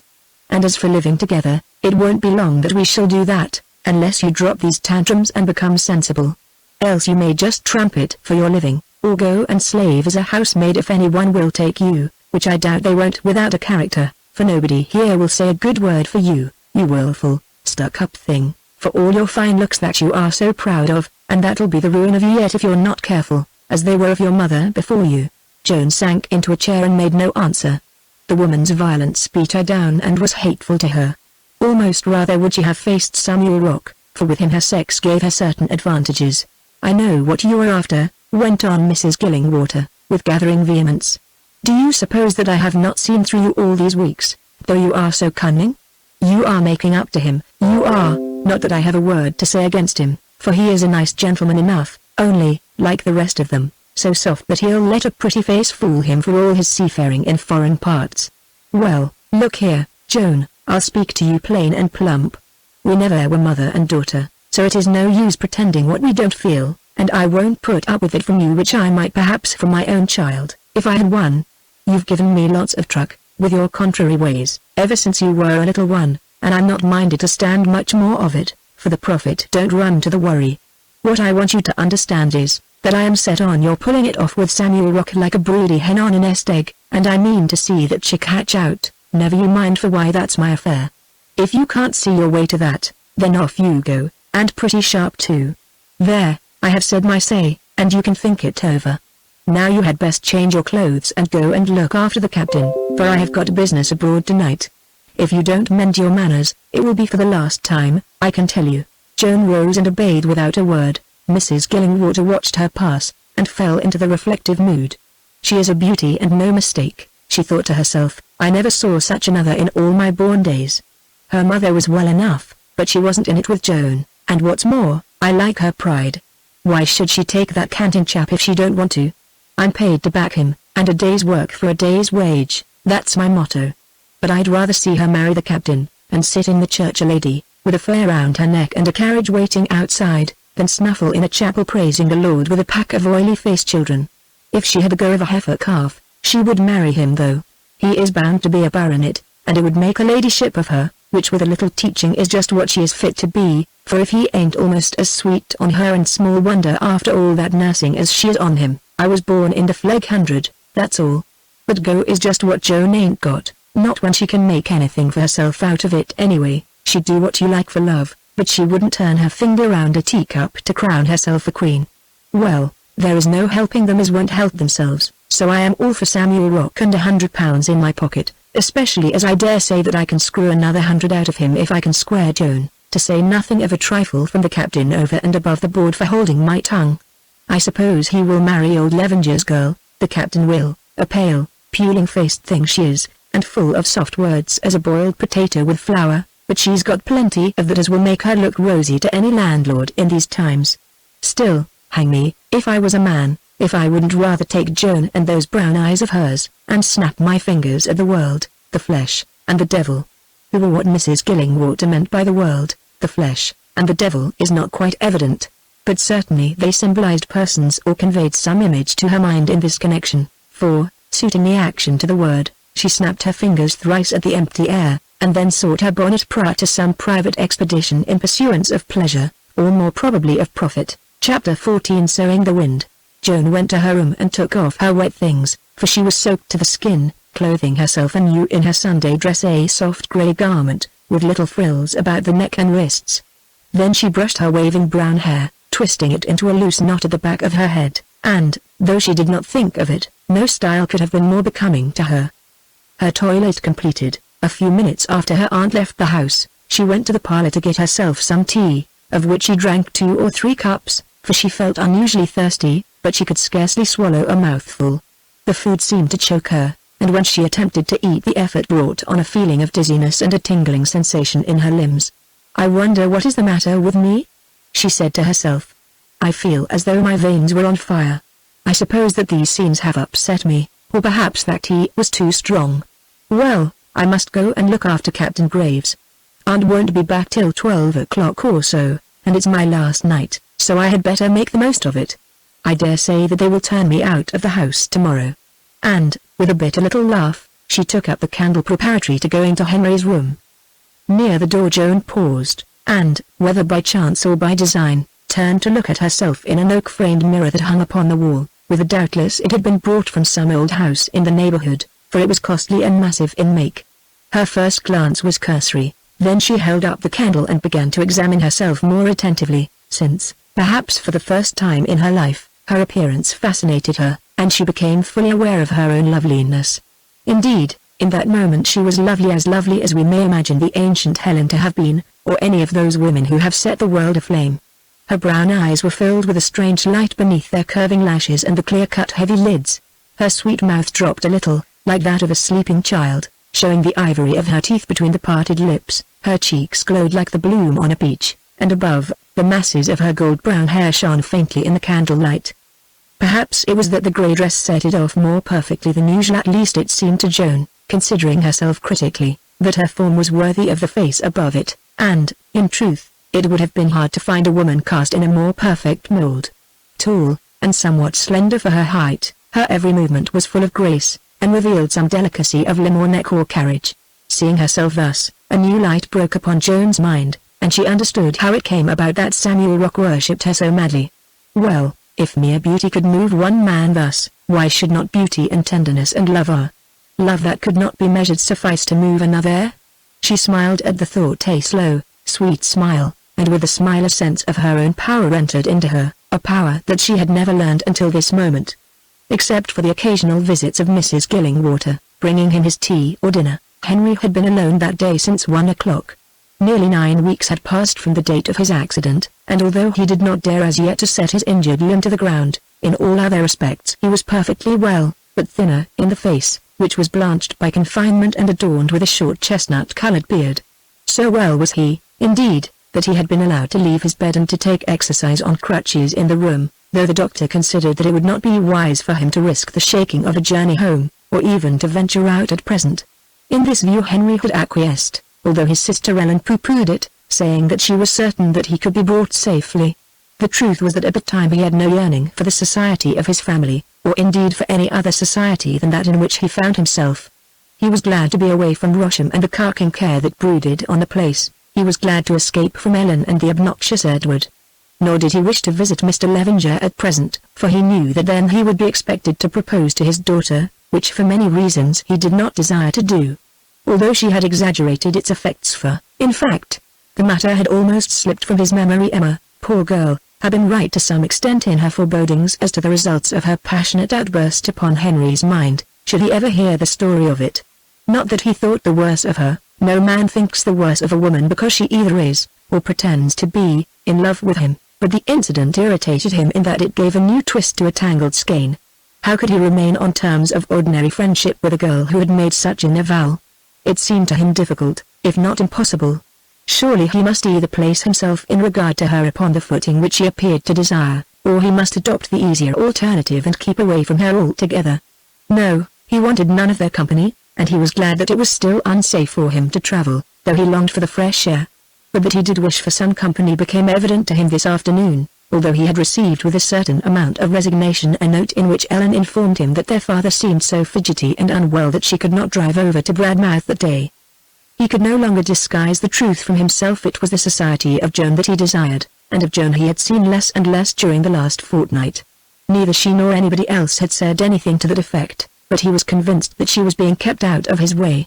Why should she be kept out of his way? A guilty conscience gave him the answer readily enough, because it was not desirable that they should remain upon terms of such intimacy.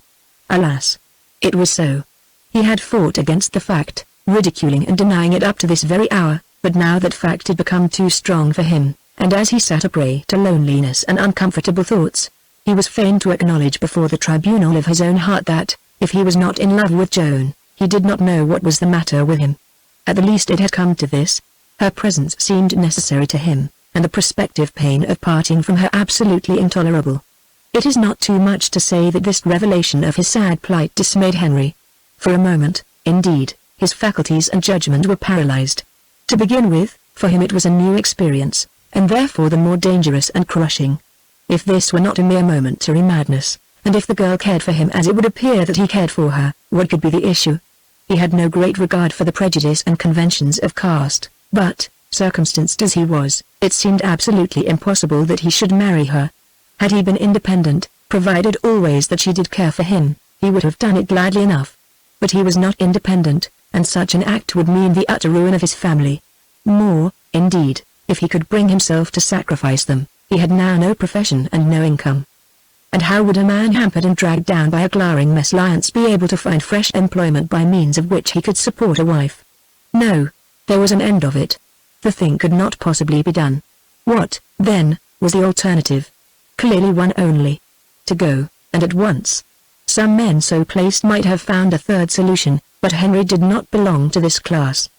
His character and sense of right rebelled against any such notion, and the habits of self-restraint in which he had trained himself for years afforded what he believed to be an impregnable rampart, however frail might be the citadel within. So thought Henry, who as yet had never matched himself in earnest in such a war.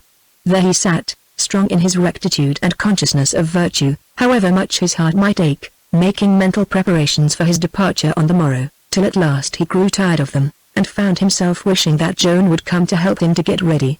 He was lying with his back to the door on a sofa placed between the bed and the wide hearth, upon which a small fire had been lighted, for the night was damp and chilly, and just as this last vagrant wish flitted through his mind, a sound attracted his attention, and he turned to discover that it had been realized as swiftly as though he were the owner of Aladdin's lamp. For there, the candle still in her hand, stood Joan, looking at him from the farther side of the hearth.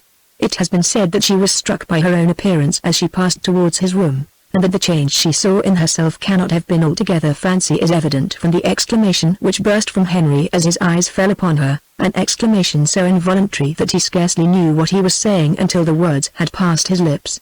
Great heaven! Joan, how lovely you are tonight! What have you been doing to yourself? Next second he could have bitten out his tongue. He had hardly ever paid her a compliment before, and this was the moment that he had chosen to begin. His only excuse was that he could not help himself. The sudden effect of her beauty, which was so strangely transfigured, had drawn the words from him as the sun draws mist. Am I? She asked dreamily. I am glad if it pleases you. Here was a strange beginning to his pending announcement of departure, thought Henry. Clearly, he must recover the situation before he made it. Where have you been all this afternoon? He asked in an indifferent voice. I have been out walking. What, alone, and in the rain? I did not say that I was alone. Whom were you with, then? It can't have been your aunt. I was with Mr. Samuel Rock. I mean that he met me. What, that farmer who Mrs. Gillingwater told me admires you so much? Yes. And what else did she tell you? Well, I think she said she hoped that he would propose to you, but I didn't pay much attention. It seemed too odd. Well, however odd it may be, that is just what he has been doing, answered Joan deliberately.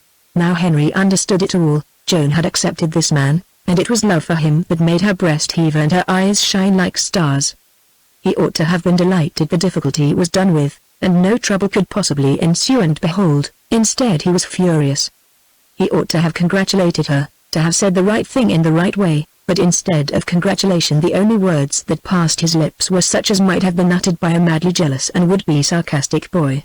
He proposed to you, did he, and in the rain? How charming. I suppose he kissed you too? Yes, replied Joan twice. And slowly she raised her eyes and fixed them upon his face. What Henry said immediately after that announcement he was never quite able to remember, but it was something strong and almost incoherent.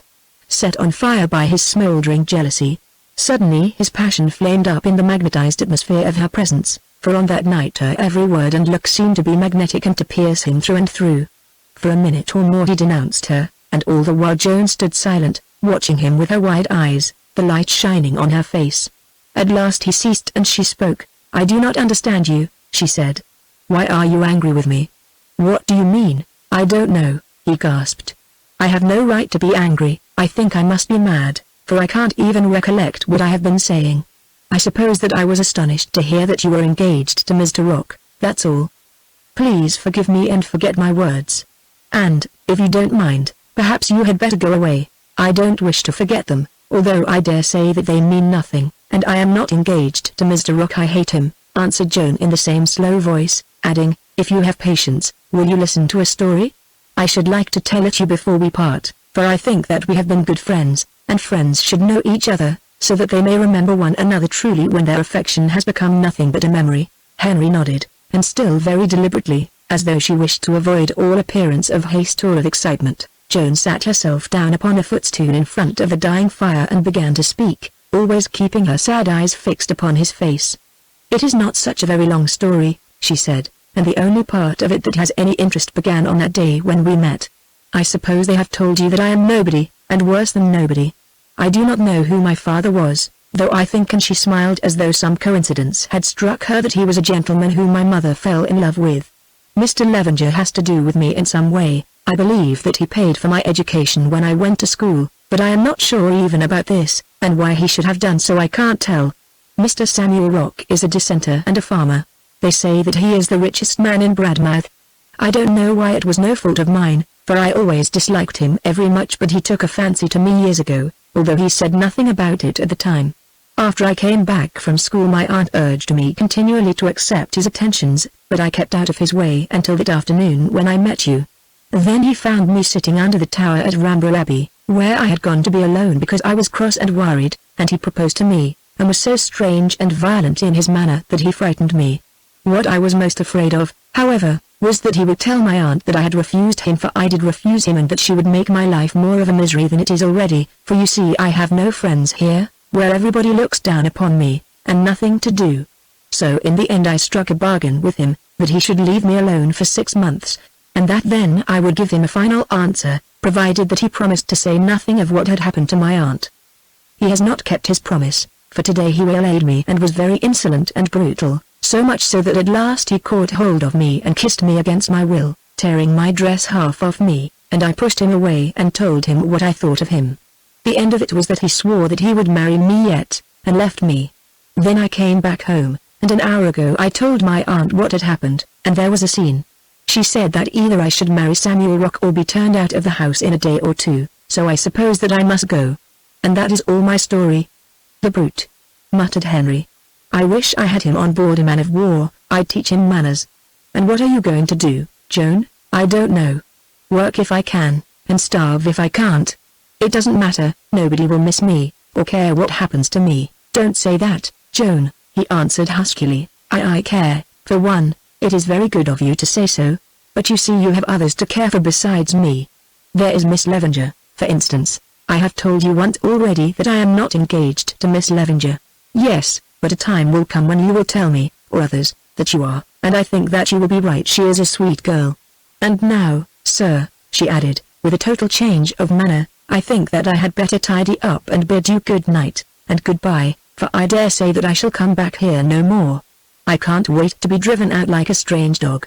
And she began to perform her various sickroom duties with a mechanical precision. Henry watched her for a while, until at length all was done and she made ready to go. Then the heart which he had striven to repress burst its bonds, and he sat up and said to her, in a voice that was almost a cry, "Oh, Joan, I don't know what has come to me, but I can't bear to part with you, though it is best that you should go, for I cannot offer to marry you. I wish to heaven that I could." She came and stood beside him. "I will remember those words as long as I live," she said, "because I know that they are true. I know also why you could not marry me, for we hear all the gossip, and putting that aside it would be your ruin, though for me it might be heaven. Do you really care about me, then, Joan?" he asked anxiously, "and so much as that? You must forgive me, but I am ignorant in these things. I didn't quite understand. I feel that I have become a bit foolish, but I didn't know that you had caught the disease. Care about you. Anyway, I care enough not to let you marry me even if you would. I think that to bring ruin and disgrace upon a man and all his family would be a poor way to show one's love for him. You see, you have everything to lose. You are not like me who have nothing, not even a name. Care about you," she went on, with a strange, almost unnatural energy, and her low, caressing voice seemed to thrill every fiber of his heart and leave them trembling, as harp strings thrill and tremble beneath the hand of the player. I wonder if there are any words in the world that could make you understand how much I care. Listen. When first I saw you yonder by the abbey, a change crept over me, and when you lay there senseless in my arms, I became a new woman, as though I were born again, a woman whose mind I could not read, for it was different from my own. Afterwards I read it. It was when they thought you were dying, and suddenly I learned that you would live. When I heard Miss Levenger cry out and saw her fall, then I read it, and knew that I also loved you. I should have gone, but I didn't go, for I could not tear myself away from you. Oh, pity me, and do not think too hardly of me, for remember who and what I am, a woman who has never had anyone to love, father or mother or sister or friend, and yet who desires love above everything. And now it had come to me at last. And that one love of mine made up for all that I had missed, and was greater and stronger in itself than 100 different loves of happier girls can be. I loved you, and I loved you, and I love you. Yes, I wish you to know it before we part, and I hope that you will never quite forget it, for none will ever love you so much again as I have, and do, and shall do till I die. And now it is all done with, and of it there will remain nothing except some pain for you, and for me my memories and a broken heart. What is that you say again about marrying me? Have I not told you that you shall not do it? Though I shall never forget that you have even thought of such a thing.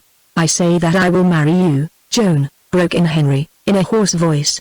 Why should I spoil your life and mine for the sake of others? No, no, you will not. Why should you spoil Emma Levenger's life, and your sister's, and your mother's, and bring yourself to disgrace and ruin for the sake of a girl like me? No, you will not. You will bid me farewell, now and forever. And she held out her hand to him, while 2 great tears ran slowly down her face. He saw the tears, and his heart melted, for they moved him more than all her words. My darling, he whispered, drawing her towards him. Yes, she answered, kiss away my tears this once, that, remembering it, whatever befalls me, I may weep no more forever. Chapter 15. The First Fruits. Some days had passed since this night of avowal when, very early one morning, Henry was awakened from sleep by the sound of wheels and of knocking at the inn door. A strange apprehension took hold of him, and he rose from his bed and limped to the window. Then he saw that the carriage which had arrived was the old Rosham shooting brake, a long plain vehicle with deal seats running down its length on either side, constructed to carry 8 or 9 sportsmen to and from the more distant beats. Knocking at the door was none other than Edward Millward, and Henry guessed at once that he must have come to fetch him. Well, perhaps it is as well, he thought to himself grimly. Then again his heart was filled with fear. What had happened?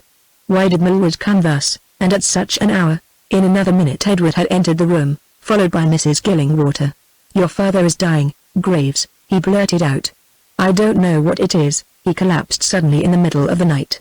If you want to see him alive, and you had better, if you can, while he has got his senses, you must make shift to come along with me at once. I have brought the brake, so that you can lie in it at full length.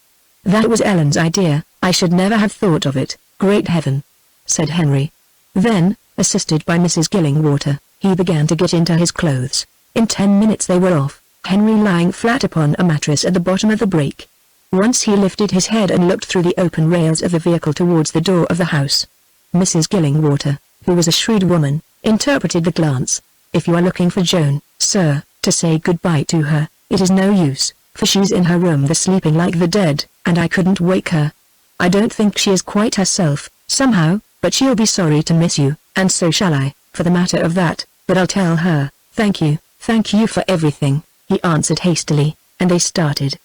The drive was long and the road rough, having been much washed by recent rains, but after a fashion Henry enjoyed it, so far as his pressing troubles of mind would allow him to enjoy anything, for it was a lovely morning, and the breath of the open air, the first that he had tasted for many weeks, was like wine to him.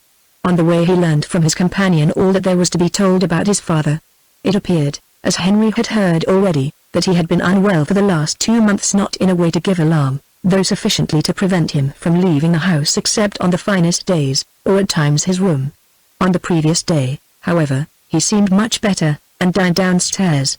About 10 o'clock he went to bed, and slept soundly till a little past midnight, when the household was aroused by the violent ringing of Lady Graves's bell, and they rushed upstairs to find that Sir Reginald had been seized with a fit. Dr. Child was sent for at once, and gave an opinion that death might occur at any moment.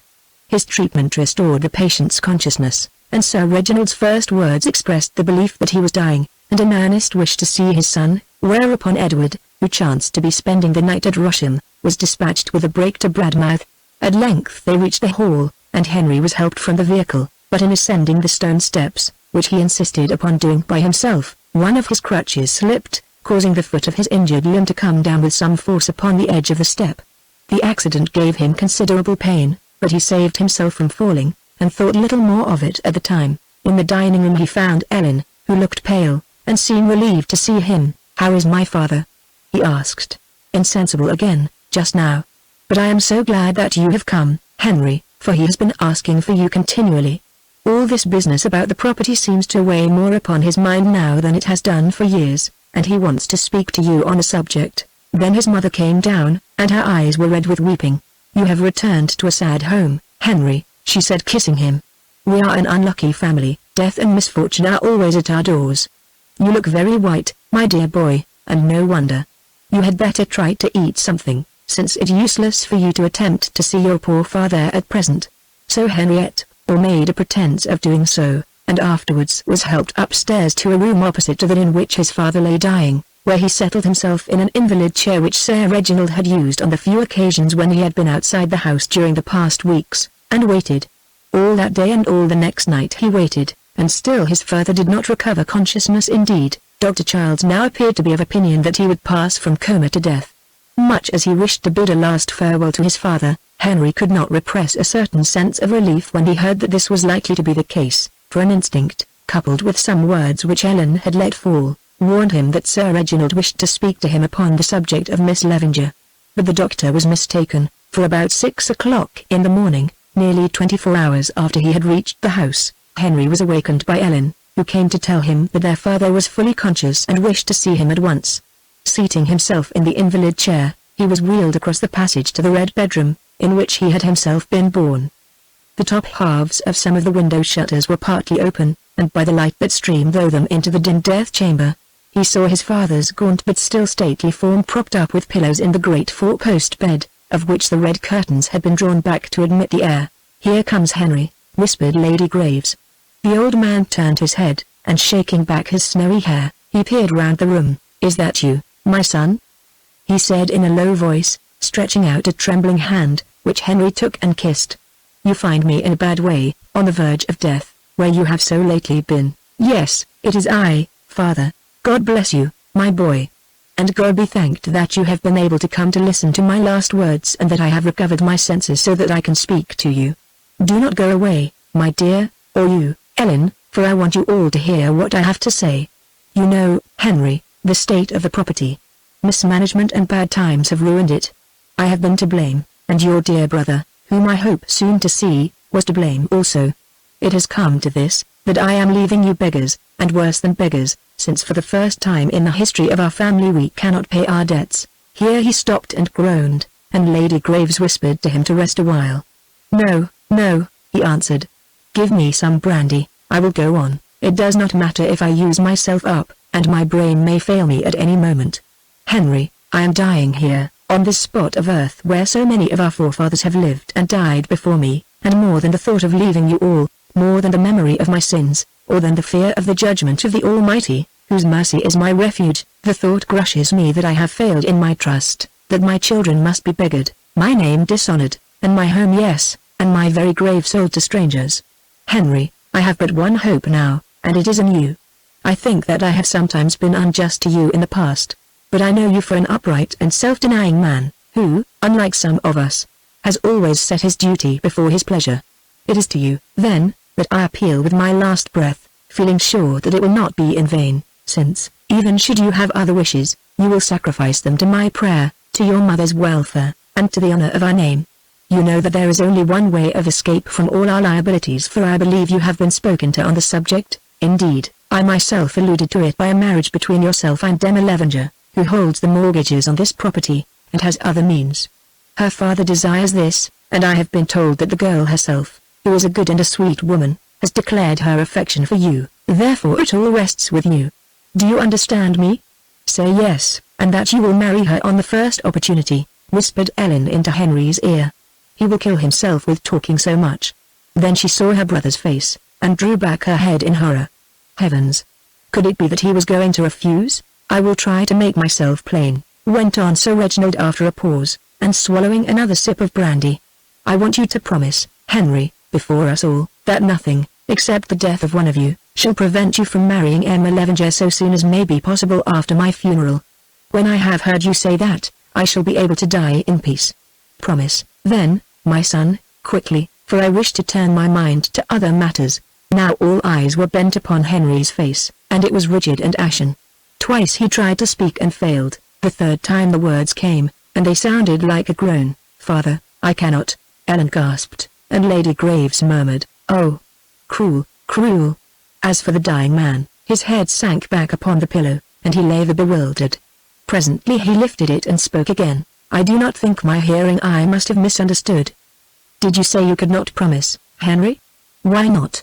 With everything at stake, and my dying prayer mine, your father's. Oh. Why not?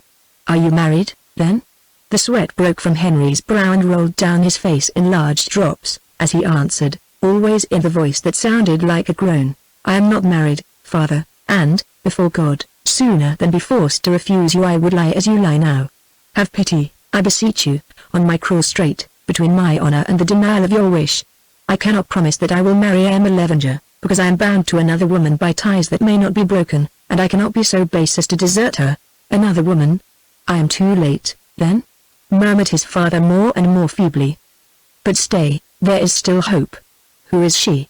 At least you will not refuse to tell me her name. Her name is Joan Haste. Joan Haste? What?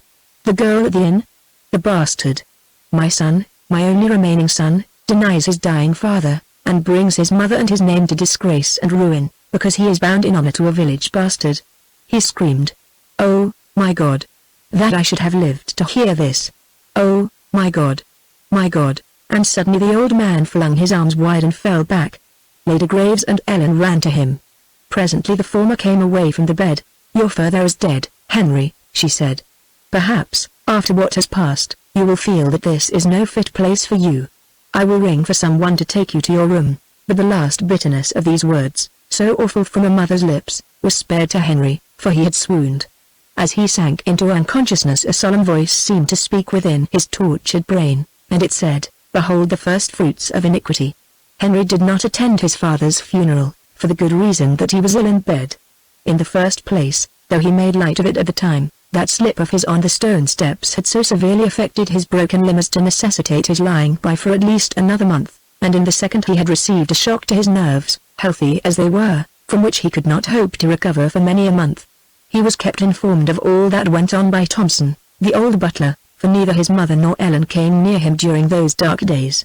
He heard the footsteps of the carpenter who measured his father's body, he heard the coffin being brought upstairs, and a day afterwards he heard the shuffling tramp of the tenants, who, according to ancient custom, bore down the corpse of the dead owner of Rosham to lie in state in the great hall. He heard the workman nailing the hatchment of the departed baronet beneath his window, and then at last a day came when he heard a noise of the rolling wheels of carriages, and the sound of a church bell tolling, as his father was laid to rest among the bones of his ancestors. So bitter was the resentment against him, that none had asked Henry to look his last upon his father's face. For a while he thought it better that he should not do so, but on the second night after the death nature grew too strong for him, and he determined to do that alone which, under happier circumstances, it should have been his duty to do with his widowed mother and his sister at his side. Painfully he dragged himself from the bed, and, placing a candle and a box of matches in the pocket of his dressing gown, he limped upon his crutches across the silent corridor and into the death chamber, where the atmosphere was so heavy with the scent of flowers that for a moment it brought back his faintness. Recovering himself, he closed the door and made shift to light his candle. Then by its solitary light he approached the bed on which his father's corpse was lying, half hidden by wreaths and covered with a sheet. With a trembling hand he drew down the wrapping and exposed the dead man's face. It was calm enough now, there was no trace there of the tormenting grief that had been upon it in the moment of dissolution. It bore the seal of perfect peace, and, notwithstanding the snowy hair, a more youthful aspect than Henry could remember it to have worn, even in the days of his childhood. In sad and solemn silence Henry gazed upon the clay that had given him life, and great bitterness and sorrow took hold of him. He covered his eyes with his hand, and prayed that God might forgive him for the pain which he had caused his father in his last hour, and that his father might forgive him too in the land where all things are understood, for there he would learn that he could not have spoken otherwise. Well, he was reaping as he had sown, and there remained nothing to him except to make amendment as best he could. Then with a great effort he dragged himself up upon the bed, and kissed his father's forehead. Having replaced the sheet, he extinguished the candle and turned to leave the room. As he opened the door he saw a figure draped in black, who stood in the passage listening. It was his mother. She advanced towards him with a cold, sad mien, and opened her lips as though to speak. Then the light fell upon his face, and she saw that it was torn by grief and stained with tears, and her look softened, for now she understood something of what her son's sufferings must be.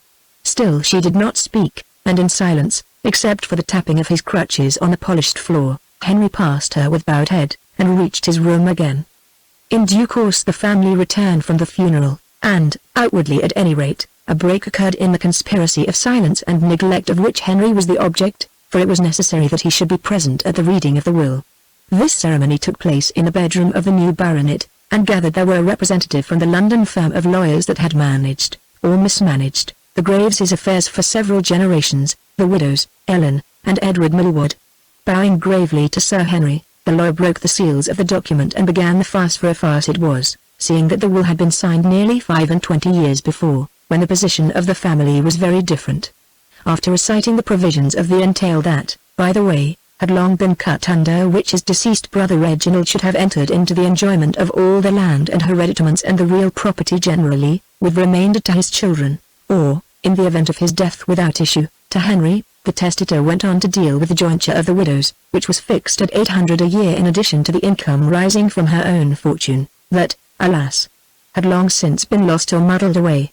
Then it made provision for the younger children 10,000 to Henry and 8,000 to Ellen to be paid out of the personalty, or, should this prove insufficient, to be raised by way of rent charge on the estate, as provided for under the marriage settlement of Sir Reginald and his wife, and, after various legacies and directions as to the disposal of heirlooms, ended by constituting Reginald, or, in the event of his death without issue, Henry, residuary legatee. When he had finished reading this lengthy document, which he well knew not to be worth the paper on which it was written, the lawyer solemnly exhibited the signatures of the testator and of the attesting witnesses, and laid it down with a sigh. 3 of the listeners were aware that the will might as well have affected to dispose of the Crown of England as to devise to them these various moneys, lands and chattels, but the 4th, Edward Millward, who had never been admitted to full confidence as to the family position, was vastly pleased to learn that his future wife inherited so considerable a sum, to say nothing of her chance of succeeding to the entire estate should Henry die without issue. That there had been embarrassments and mortgage charges he knew, but these, he concluded, were provided for by life insurances, and had rolled off the back of the property on the death of the late owner. Indeed, he showed his pleasure so plainly in his face that the lawyer, guessing he was laboring under some such delusion, hesitated and looked at him pointedly before he proceeded to make remarks upon the document. Ellen, always on the watch, took the hint, and, laying her hand affectionately on Millward's shoulder, said in a low voice, "Perhaps you will not mind leaving us for a few moments, Edward. I fancy there are 1 or 2 matters that my mother would not like to be discussed outside her own family at present." "Certainly," answered Edward, who, having learned all he wished to know, rejoiced at the chance of escape, seeing that funerals and will reading exercised a depressing effect upon his spirits. Lady Graves was at the other end of the room and looking out of an open window, so that she did not overhear these remarks. Henry, however, did hear them, and spoke for the first time. "I think that you had better stay, Millward," he said. "There is nothing to conceal," and he smiled grimly at his own double entendre. "No, thanks," answered Edward airily. "I have heard all I want to know, so I will go into the garden and smoke a cigarette." And before Henry could speak again he was gone. "You are probably aware, Sir Henry," began the lawyer, "that all the main provisions of this document," and he tapped the will with his knuckle fall to the ground, "for the reason that the capital sums with which they dealt were exhausted some years since, though I am bound to tell you that, in my opinion, the legality of the methods by which some of those sums were brought into possession might even now be contested." "Yes," answered Henry, "and good money thrown after bad." "Of course," went on the lawyer, "you succeed to the estates, which have been little, if at all, diminished in acreage, but they are, I believe, mortgaged to more than their present value in favor of a Mr. Levenger, who holds the securities in trust for his daughter, and to whom there is a large sum due by way of back interest. Yes, I am aware of it. Said the lawyer. Then I am afraid that there is not much more to say, is there? I trust that you may be able to find means to meet these various liabilities, in which case we shall be most happy to act for you in the matter. By the way, we still have a small sum in our hands that was sent to us by our late esteemed client to pay a debt of your late brother's, which on inquiry was found not to be owing. This we propose to remit to you, after deducting the amount of our account current. By all means deduct the account current, said Henry, for, you see, you may not get another chance of paying yourselves. Well, the carriage is waiting for you. Good afternoon. The lawyer gathered up his papers, shook hands all round, bowed and went. Well, he thought to himself as he drove towards the station, I am glad to be clear of this business. Somehow it was more depressing than most funerals. I suppose that there's an end of a connection that has lasted 100 years, though there will be some pickings when the estate is foreclosed on. I am glad it didn't happen in Sir Reginald's time, for I had a liking for the old man and his grand last-century manners. The new baronet seems a roughish fellow, with a sharp edge to his tongue. But I dare say he has a deal to worry him, and he looks very ill. What fools they were to cut the entail. They can't blame us about it, anyway, for we remonstrated with them strongly enough. Sir Reginald was under the thumb of that dead son of his, that's the fact, and he was a scamp, or something like it. Now they are beggared, absolutely beggared, they won't even be able to pay their debts. It's not one man's funeral that I have been assisting at, it is that of a whole ancient family, without benefit of clergy or hope of resurrection. The girl is going to marry a rich man, she knows which side her bread is buttered, and has a good head on her shoulders, that's one comfort. Well, they are bankrupt and done with, and it is no good distressing myself over what can't be helped. Here's the station. I wonder if I need tip the coachman. I remember he drove me when I came down to the elder boy's christening, we were both young then. Not necessary, I think. I shan't be likely to see him again. Chapter 16 Fortiter in Re. When the lawyer had gone, for a while there was silence in Henry's room. Everybody seemed to wish to speak, and yet no one could find any words to say. Of course Henry was aware that the subject which had been discussed at the last dreadful scene of his father's life would be renewed on the first opportunity. But he was nervously anxious that it should not be now, when he did not feel able to cope with the bitter arguments which he was sure Ellen was preparing for him, and still less with the pleadings of his mother, should she condescend to plead. After all, it was he who spoke the first. Perhaps, Ellen, he said, you will tell me who were present at our father's funeral. Everybody, she answered, adding, with meaning, you see, the truth about us has not yet come out. We are still supposed to be people of honor and position.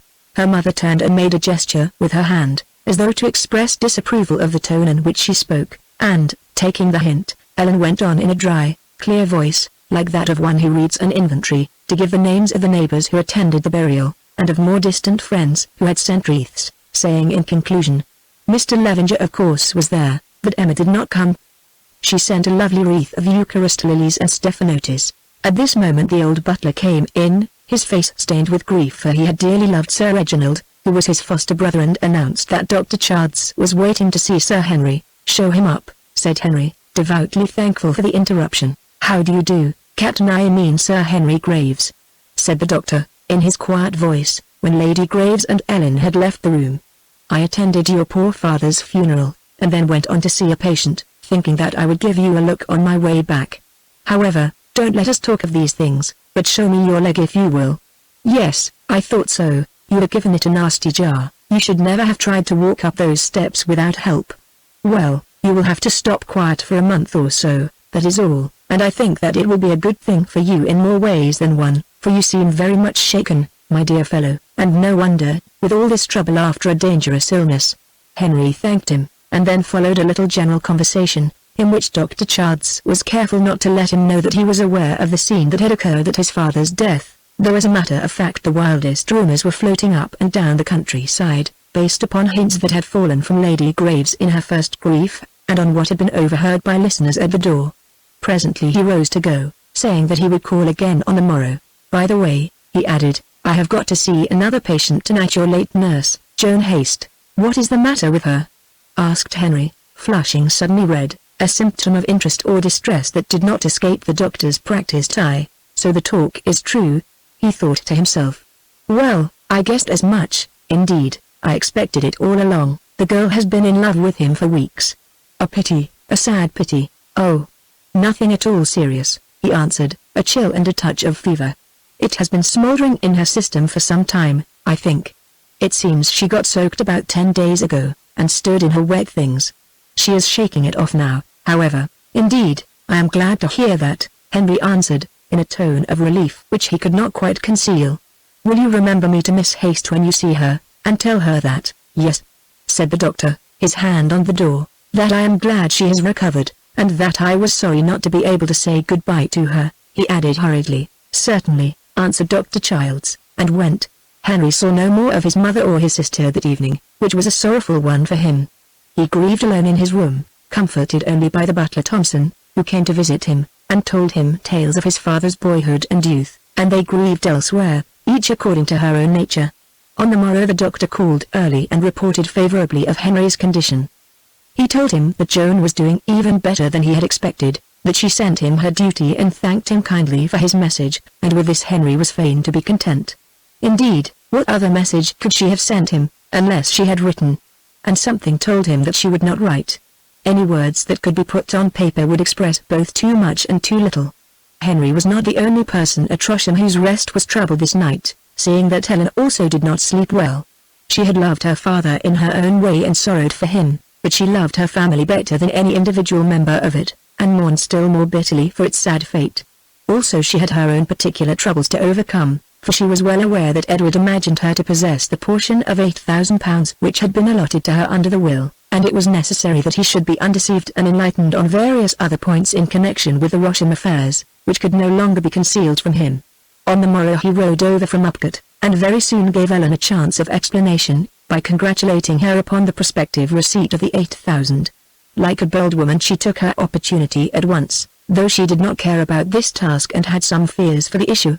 Don't congratulate me, Edward, she said, for I must tell you I have discovered that this £8,000 is very much in the clouds. Edward whistled. Meaning? He asked. Meaning, my dear, that after you left the lawyer explained our financial position. To put it shortly, the entail has been cut, the estate has been mortgaged for more than its value, and there is not a farthing for anybody. Indeed, answered Edward, that's jolly good news. Might I ask what is going to happen then? It all depends upon Henry. If he is not a fool, and marries Miss Levenger, everything will come right, except my £8,000 of course, for she holds the mortgages, or her father does for her. If he is a fool, which I have reason to believe is the case, and declines to marry Miss Levenger, then I suppose that the estate will be made bankrupt and that my mother will be left to starve. At this announcement Edward uttered an indignant grunt. Look here, Ellen, he said, it is all very fine, but you have been playing it pretty low down upon me.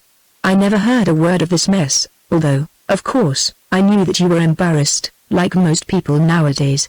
What I did not know, to say nothing of your not having a penny, was that I am to have the honor of marrying into a family of bankrupts, and, to tell you the truth, I am half inclined to reconsider my position, for I don't wish to be mixed up with this sort of thing. About that you must do as you like, Edward, she answered, with dignity, but let me tell you that this state of affairs is not my fault. In the first place, it is the fault of those who are dead and gone, and still more is it the fault of my brother Henry, whose wickedness and folly threaten to plunge us all into ruin. What do you mean by his wickedness and folly? I mean that matter of which I spoke to you before, the matter of this wretched girl, Joan Haste. It seems that he has become involved in some miserable intrigue with her, after the disgusting fashion of you men, and on this account he refuses to marry Emma Levenger. Yes, although my father prayed him to do so with his dying breath, he still refuses, when he knows that it would be his own salvation and that of his family also. He must be mad, said Edward Stark, staring mad. It's no such great wonder about the girl, but that he should decline to marry Miss Levenger is sheer insanity, for, although I don't think much of her, and the connection is a bad one, it is clear that she has got the dollars. What does he mean to do, then? Marry the other one? Very possibly, for all I know to the contrary. It would be quite in keeping with his conduct. Oh, hang it, Ellen! Exclamation mark that I could not stand. It is not to be expected of any man that he should come into a family of which the head will be a bankrupt, who insists upon marrying a barmaid. Again I say that you must please yourself, Edward, but if you feel so strongly about Henry's conduct, and I admit that it is quite natural that you should do so, perhaps you had better speak to him yourself. All right, I will, he answered. Although I don't like meddling with other people's love affairs, for I have quite enough to do to manage my own, I will give him my mind pretty straight. He's a nasty customer to tackle, but if he doesn't know before he's an hour older that there are other people to be considered in the world besides himself, it shan't be my fault, that's all. I'm sure it is very brave of you, dear," said Ellen, with veiled sarcasm. "But, if I may venture to advise, I would suggest what my poor father used to call the suaviter in modo in preference to the fortiter in re." "Oh, bother your Latin," said Edward. "Please speak English. I mean that were I you I should go fair and softly, for, as you remarked just now in your own classic tongue, Henry is a nasty customer to tackle. Well, I happen to know that he is up and alone just now, so you cannot have a better opportunity." Then she rang the bell, which was almost immediately answered by the butler, and added, "Will you be so good, Thompson, as to show Mr. Millward to Sir Henry's room?" Edward hesitated, for, like another hero, he felt his courage oozing out of his fingertips. Looking up, he saw Elaine watching him with a little smile, and remembered that to draw back now would mean that for many a long day to come he must be the target of the bitter arrows of her irony. So he set his teeth and went as to a forlorn hope. In another minute he was in the presence of the man whom he came to annihilate. Henry was seated in a chair, against which his crutches were resting, looking out of the window, with an open book upon his knee, and it cannot be said that he appeared pleased on hearing the name of his visitor. Indeed, he was about to tell Thompson that he was engaged, when Edward blundered in behind him, leaving him no option but to shake hands and ask his visitor to sit down. Then ensued this conversation. "How do you do, Graves? I have come to see you on business, as well as I can expect, thank you." A pause. "Beautiful weather, isn't it? It seems fine, but as you have been out, you will know more about it than I do." Another pause. "The pheasants ought to do well this year, they have had a wonderful fine time for hatching, indeed. I think you said that you wished to speak to me about some business. You are not rearing any this season, are you?" "Number, I am sorry to say that I have other chicks to hatch at present." "But about the business? All right, Graves, I am coming to that. The pheasants lead up to it. Fortiter in modo, as Ellen says. Does she? Well, it is not a bad motto for her, though it's wrong. Well, if we have done with the pheasants." There was yet another pause, and then Edward said suddenly, and with effort, "You are not rearing any pheasants, Graves, because you can't afford to. In fact, I have just found out that you are bankrupt, and the whole thing is a swindle, and that Helen won't have a farthing of her £8,000. She has sent me up here to talk to you about it." "Has she? That is fortiter in modo and no mistake. Well, talk on, Mr. Millward. But, before you begin, let me remind you that I asked you to stop and hear what passed after the reading of the will yesterday, and you would not." "Oh, bother the will.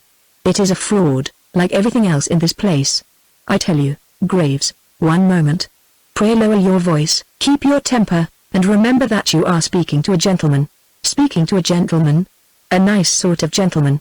You mean an uncertified bankrupt, who won't do the right thing by his family and marry the girl who could set them on their legs again, a pious humbug who preaches to everybody else, but isn't above carrying on a low intrigue with a barmaid, and then having the impudence to say that he means to disgrace us by marrying her. I have asked you to lower your voice, Mr. Millward." "Lower my voice? I think it is high time to raise it when I find myself let in for an engagement with the sister of a man who does such things. You needn't look at me, Sir Henry Graves. Sir Henry indeed. I repeat, let in. However, you must mend your manners, or Ellen will suffer for it, that is all, for I shall throw her over and wash my hands of the whole show. The bankruptcy is bad enough, but I'm hanged if I will stand the barmaid." Edward Millward of Upcott with a barmaid for a sister-in-law. "Not if he knows it." Then Henry answered, in a quiet and ominous voice. "You have been so good, Mr. Millward, doubtless more in kindness than in anger, as to point out to me with great directness the errors, or assumed errors, of my ways. Allow me, before I say anything further, to point out to you an error in yours, about which there is no possibility of doubt.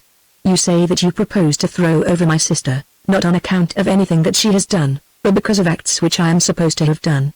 In my judgment it will indeed be fortunate for her should you take this course. But not the less do I feel bound to tell you, that the man who behaves thus towards a woman, having no cause of offense against her, is not what is usually understood by the term gentleman. So much for my sister, now for myself. It seems to me that there is only one answer possible to conduct and language such as you have thought fit to make use of, and were I well, much as I dislike violence, I should not hesitate to apply it. I should, Mr. Millward, kick you out of this room and down yonder stairs, and, should my strength not fail me, across that garden. Being crippled at present, I am unable to advance this argument. I must, therefore, do the best I can." And, taking up the crutch that stood by his chair, Henry hurled it straight at him. "Now go," he thundered, and Mr. Millward went. "I hope that Helen will feel pleased with the effect of her embassy," thought Henry, then suddenly he turned white, and, choking with wrath, said aloud, "Great heaven! To think that I should have come so low as to be forced to suffer such insults from a cur like that. What will be the end of it? One thing is clear, I can't stand much more. I'm done for in the service, but I dare say that I could get a billet as mate on a liner, or even a command of some vessel in the Canadian or Australian waters where I am known. Unless there is a change soon, that is what I'll do, and take Joan with me. Nobody will sneer at her there, anyway, at least, nobody who sees her." Meanwhile Ellen was standing in the hall making pretense to arrange some flowers, but in reality waiting, not without a certain sense of anxiety, to learn the result of the interview which she had been instrumental in bringing about. She hoped that Henry would snub her fiancé in payment of sundry remarks that Edward had made to her, and which she had by no means forgotten, although she was not at present in a position to resent them. She hoped also, with some lack of perspicuity, that Henry would be impressed by Edward's remonstrances, and that, when he came to understand that her future was imperiled, he would hasten to sacrifice his own. But here she made her great mistake, not foreseeing that a man of Millward's moral fibre could not by any possibility neglect to push a fancied advantage home, any more than he could refrain from being insolent and brutal towards one whom he thought at his mercy, for, even in the upper walks of life, individuals do exist who take pleasure in grinding the heads of the fallen deeper into the mire. Presently Ellen was alarmed to hear Henry's words "now go" echo through the house, followed by the sound of a banging door. Next instant Edward appeared upon the stairs, and the expression of his features betrayed a wondrous mixture of astonishment, fear and indignation. "What have you been doing, Edward?" she said, as he approached. "You do not mean to tell me that you have been brawling, and in this house? Brawling?" "Oh, yes, say that I have been brawling," gasped Edward, when at last he managed to speak. "That infernal brother of yours has thrown a crutch at me, but by all means say that I have been brawling." "Thrown a crutch? And what had you been doing to make him throw a crutch?" "Doing? Why, nothing, except tell him that he was a fraud and a bankrupt. He took it all quite quietly till the end, then suddenly he said that if he wasn't a cripple he would kick me downstairs, and threw a crutch at my head, and, by George, I believe from the look of him that if he could he would have done it too." "It is very possible," said Ellen, "if you were foolish enough to use such language towards him. You have had an escape. Henry has a fearful temper when roused. Then why on earth didn't you say so before you sent me up there? Do you suppose that I enjoy being pelted with crutches by a mad sailor? Possible. Yes, it seems that anything is possible in this house, but I will tell you one thing that isn't, and it is that I should stay here any longer. I scratch, now, on the spot. Do you understand, Ellen? The game is up, and you can marry whom you like." At this point Ellen touched him on the shoulder, and said, in a cold voice, "Perhaps you are not aware that there are at least 2 servants listening to you? Will you be so kind as to follow me into the drawing-room?" Edward obeyed. When Ellen put on her coldest and the most imperious manner he always did obey, and it is probable that he will always continue to do so. He was infuriated, and he was humbled, still he could not resist that invitation into the drawing-room. It was a large apartment, and by some oversight the shutters that were closed for the funeral had never been reopened, therefore its aspect could not be called cheerful, though there was sufficient light to see by. "Now, Mr. Millward," said Ellen, stationing herself in the center of a wide expanse of floor, for there were no little tables and knickknacks at Rusholme, "I will ask you to be so good as to repeat what you were saying." Thus adjured, Edward looked around him, and his spirits sank. He could be vociferous enough in the sunlit hall, but here in this darkened chamber, that reminded him unpleasantly of corpses and funerals, with Ellen, of whom he was secretly afraid, standing cool and collected before him, a sudden humility fell upon him. "Why do you call me Mr. Millward?" he asked. "It doesn't sound right, and as for what I was saying that I could not stand this sort of thing any more, and I think that we had better shut up the shop. If you mean by shutting up the shop that our engagement is at an end, Mr. Millward, so be it. But unfortunately, as you must understand, questions will be asked, and I shall be glad to know what explanation you propose to furnish." "Oh, you can settle that. Very well, I presume you admit that I am not to blame, therefore we must fall back upon the cause which you have given, that you insulted my brother, who notwithstanding his crippled condition inflicted a physical punishment upon you. Indeed, unless I can succeed in stopping it, thanks to your own indiscretion, the story will be all over the place before tomorrow. and I must leave you to judge what will be thought of it in the county, or let us say at the militia mess, which I believe you join next Wednesday." Edward heard and quailed. He was excessively sensitive to public opinion, and more especially to the chaff of his brother officers in the militia, among whom he was something of a butt. If it became known that Sir Henry Graves, a man with a broken leg, had driven him out of the room by throwing crutches at his head, he felt that his life would speedily become a burden to him. "You wouldn't be so mean as that, Ellen," he said. "So mean as what?" "To some people it might seem that the meanness is on the other side. There are difficulties here, and you have quarreled with my brother, therefore, as I understand, you wish to desert me after being publicly engaged to me for some months, and to leave me in an utterly false position. Do so if you will, but you must not be surprised if you find your conduct called by strong names. For my part I am indifferent, but for your own sake I think that you would do well to pause. Do not suppose that I shall sit still under such an affront. You know that I can be a good friend, you have yet to learn that I can be a good enemy. Possibly, though I do not like to think it of you, you believe that we are ruined and of no account. You will find your mistake. There are troubles here, but they can be overcome, and very soon you will live to regret that you dared to put such a deadly affront upon me and my family. You foolish man," she went on, with gathering vehemence, "have you not yet realized the difference between us? Have you not learned that with all your wealth you are nobody and I am somebody, that though I can stand without you, without me you will fall? Now I am tired of talking. Choose, Edward Millward, choose whether you will jilt me and incur an enmity that shall follow you to your death, or whether you will abide by me and be placed where of late it has been the object of my life to set you." If Edward had quailed before, now he positively trembled, for he knew that Ellen spoke truth. Hers was the master mind, and to a great extent he had become dependent on her. Moreover, he had ambitions, for the most part of a social and personal nature, which included, however, his entry into Parliament, where he hoped that his power of the purse would ultimately earn him some sort of title, and these ambitions he felt sure would never be gratified without the help of Ellen. Lastly, he was in his own way sincerely attached to her, and quite appreciated the force of her threats to make of him an object of ridicule among his neighbors and brother officers. Smarting though he was under a sense of moral and physical injury, the sum of these considerations turned the balance in favor of the continuance of his engagement.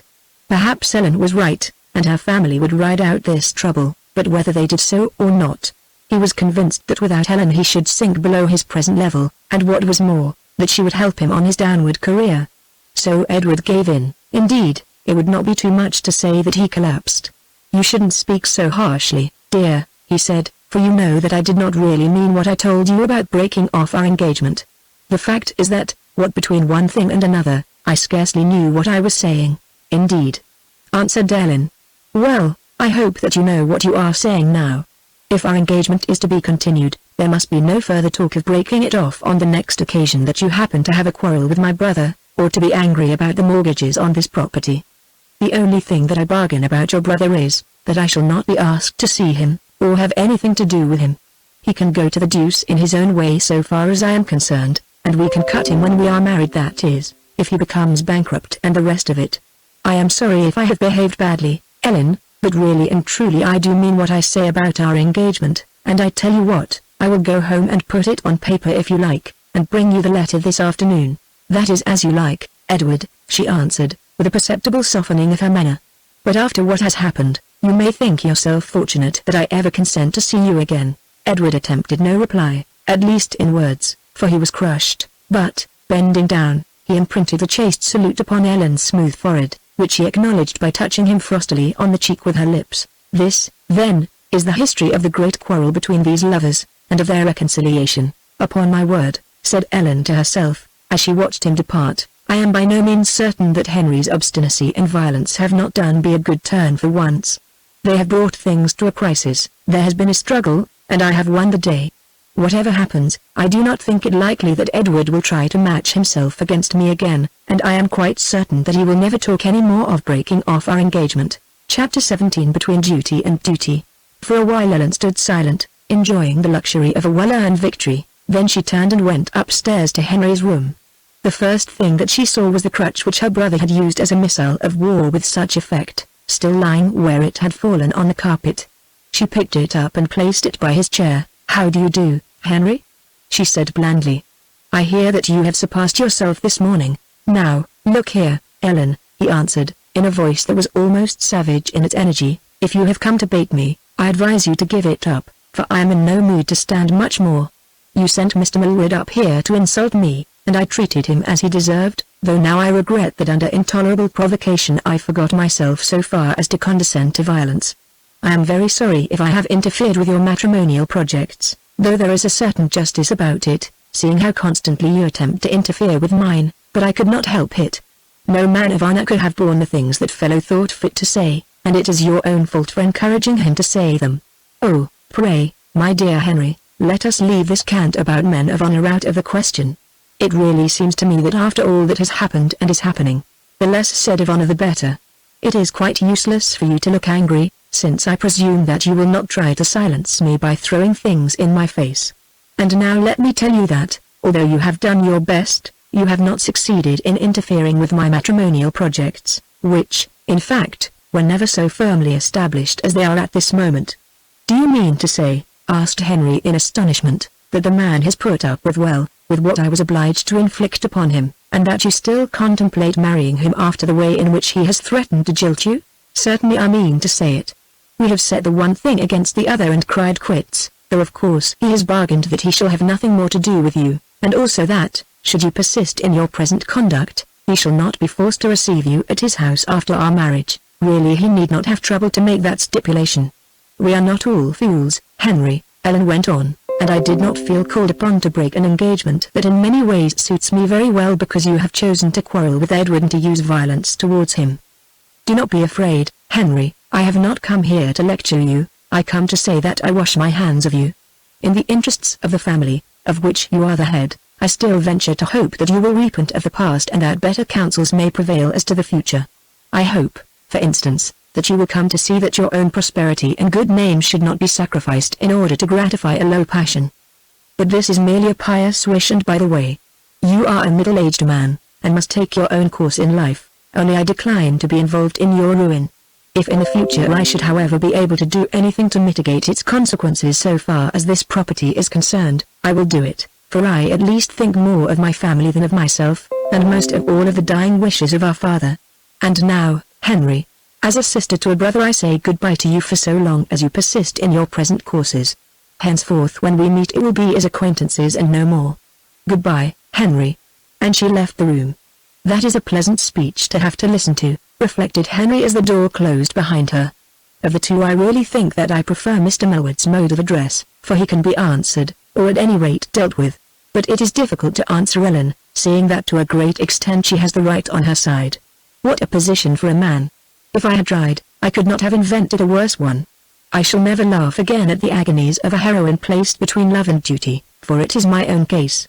Or rather let us leave the love out of it, and say that I stand between duty and duty, the delicate problem to deceive being, which is the higher of these duties and who shall be sacrificed. As he thought thus, sadly enough, there was a knock upon his door, and Lady Graves entered the room, looking very sorrowful and dignified in her widow's robe. So I haven't seen the worst of it, Henry muttered. Well, I may as well get it over. Then he added aloud, will you sit down, mother?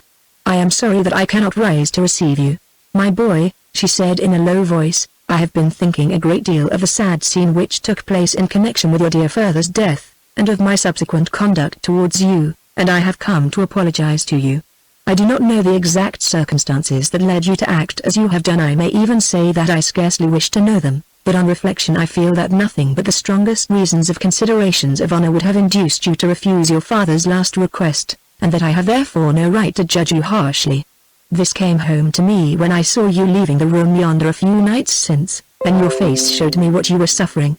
But at that time my heart was too frozen with grief, and, I fear, also too much filled with resentment against you to allow me to speak.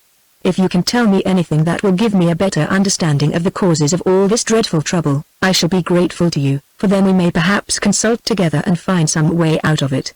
But I repeat that I do not come to force your confidence. I come, Henry, to express my regret, and to mourn with you over a husband and a father whom we both loved dearly, and, moved by a sudden impulse of affection, she bent down and kissed her son upon the forehead.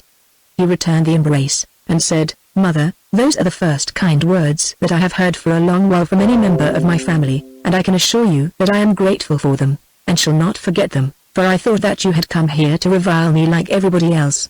You say that you do not ask my confidence.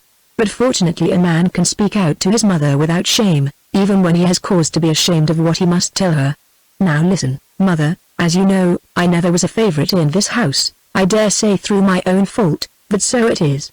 From boyhood everybody more or less looked down upon me, and, with the exception of yourself, I doubt if anybody cared for me much.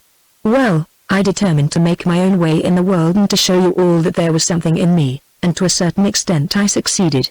I worked hard to succeed too, I denied myself in many ways, and above all I kept myself clear from the vices that most young men fall into in one shape or another.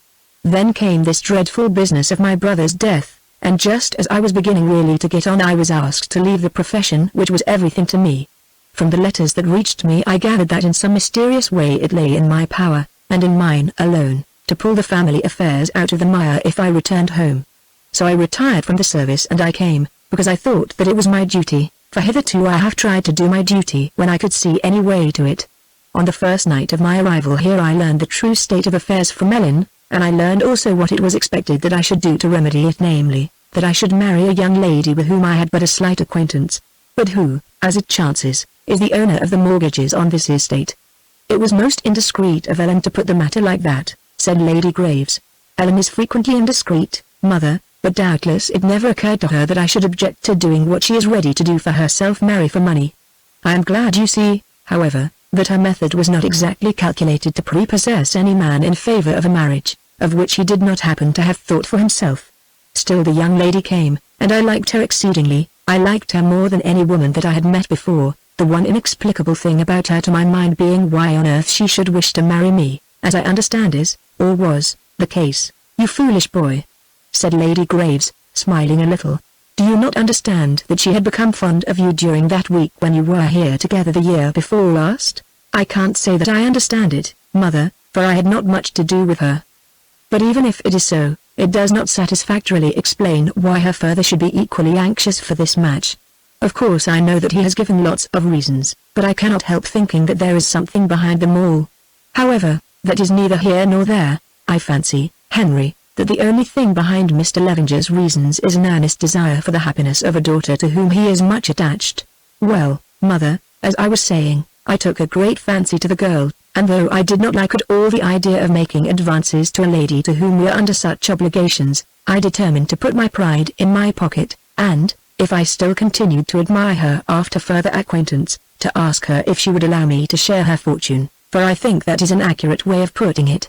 So I went off to stay at Monk's Lodge, and the chapter of troubles began. The girl who indirectly was the cause of my accident became my nurse, and it seems that she grew attached to me, and I grew attached to her. It was not wonderful, you know her, she is very beautiful, she has a good heart, and in most ways she is a lady. In short, she is a woman who in any less prejudiced country would certainly be received into society if she had the means to enter it. Well, so things went on without anything remarkable happening, until recently. And he repeated to her fairly and fully all that had passed between himself and Joan.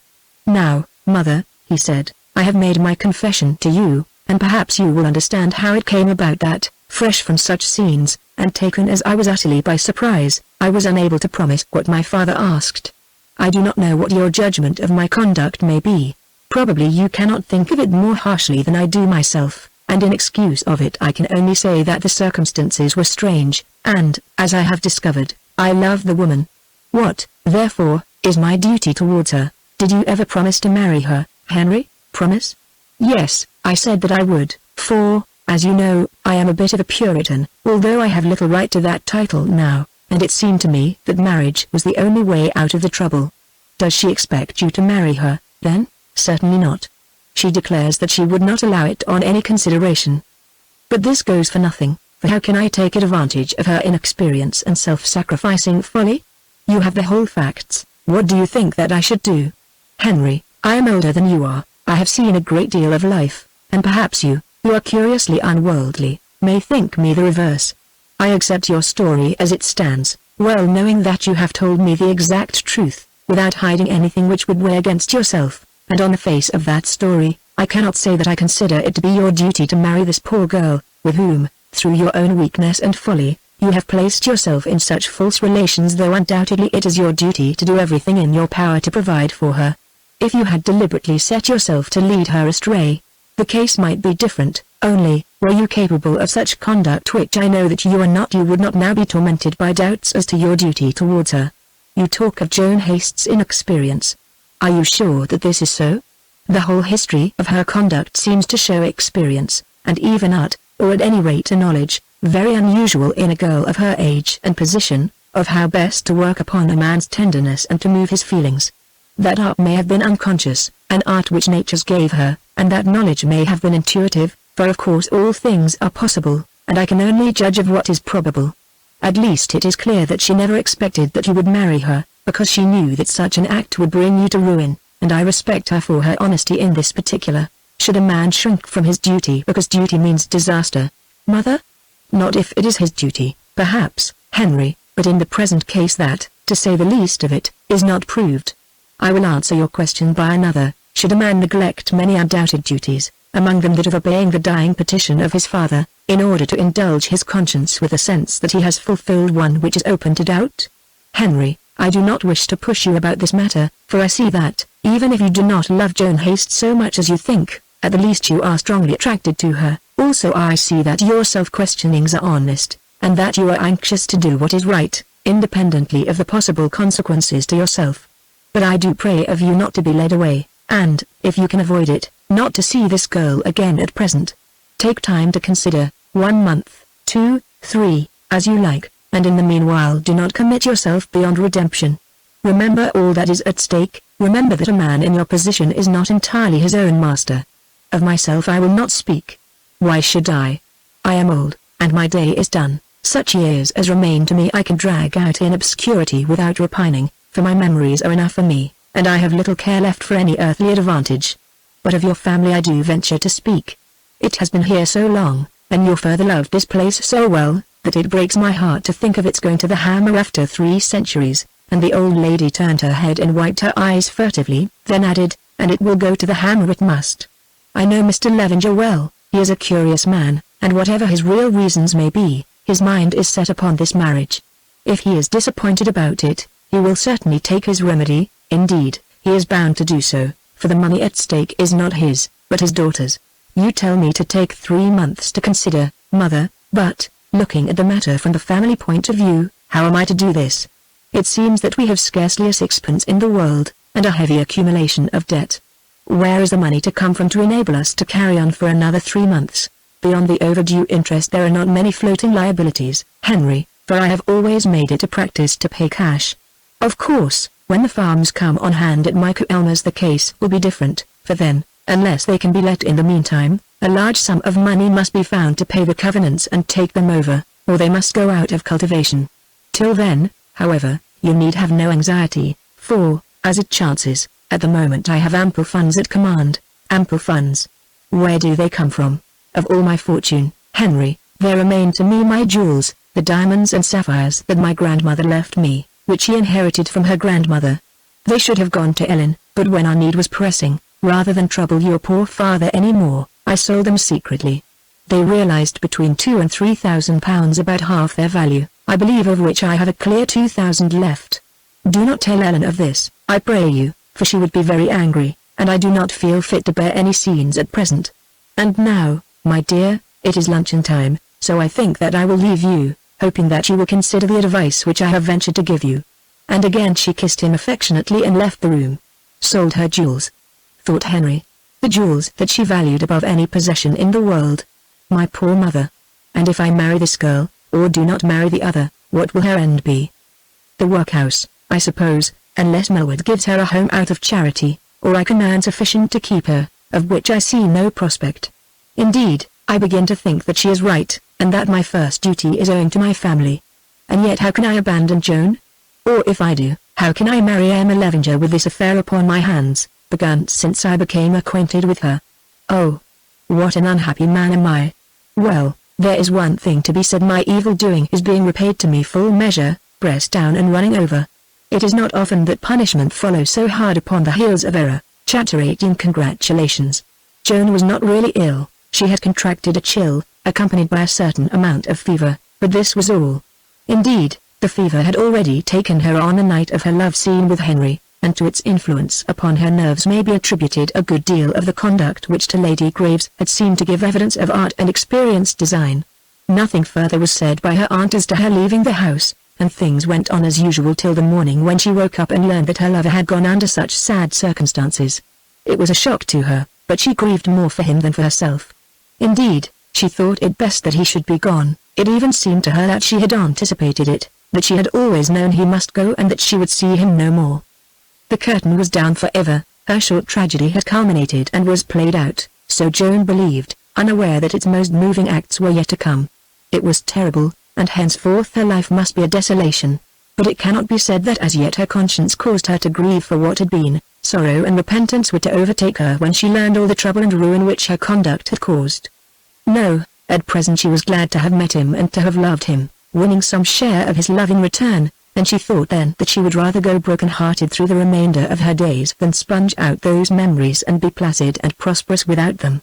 Whatever might be her natural longings, she had no intention of carrying the matter any further, least of all had she any intention of persuading or even of allowing Henry to marry her, for she had been quite earnest and truthful in her declarations to him upon this point. She did not even desire that his life should be burdened with her in any way, or that she should occupy his mind to the detriment of other persons and affairs, though of course she hoped that he would always think of her with affection, or perhaps with love, and she would have been no true woman had she not done so. Curiously enough, Joan seemed to expect that Henry would adopt the same passive attitude towards herself which she contemplated adopting towards him. She knew that men are for the most part desirous of burying their dead loves out of sight sometimes, in their minds, marking the graves with a secret monument visible to themselves alone, be it a headstone with initials and a date, or only a withered wreath of flowers, but more often suffering the naked earth of oblivion to be trodden hard upon them, as though fearful lest their poor ghosts should rise again, and, taking flesh and form, come back to haunt a future in which they have no place. She did not understand that Henry was not of this class, that in many respects his past life had been different to the lives of the majority of men, or that she was absolutely the first woman who had ever touched his heart. Therefore she came to the conclusion, sadly enough, and with an aching jealousy which she could not smother, but with resignation, that the next important piece of news she was likely to hear about her lover would be that of his engagement to Miss Levenger. As it chanced, tidings of a totally different nature reached her on the following day, though whether they were true or false she could not tell. It was her aunt who brought them, when she came in with her supper, for Joan was still confined to her room. "There are nice doings up there at Rosham," said Mrs. Gillingwater, eyeing her niece curiously. Joan's heart gave a leap. "What's the matter?" she asked, trying not to look too interested. "Well, the old baronet is gone for one thing, as was expected that he must, and they say that he slipped off while he was cursing and swearing at his son. The captain, which don't seem a right kind of way to die, to my mind, died cursing and swearing at Captain Graves." "Why?"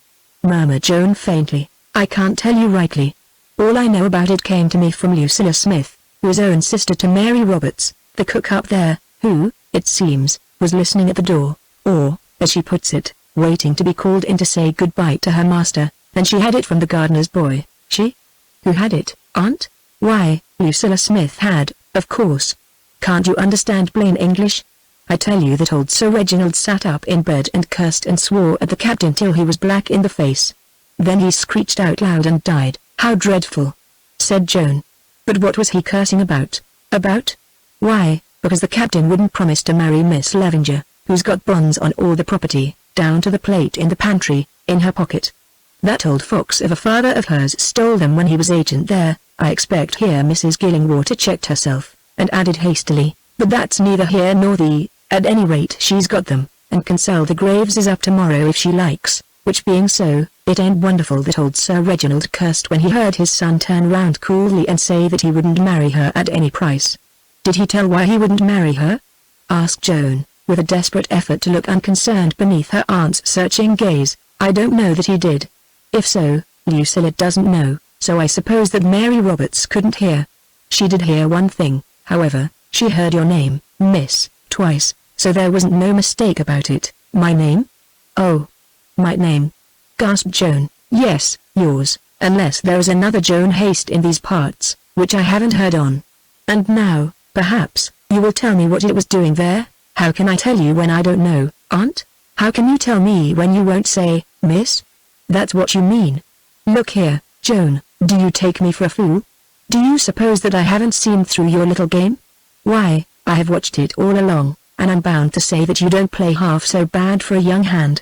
Well, it seems that you pulled it off this time, and I'm not saying but what I am proud of you, though I still hold that you would have done better to have married Samuel, for I believe, when all is said and finished, he will be the richer man of the two.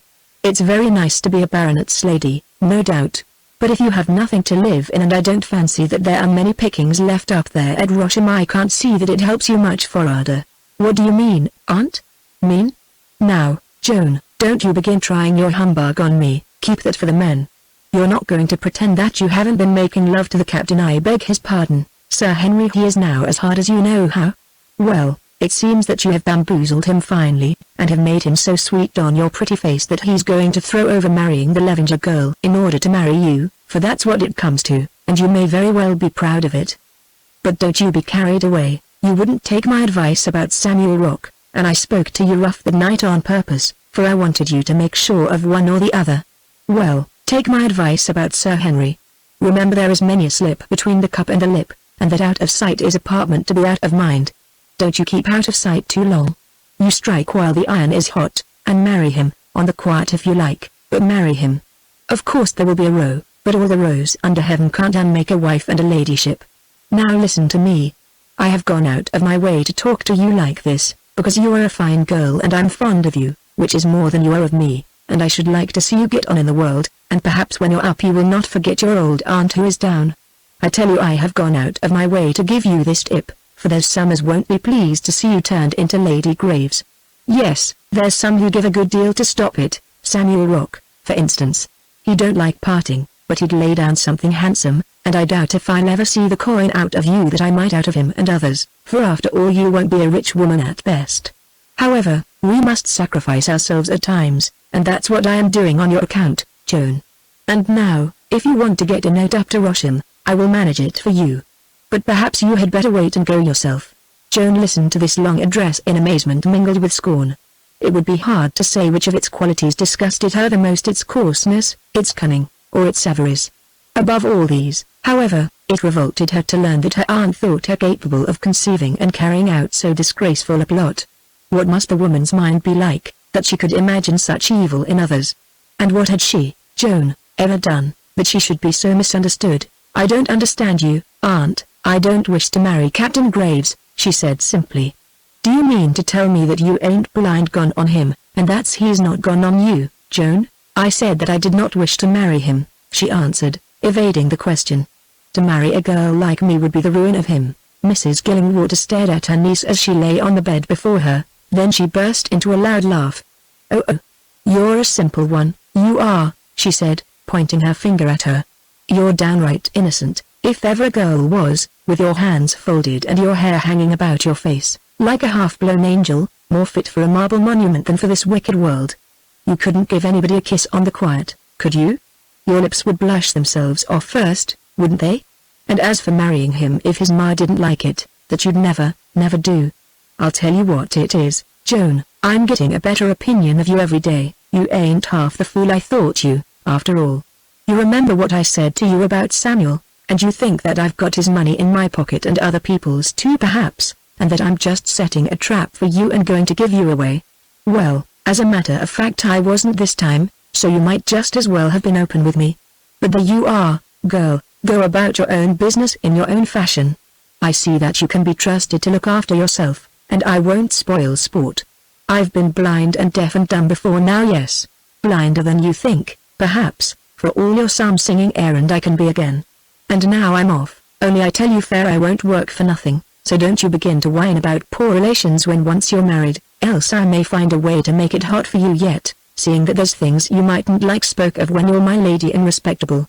And with this jocular threat on her lips Mrs. Gillingwater vanished. When her aunt had gone, Joan drew the sheet over her face as though she sought to hide herself, and wept in the bitterness of her shame. She was what she was, but did she deserve to be spoken to like this? She would rather 100 times have borne her aunt's worst violence than be made the object of her loathly compliments. How much did this woman know? Surely everything, or she would not dare to address her as she had done. She had no longer any respect for her, and that must be the reason of her odious assumption that there was nothing to choose between them, that they were equal in evil. She would not believe her when she said that she had no wish to marry Henry. She thought that the speech was dictated by a low cunning like her own. Well, perhaps it was fortunate that she did not believe her, for, if she had, what would have happened? Very soon it became clear to Joan that on this point it would be best not to undeceive her aunt, since to do so might provoke some terrible catastrophe of which she could not foresee the consequences. After further reflection, another thing became clear to her, that she must vanish from Bradmouth. What was truth and what was falsehood in Mrs. Gillingwater's story, she could not say, but obviously it contained an alloy of fact. There had been some quarrel between Henry and his dying father, and in that quarrel her name had been mentioned. Strange as it seemed, it might even be that he had declared an intention of marrying her. Now that she thought of it, she remembered that he had spoken of such a thing several times. The idea opened new possibilities to her, possibilities of a happiness of which she had not dared to dream, but, to her honor be it said, she never allowed them to take root in her mind. No, not for a single hour. She knew well what such a marriage would mean for Henry, and that was enough. She must disappear, but whither? She had no means and no occupation. Where, then, could she go?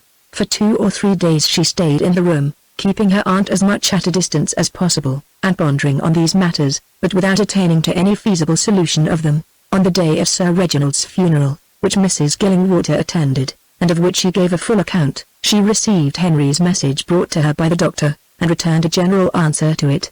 Next morning her uncle Gillingwater, who chanced to be sober, brought her word that Mr. Levenger had called, and asked that she would favour him with a visit at Monk's Lodge so soon as she was about again.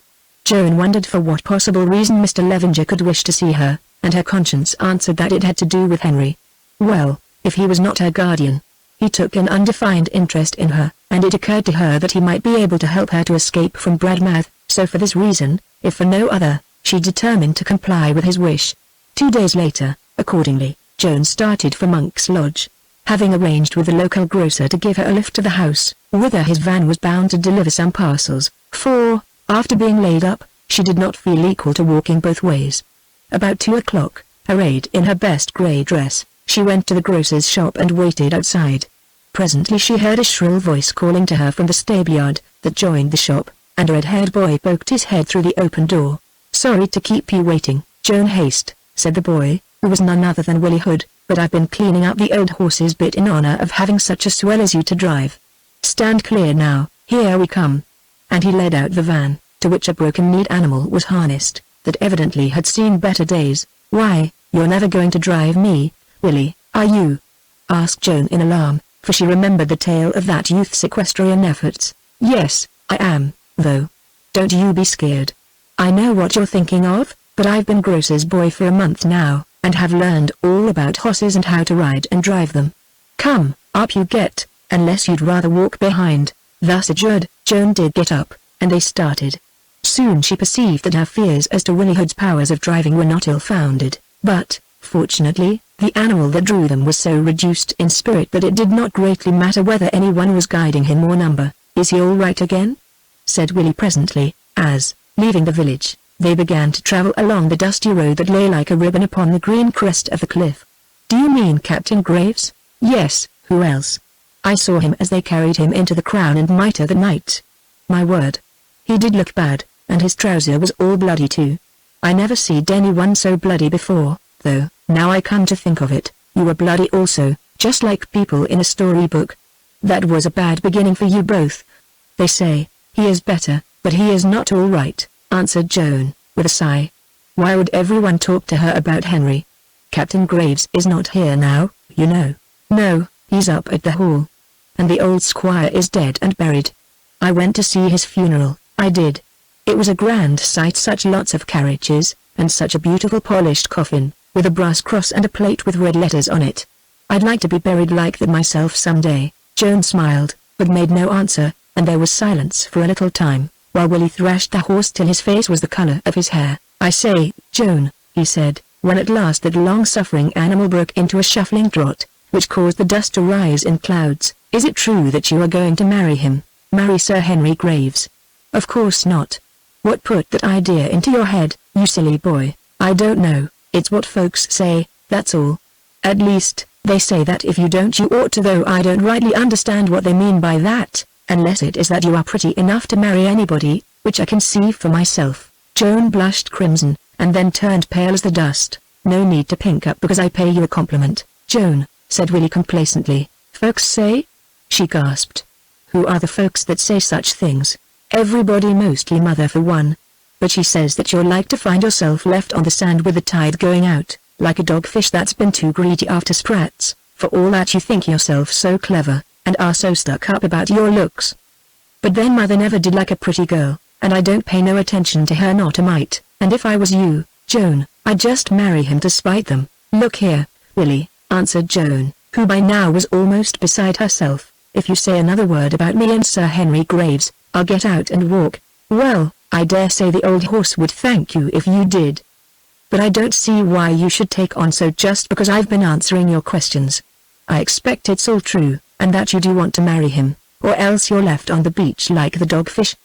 But if you are, it's no reason why you should be cross with me." "I'm not cross, Willie, I'm not indeed, but you don't understand that I can't bear this kind of gossip." "Then you'd better get out of Bradmouth as fast as you can, Joan, for you'll have lots of it to bear there, I can tell you." "Why, I'm downright sick of it myself," answered the merciless Willie.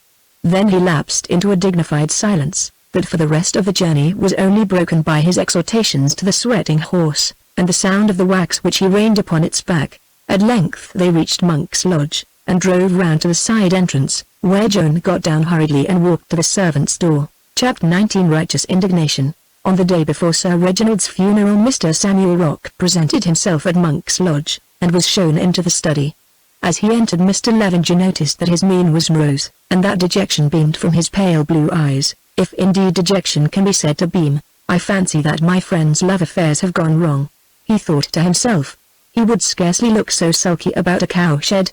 Yet it was of this useful building that he began to speak. "Well, Mr. Rock," he said cheerfully, "have they dug out the foundations of that shed yet?" "Shed, sir?" answered Samuel. He pronounced it shod. "I haven't come to speak to you about no sheds. I have come to speak to you about the advice you gave me as to Joan Haste." "Oh. Yes, I remember, you wanted to marry her, didn't you? Well, did you take it?" "I took it, sir, to my sorrow, for she wouldn't have nothing to do with me. I went so far as to try and kiss her." "Yes. And then?" "And then, sir, she pushed me off, that's all, and stood there saying things that I would rather forget. But here's the story, sir." And with a certain amount of glozing and omission, he told the tale of his repulse. "Your case does not seem very promising," said Mr. Levenger lightly, for he did not wish to show his vexation, "but perhaps the lady will change her mind. As you know, it is often darkest before the dawn." "Oh yes, sir," answered Samuel, with a kind of sullen confidence, "sooner or later she will change her mind, never fear, and I shall marry her, I am sure of it, but she won't change her heart, that's the point, for she's given that to another." "Well, perhaps, if you get the rest of her, Mr. Rock, you may leave the heart to the other, for that organ is not of very much practical use by itself, is it?" "Might I ask who the other is?" Samuel shook his head gloomily, and answered, "It's all very well for you to joke about hearts, sir, as haven't got one, I mean, as don't take no interest in them, but they're everything to me, at least Jones is. And as for who it is, sir, if half I hear is true, it's that captain, I mean Sir Henry Graves. You warned me against him, you remember, and you spoke strong because I grew angry." "Well, sir, I did right to be angry, for it's him she loves, Mr. Levenger, and that's why she hates me. They're talking about them all over Bradmouth." "Indeed. Well, Bradmouth always was a great place for scandal, and I should not pay much attention to their tongues, were I you, Mr. Rock. Girls will have their fancies, you know, and I do not think it is necessary to hunt round for explanations because this one happens to flout you. I dare say it will all come right in time, if you have a little patience.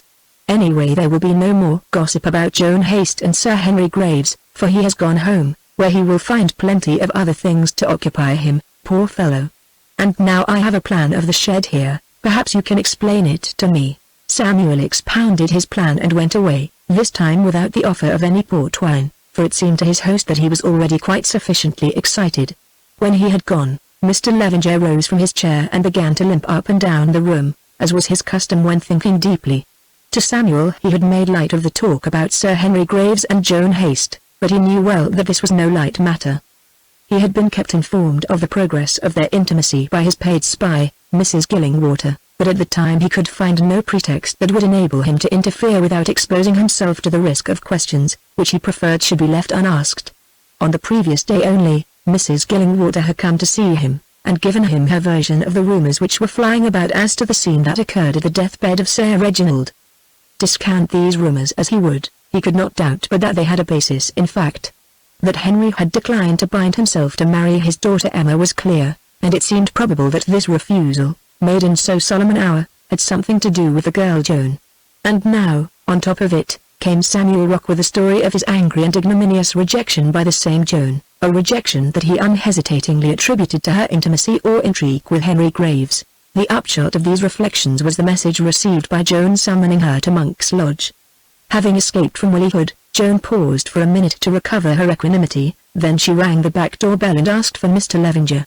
Apparently she was expected, for the servant showed her straight to the study, where she found Mr. Levenger, who rose, shook hands with her courteously, and invited her to be seated. "You sent for me, sir," she began nervously. "Yes, thank you for coming. I wanted to speak to you about a little matter." And he went to the window and stood with his face to the light, so that she could only see the back of his head. "Yes, sir. I trust that you will not be pained, my dear girl, if I begin by alluding to the circumstances of your birth, for, believe me, I do not wish to pain you. I so often hear them alluded to, in one way or another, sir," answered Joan, with some warmth, "that it really cannot matter who speaks to me about them. I know what I am, though I don't know any particulars, and such people should have no feelings." Mr. Levenger's shoulders moved uneasily, and he answered, still addressing the window pane, "I fear I can give you no particulars now, Joan, but pray do not distress yourself, for you least of all people are responsible for your unfortunate position. The sins of the fathers shall be visited on the children," answered Joan aptly enough. "Not that I have a right to judge anybody," and she sighed. "As I have said," went on Mr. Levenger, taking no notice of her interruption, "I am not in a position to give you any details about those circumstances, or even the name of your father, since to do so would be to violate a sacred confidence and a solemn promise." "What confidence and what promise, sir?" Mr. Levenger hesitated a little, then answered, "Your dead father's confidence, and my promise to him. So, sir, the father who brought me into the world to be the mock of everyone made you promise that you would never tell me his name, even after he was dead? I am sorry to hear it, sir, for it makes me think worse of him than ever I did before. Father or no father, he must have been a coward, yes, such a coward that I can hardly believe it. The case was a very peculiar one, Joan, but if you require any such assurance, that I am telling you nothing but the truth is evident from the fact that it would be very easy to tell you a lie. It would not have been difficult to invent a false name for your father, no, sir, but it would have been awkward, seeing that sooner or later I should have found out that it was false. Without entering into argument on the question of the morality of his decision, which is a matter for which he alone was responsible, said Mr. Levenger, in an irritated voice, "As I have told you, your father decided that it would be best that you should never know his name, or anything about him, except that he was of gentle birth. I believe that it was not cowardice, as you suggest, which made him take this course, but a regard for the rights and feelings of others whom he left behind him." "And have I no rights and feelings, sir, and did he not leave me behind him?" Joan answered bitterly. "Is it wonderful that I, who have no mother, should wish to know who my father was? And could he not have foreseen that I should wish it? Was it not enough that he should desert me to be brought up in a public house by a man who drinks, and a rough woman who hates me and would like to see me as bad as herself, with no one even to teach me my prayers when I was little, or to keep me from going to the bad when I grew older? Why should he also refuse to let me know his name, or the kin from which I come? Perhaps I am no judge of such matters, sir, but it seems to me that if ever a man behaved wickedly to a poor girl, my father has done so to me, and, dead or living, I believe that he will have to answer for it one day, since there is justice for us all somewhere." Suddenly Mr. Levenger wheeled round, and Joan saw that his face was white, as though with fear or anger, and that his quick eyes gleamed. "You wicked girl," he said in a low voice, "are you not ashamed to call down curses upon your own father, your dead father? Do you not know that your words may be heard, yes, even outside this earth, and perhaps bring endless sorrow on him? If he has wronged you, you should still honor him, for he gave you life. Honor him, sir? Honor the man who deserted me and left me in the mud without a name? It isn't such fathers as this that the prayer book tells us to honor. He is dead, you say, and beyond me, and how can my words touch the dead? But even if they can, Could they do him more harm, wherever he is, than he has done to me here? Oh, you do not understand. I could forgive him everything, but I can't forgive that he should make me go through my life without even knowing his name, or who he was. Had he only left me a kind word, or a letter, I dare say that I could even have loved him, though I never saw him. As it is, I think I hate him, and I hope that one day he will know it. As she said these words, Mr. Levenger slowly turned his back upon her and began to look out of the window again, as though he felt himself unable to face the righteous indignation that shone in her splendid eyes. "Joan Haste," he said, speaking quietly but with effort, "if you are going to talk in this way, I think that we had better bring our interview to an end, as the conversation is painful to me. Once and for all I tell you, that if you are trying to get further information out of me you will fail. I have said my say, sir, and I shall ask you no more questions, except one, but nonetheless I believe that the truth will come out sometime, for others must have known what you know, and perhaps after all my father had a conscience.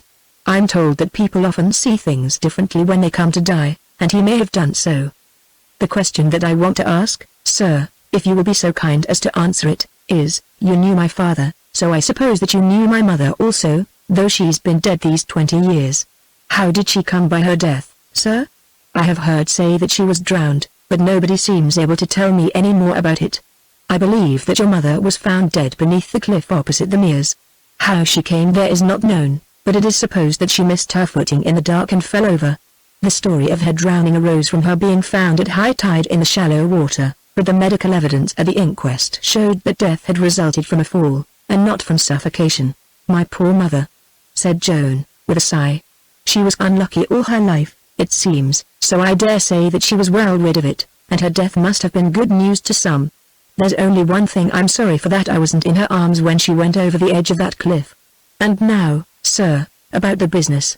Yes, about the business, replied Mr. Levenger, with a hard little laugh. After so much sentiment it is quite refreshing to come to business, although unfortunately this has its sentimental side also. You must understand, Joan, that the parent whom you are so hard on, and whose agent I chanced to be in bygone years, left me more or less in a fiduciary position as regards yourself. That is to say, he entrusted me with a certain sum of money to be devoted to your education, and generally to your advancement in life, making the proviso that you were not to be brought up as a lady, since, rightly or wrongly, he did not think that this would conduce to your happiness. Well, I have strained the letter of my instructions, and you have had a kind of half and half education. Now I think that I should have done better to have held closer to them, for so far as I can judge, the result has been to make you dissatisfied with your position and surroundings. However, that is neither here nor there. You are now of age. The funds at my disposal are practically exhausted, and I desire to wind up my trust by settling you happily in life, if I can do so. You will wonder what I am driving at. I will tell you. I understand that a very worthy farmer, a tenant of mine, who is also a large freeholder, I mean Mr. Samuel Rock, wishes to make you his wife. Is this so? Yes, sir. Very well.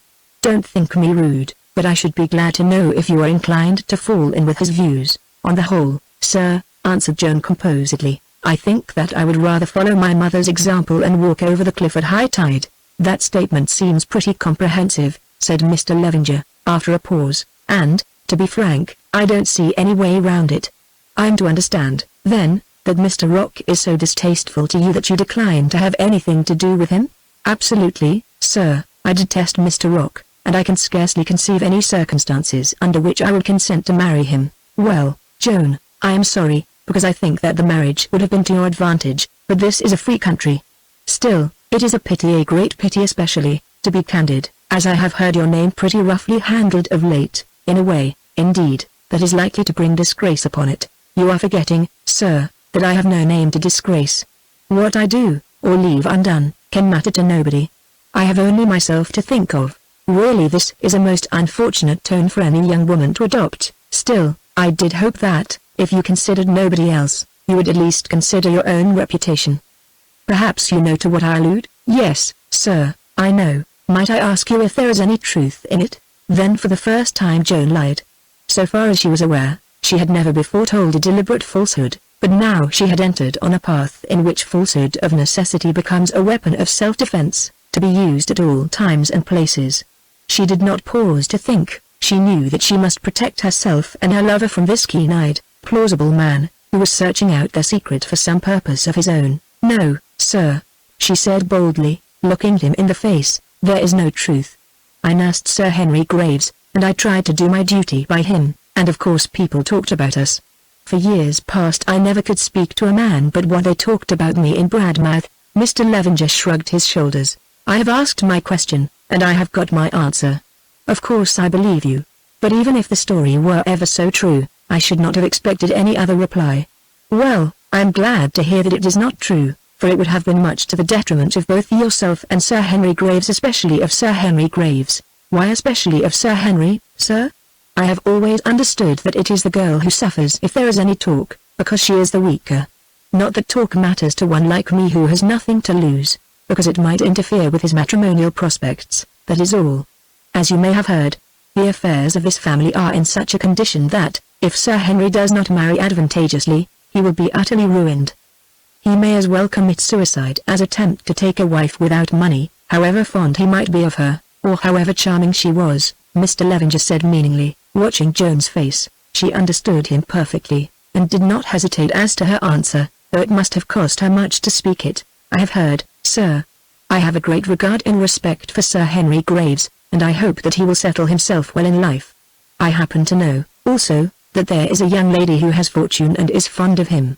I trust that he will marry her, as she will make him a good wife." Mr. Levenger nodded. "I trust so too, Joan, for everybody's sake. Thank you for your good wishes. I was afraid, to speak frankly, that there was some truth in these tales, that you might selfishly, though naturally enough, adopt a course towards Sir Henry Graves which would be prejudicial to his true interests, and that he would possibly be so foolish as to suffer himself to be led away as, indeed, any man might be without much blame by the affection of such a woman as you are, Joan. I have given you my answer about it, sir. If you think for a minute you will understand that, had there been any truth in these tales, the more reason would there be that I should speak as I have done, seeing that no true woman could wish to injure the man whom she dearly loves, no, not even if it broke her heart to part with him." And Joan turned her head, in a somewhat ineffectual attempt to hide the tears that welled into her eyes. Mr. Levenger looked at her with admiration. He did not believe a word of her statement with reference to herself and Henry. Indeed, he knew it to be false, and that her denial amounted merely to a formal plea of not guilty. Of course," he said, "but all the same you are a brave girl, Joan, and I am sure that it will be made up to you in some way or other. And now what do you intend to do with yourself? It was of this that I wished to speak to you, sir. I want to go away from Bradmouth. I am not fit to be a governess, I don't know enough, and there are very few people who would care to take me. But I could do as a shop girl in London. I have a decent figure, and I dare say that they will employ me to hang cloaks on for the ladies to look at. Only you see I have no money to start with." Mr. Levenger hesitated.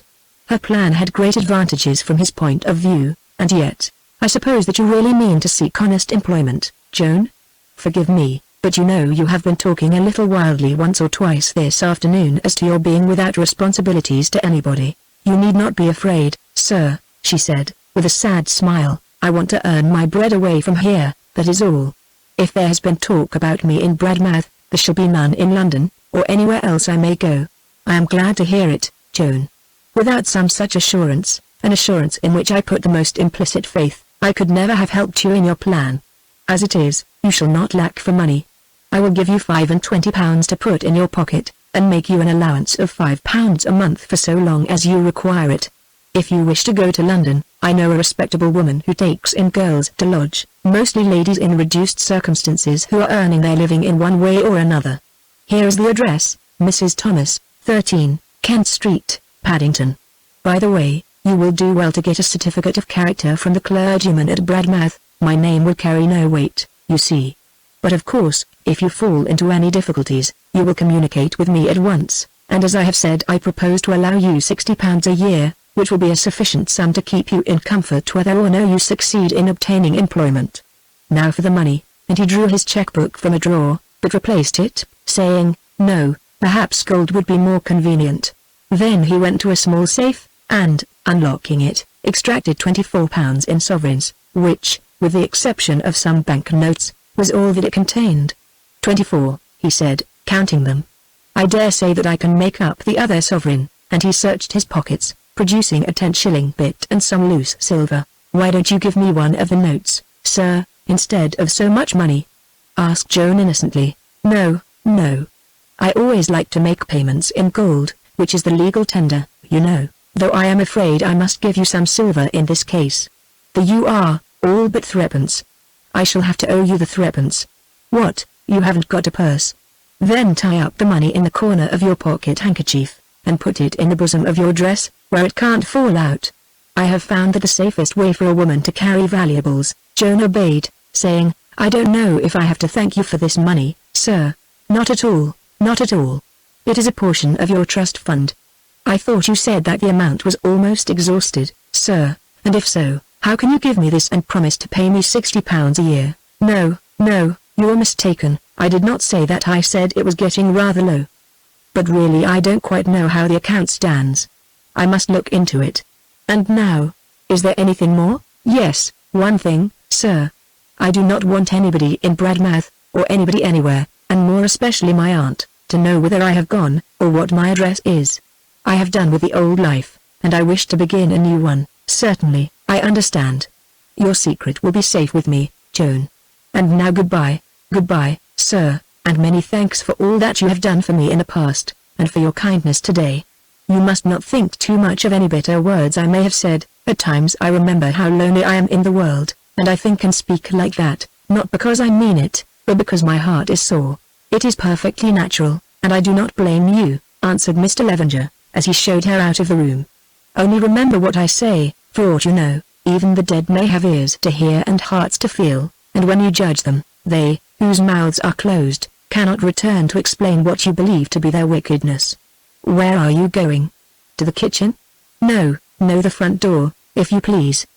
Goodbye again, good luck to you. Thank heaven that she has gone. Mr. Levenger thought to himself, as he sat down in his chair. It has been a trying interview, very trying, for both of us. She is a plucky woman, and a good one according to her lights. She lied about Henry Graves, but then it was not to be expected that she would do anything else, and whatever terms they are on, she is riding straight now, which shows that she must be very fond of him, poor girl. Chapter 20. Let it remain open. Outside the door of Monk's Lodge, Joan met Emma returning from a walk. As usual she was dressed in white, and, to Joan's fancy, looked pure as a wild anemone in the April sun, and almost as frail. She would have passed her with a little salutation that was half bow, half curtsy, but Emma held out her hand. How do you do, Miss Haste? She said, with a slight nervous tremor in her voice. I did not know that you were up here, and she stopped, but her look seemed to add, and I wonder why you have come. I am going to leave Bradmouth, and I came to say goodbye to Mr. Levenger, who has always been very kind to me, Joan replied, with characteristic openness, answering the look and not the words. She felt that, in the circumstances, it was best that she should be open with Miss Levenger. Emma looked surprised.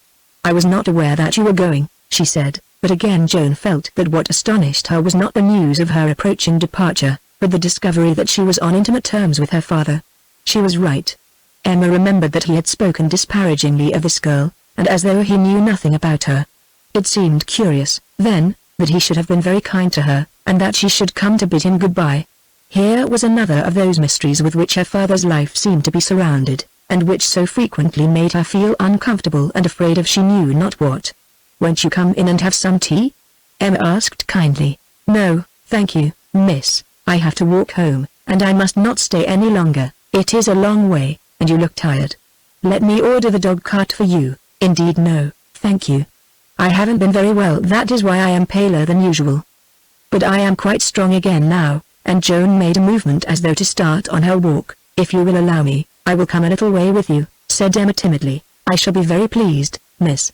The two girls turned, and, for a while, walked side by side in silence, each of them wondering about the other and the man who was dear to both. Are you going to be a nurse? Asked Emma at length. Oh no. What made you think that? Because you nursed Sir Henry Graves so wonderfully, Emma answered, colouring. Dr. Childs told me he believed that you saved his life. Then I have done something in the world, said Joan, with a little laugh, but it is the first that I have heard of it, really. Haven't they thanked you? Somebody offered to pay me, if you mean that, miss. No, I didn't mean it. I meant that we are all grateful to you, so very grateful at least, his family are. Then what do you intend to do when you go away? She asked, changing the subject suddenly. I don't know, miss. Earn my living as best I can as a shop girl, probably. It seems rather terrible starting by oneself out into the unknown, like this. Does it not frighten you? Perhaps it does, answered Joan, but beggars cannot be choosers. I can't stop here, where I have nothing to do, and, you see, I am alone in the world. Emma understood the allusion, and said hastily, I am very sorry for you. I am indeed, if you won't be angry with me for saying so. It is cruel that you should have to suffer like this for no fault of your own. It would kill me if I found myself in the same position. Yes, I am sure that it would. Luckily, or unluckily, it doesn't kill me, miss, though sometimes it is hard enough to bear. You see that the burden is laid upon the broadest back, and I can carry what would crush you. Still, I thank you for your sympathy and the kind thought which made you speak it. I have very few memories of that sort, and I shall never forget this one. For another 5 minutes or so they went on without speaking, since their fount of conversation seemed to have dried up. At length, beginning to feel the silence irksome, Emma stopped and held out her hand, saying that she would now return. Would you listen to a word or two from me before you go, miss? And would you promise not to repeat it? No, not to Mr. Levenger even? Said Joan suddenly. Certainly, if you wish it. What is it about? About you and myself and another person. Miss Levenger, I am going away from here, I believe for good, and I think it likely that we shall not meet again. When I am gone you will hear all sorts of tales about me and Sir Henry. Really, said Emma, in some distress. Listen to me, miss, there is nothing very dreadful, and I speak for your own good. While all this sickness was on I learned something. I learned that you are fond of Sir Henry. Never mind how. I know how, murmured Emma. Oh. Did you tell him? I told him nothing, indeed, I had nothing to tell. I saw you faint, and guessed the rest. What I want to ask you is this, that you will believe no stories which may be told against Sir Henry, for he is quite blameless. Now I have only one thing more to say, and it is, that I have watched him and known him well, and, if you do not cling to him through good and through evil, you will be foolish indeed, for there is no better man, and you will never find such another for a husband. I wish that it may all come about, and that you may be happy with him through a long life, Miss Levenger. Emma heard, and, though vaguely as yet, understood all the nobility and self-sacrifice of her rival. She also loved this man, and she renounced him for the sake of his own welfare. Otherwise she would never have spoken thus. I do not know what to answer you, she said. I do not deny it is true that I am attached to Sir Henry, though I have no right to be. What am I to answer you? Nothing, except this, that under any circumstances you will not believe a word against him. I can promise that, if it pleases you, it does please me, for, wherever I am, I should like to think of you and him as married and happy, for I know that he will make you a good husband, as you will make him a good wife. And now again, goodbye. Emma looked at Joan and tried to speak, but could find no words. Then suddenly she put out her arms and attempted to kiss her. No, said Joan, holding her back, do not kiss me. But remember what I have said, and think kindly of me if you can. Then she walked away swiftly, without looking back, leaving Emma standing bewildered upon the road. I have done it now, thought Joan to herself, for good or evil I have done it, though I don't quite know what made me speak like that. She will understand now. Some women might not take it well, but I think that she will, because she wants to. Oh. If I had known all that was at stake, I'd have acted very differently. I thought that I could only harm myself, but it seems I may ruin him, and that I'll never do. I'd rather make away with myself. I suppose that we cannot sin against ourselves alone. The innocent must suffer with the guilty. That's the truth of it, as I suffer today because my father and mother were guilty more than 20 years ago. Still, it is hard, very hard to have to go away and give him up to her, to have to humble myself before her, and to tell lies to her father, when I know that if it wasn't for my being nobody's child, and not fit to marry an honest man, and for this wretched money, I could be the best wife to him that ever he could have. Yes, and make him love me too, though I am almost sure that he does not really love me now. Well, she has the name and the fortune, and will do as well, I dare say, and some must dig thistles while others pluck flowers. Still, it is cruel hard, and, though I am afraid to die, I wish that I were dead, I do. Then the poor girl began to sob as she walked, and, thus sobbing and furtively wiping away the tears that would run from her eyes, she crept back to the inn in the twilight, thoroughly weary and broken in spirit. When Emma reached Monk's Lodge she found her father leaning over the front gate, as though he were waiting for her. "Where have you been, love?" he said, in that tone of tenderness which he always adopted when speaking to his daughter. "I thought that I saw you on the road with somebody, and began to wonder why you were so late." "I've been walking with Joan Haste," She answered absently. "Why have you been walking with her?" he asked, in a quick and suspicious voice. "She is very well in her way, but not altogether the sort of person for you to make a companion of." "I don't know about that, father. I should say that she was quite my equal, if not my superior, except that I have been a little better educated." Well, perhaps so, Emma, but I should prefer that you did not become too intimate with her. There is no need to fear that, father, as she is going away from Bradmouth." "Oh. She told you that she was leaving here, did she? And what else did she tell you?" "A good deal about herself. Of course I knew something of her story before, but I did not know that she felt her position so bitterly. Poor girl. She has been cruelly treated. I really fail to see it, Emma. Considering the unfortunate circumstances connected with her, it seems to me that she has been very well treated." "I don't think so, father, and you only believe it because you are not a woman and do not understand. Suppose, now, that I, your daughter whom you are fond of, were in her place today, without a friend or home, feeling myself a lady and yet obliged to mix with rough people and to be the mark of their sneers, jealousy and evil speaking, should you say that I was well treated? Suppose that I was going tomorrow to be thrown, without help or experience, onto the world to earn my bread there, should you?" "I absolutely decline to suppose anything of the sort, Emma," he answered passionately. "Bother the girl. Why does she put such ideas into your head?" "Really, father," she said, opening her eyes wide, "there is no need for you to get angry with Joan Haste, especially as she told me that you had always been kind to her." "I'm not angry, Emma, but one way and another that girl gives me more trouble than enough. She might make a very good marriage, and settle herself in life out of reach of all these disagreeables, about which she seems to have been whining to you, but she is so pig-headed that she won't." "But surely, father, you wouldn't expect her to marry a man she doesn't like, would you? Why, I have heard you say that you thought it better that a woman should never be born than that she should be forced into a distasteful marriage. Circumstances alter cases, and certainly it would have been better if she had never been born," answered Mr. Levenger, who seemed quite beside himself with irritation.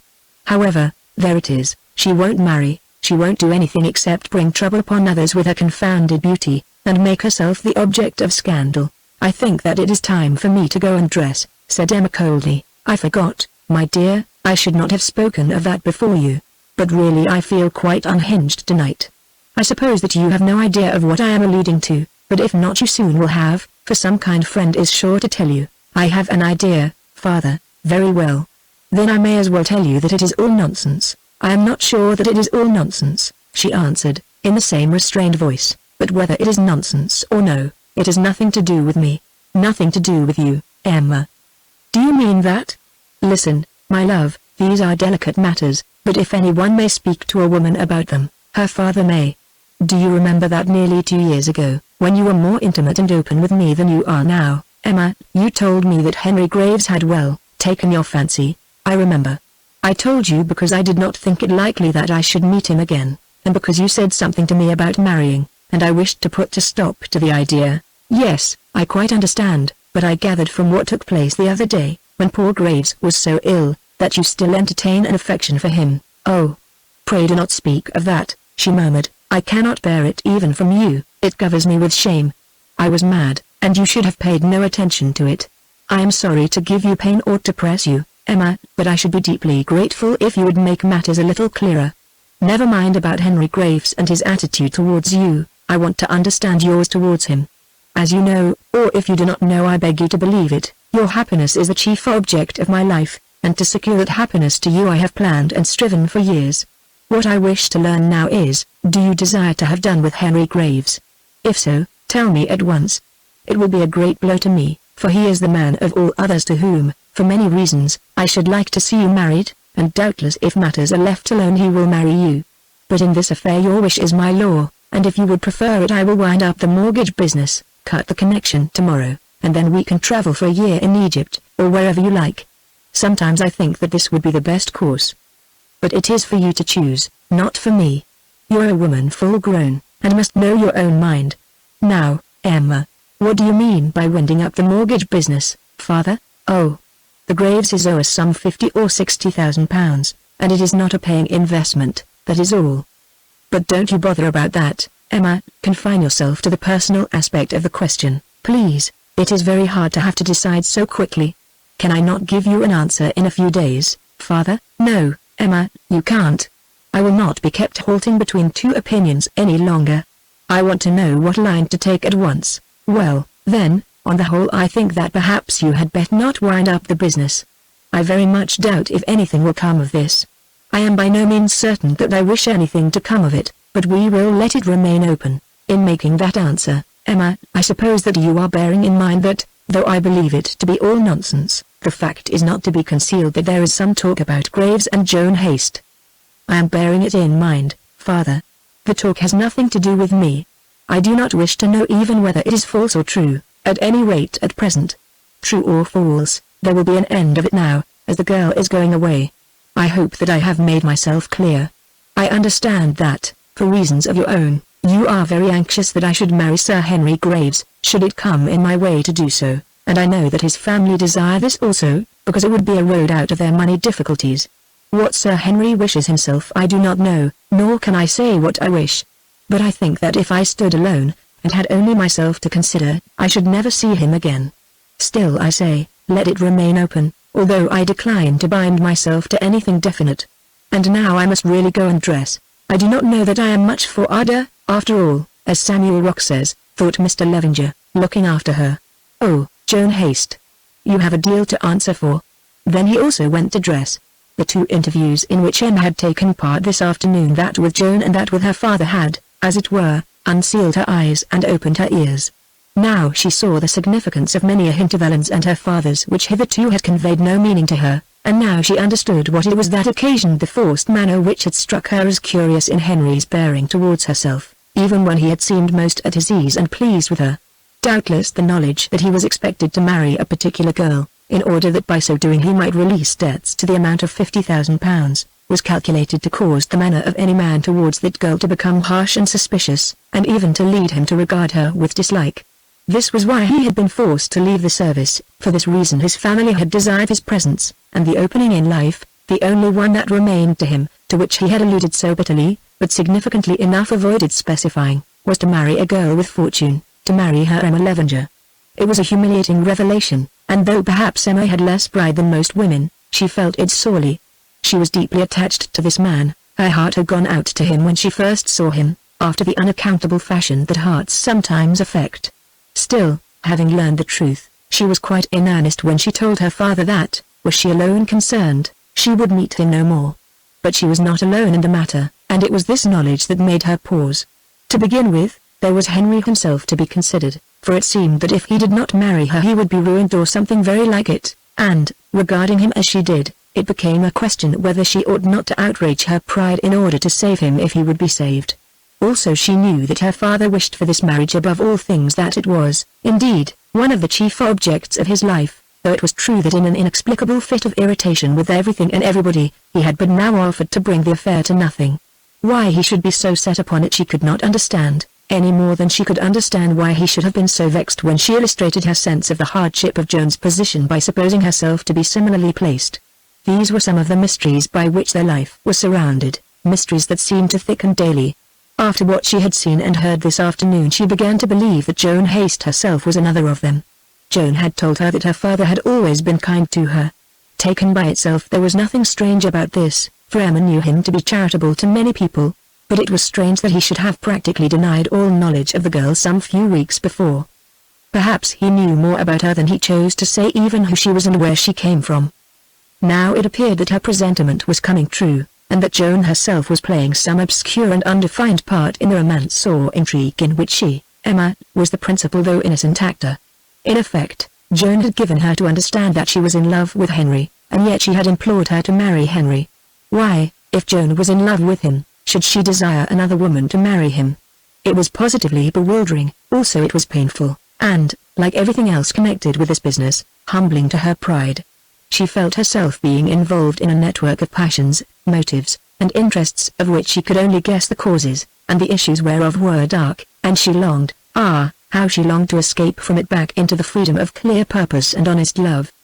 But would she ever escape? Could she ever hope to be the cherished wife of the man whom too soon she had learned to love? Alas! She doubted it. And yet, whatever was the reason, she could not make up her mind to have done with him, either for his sake or her own.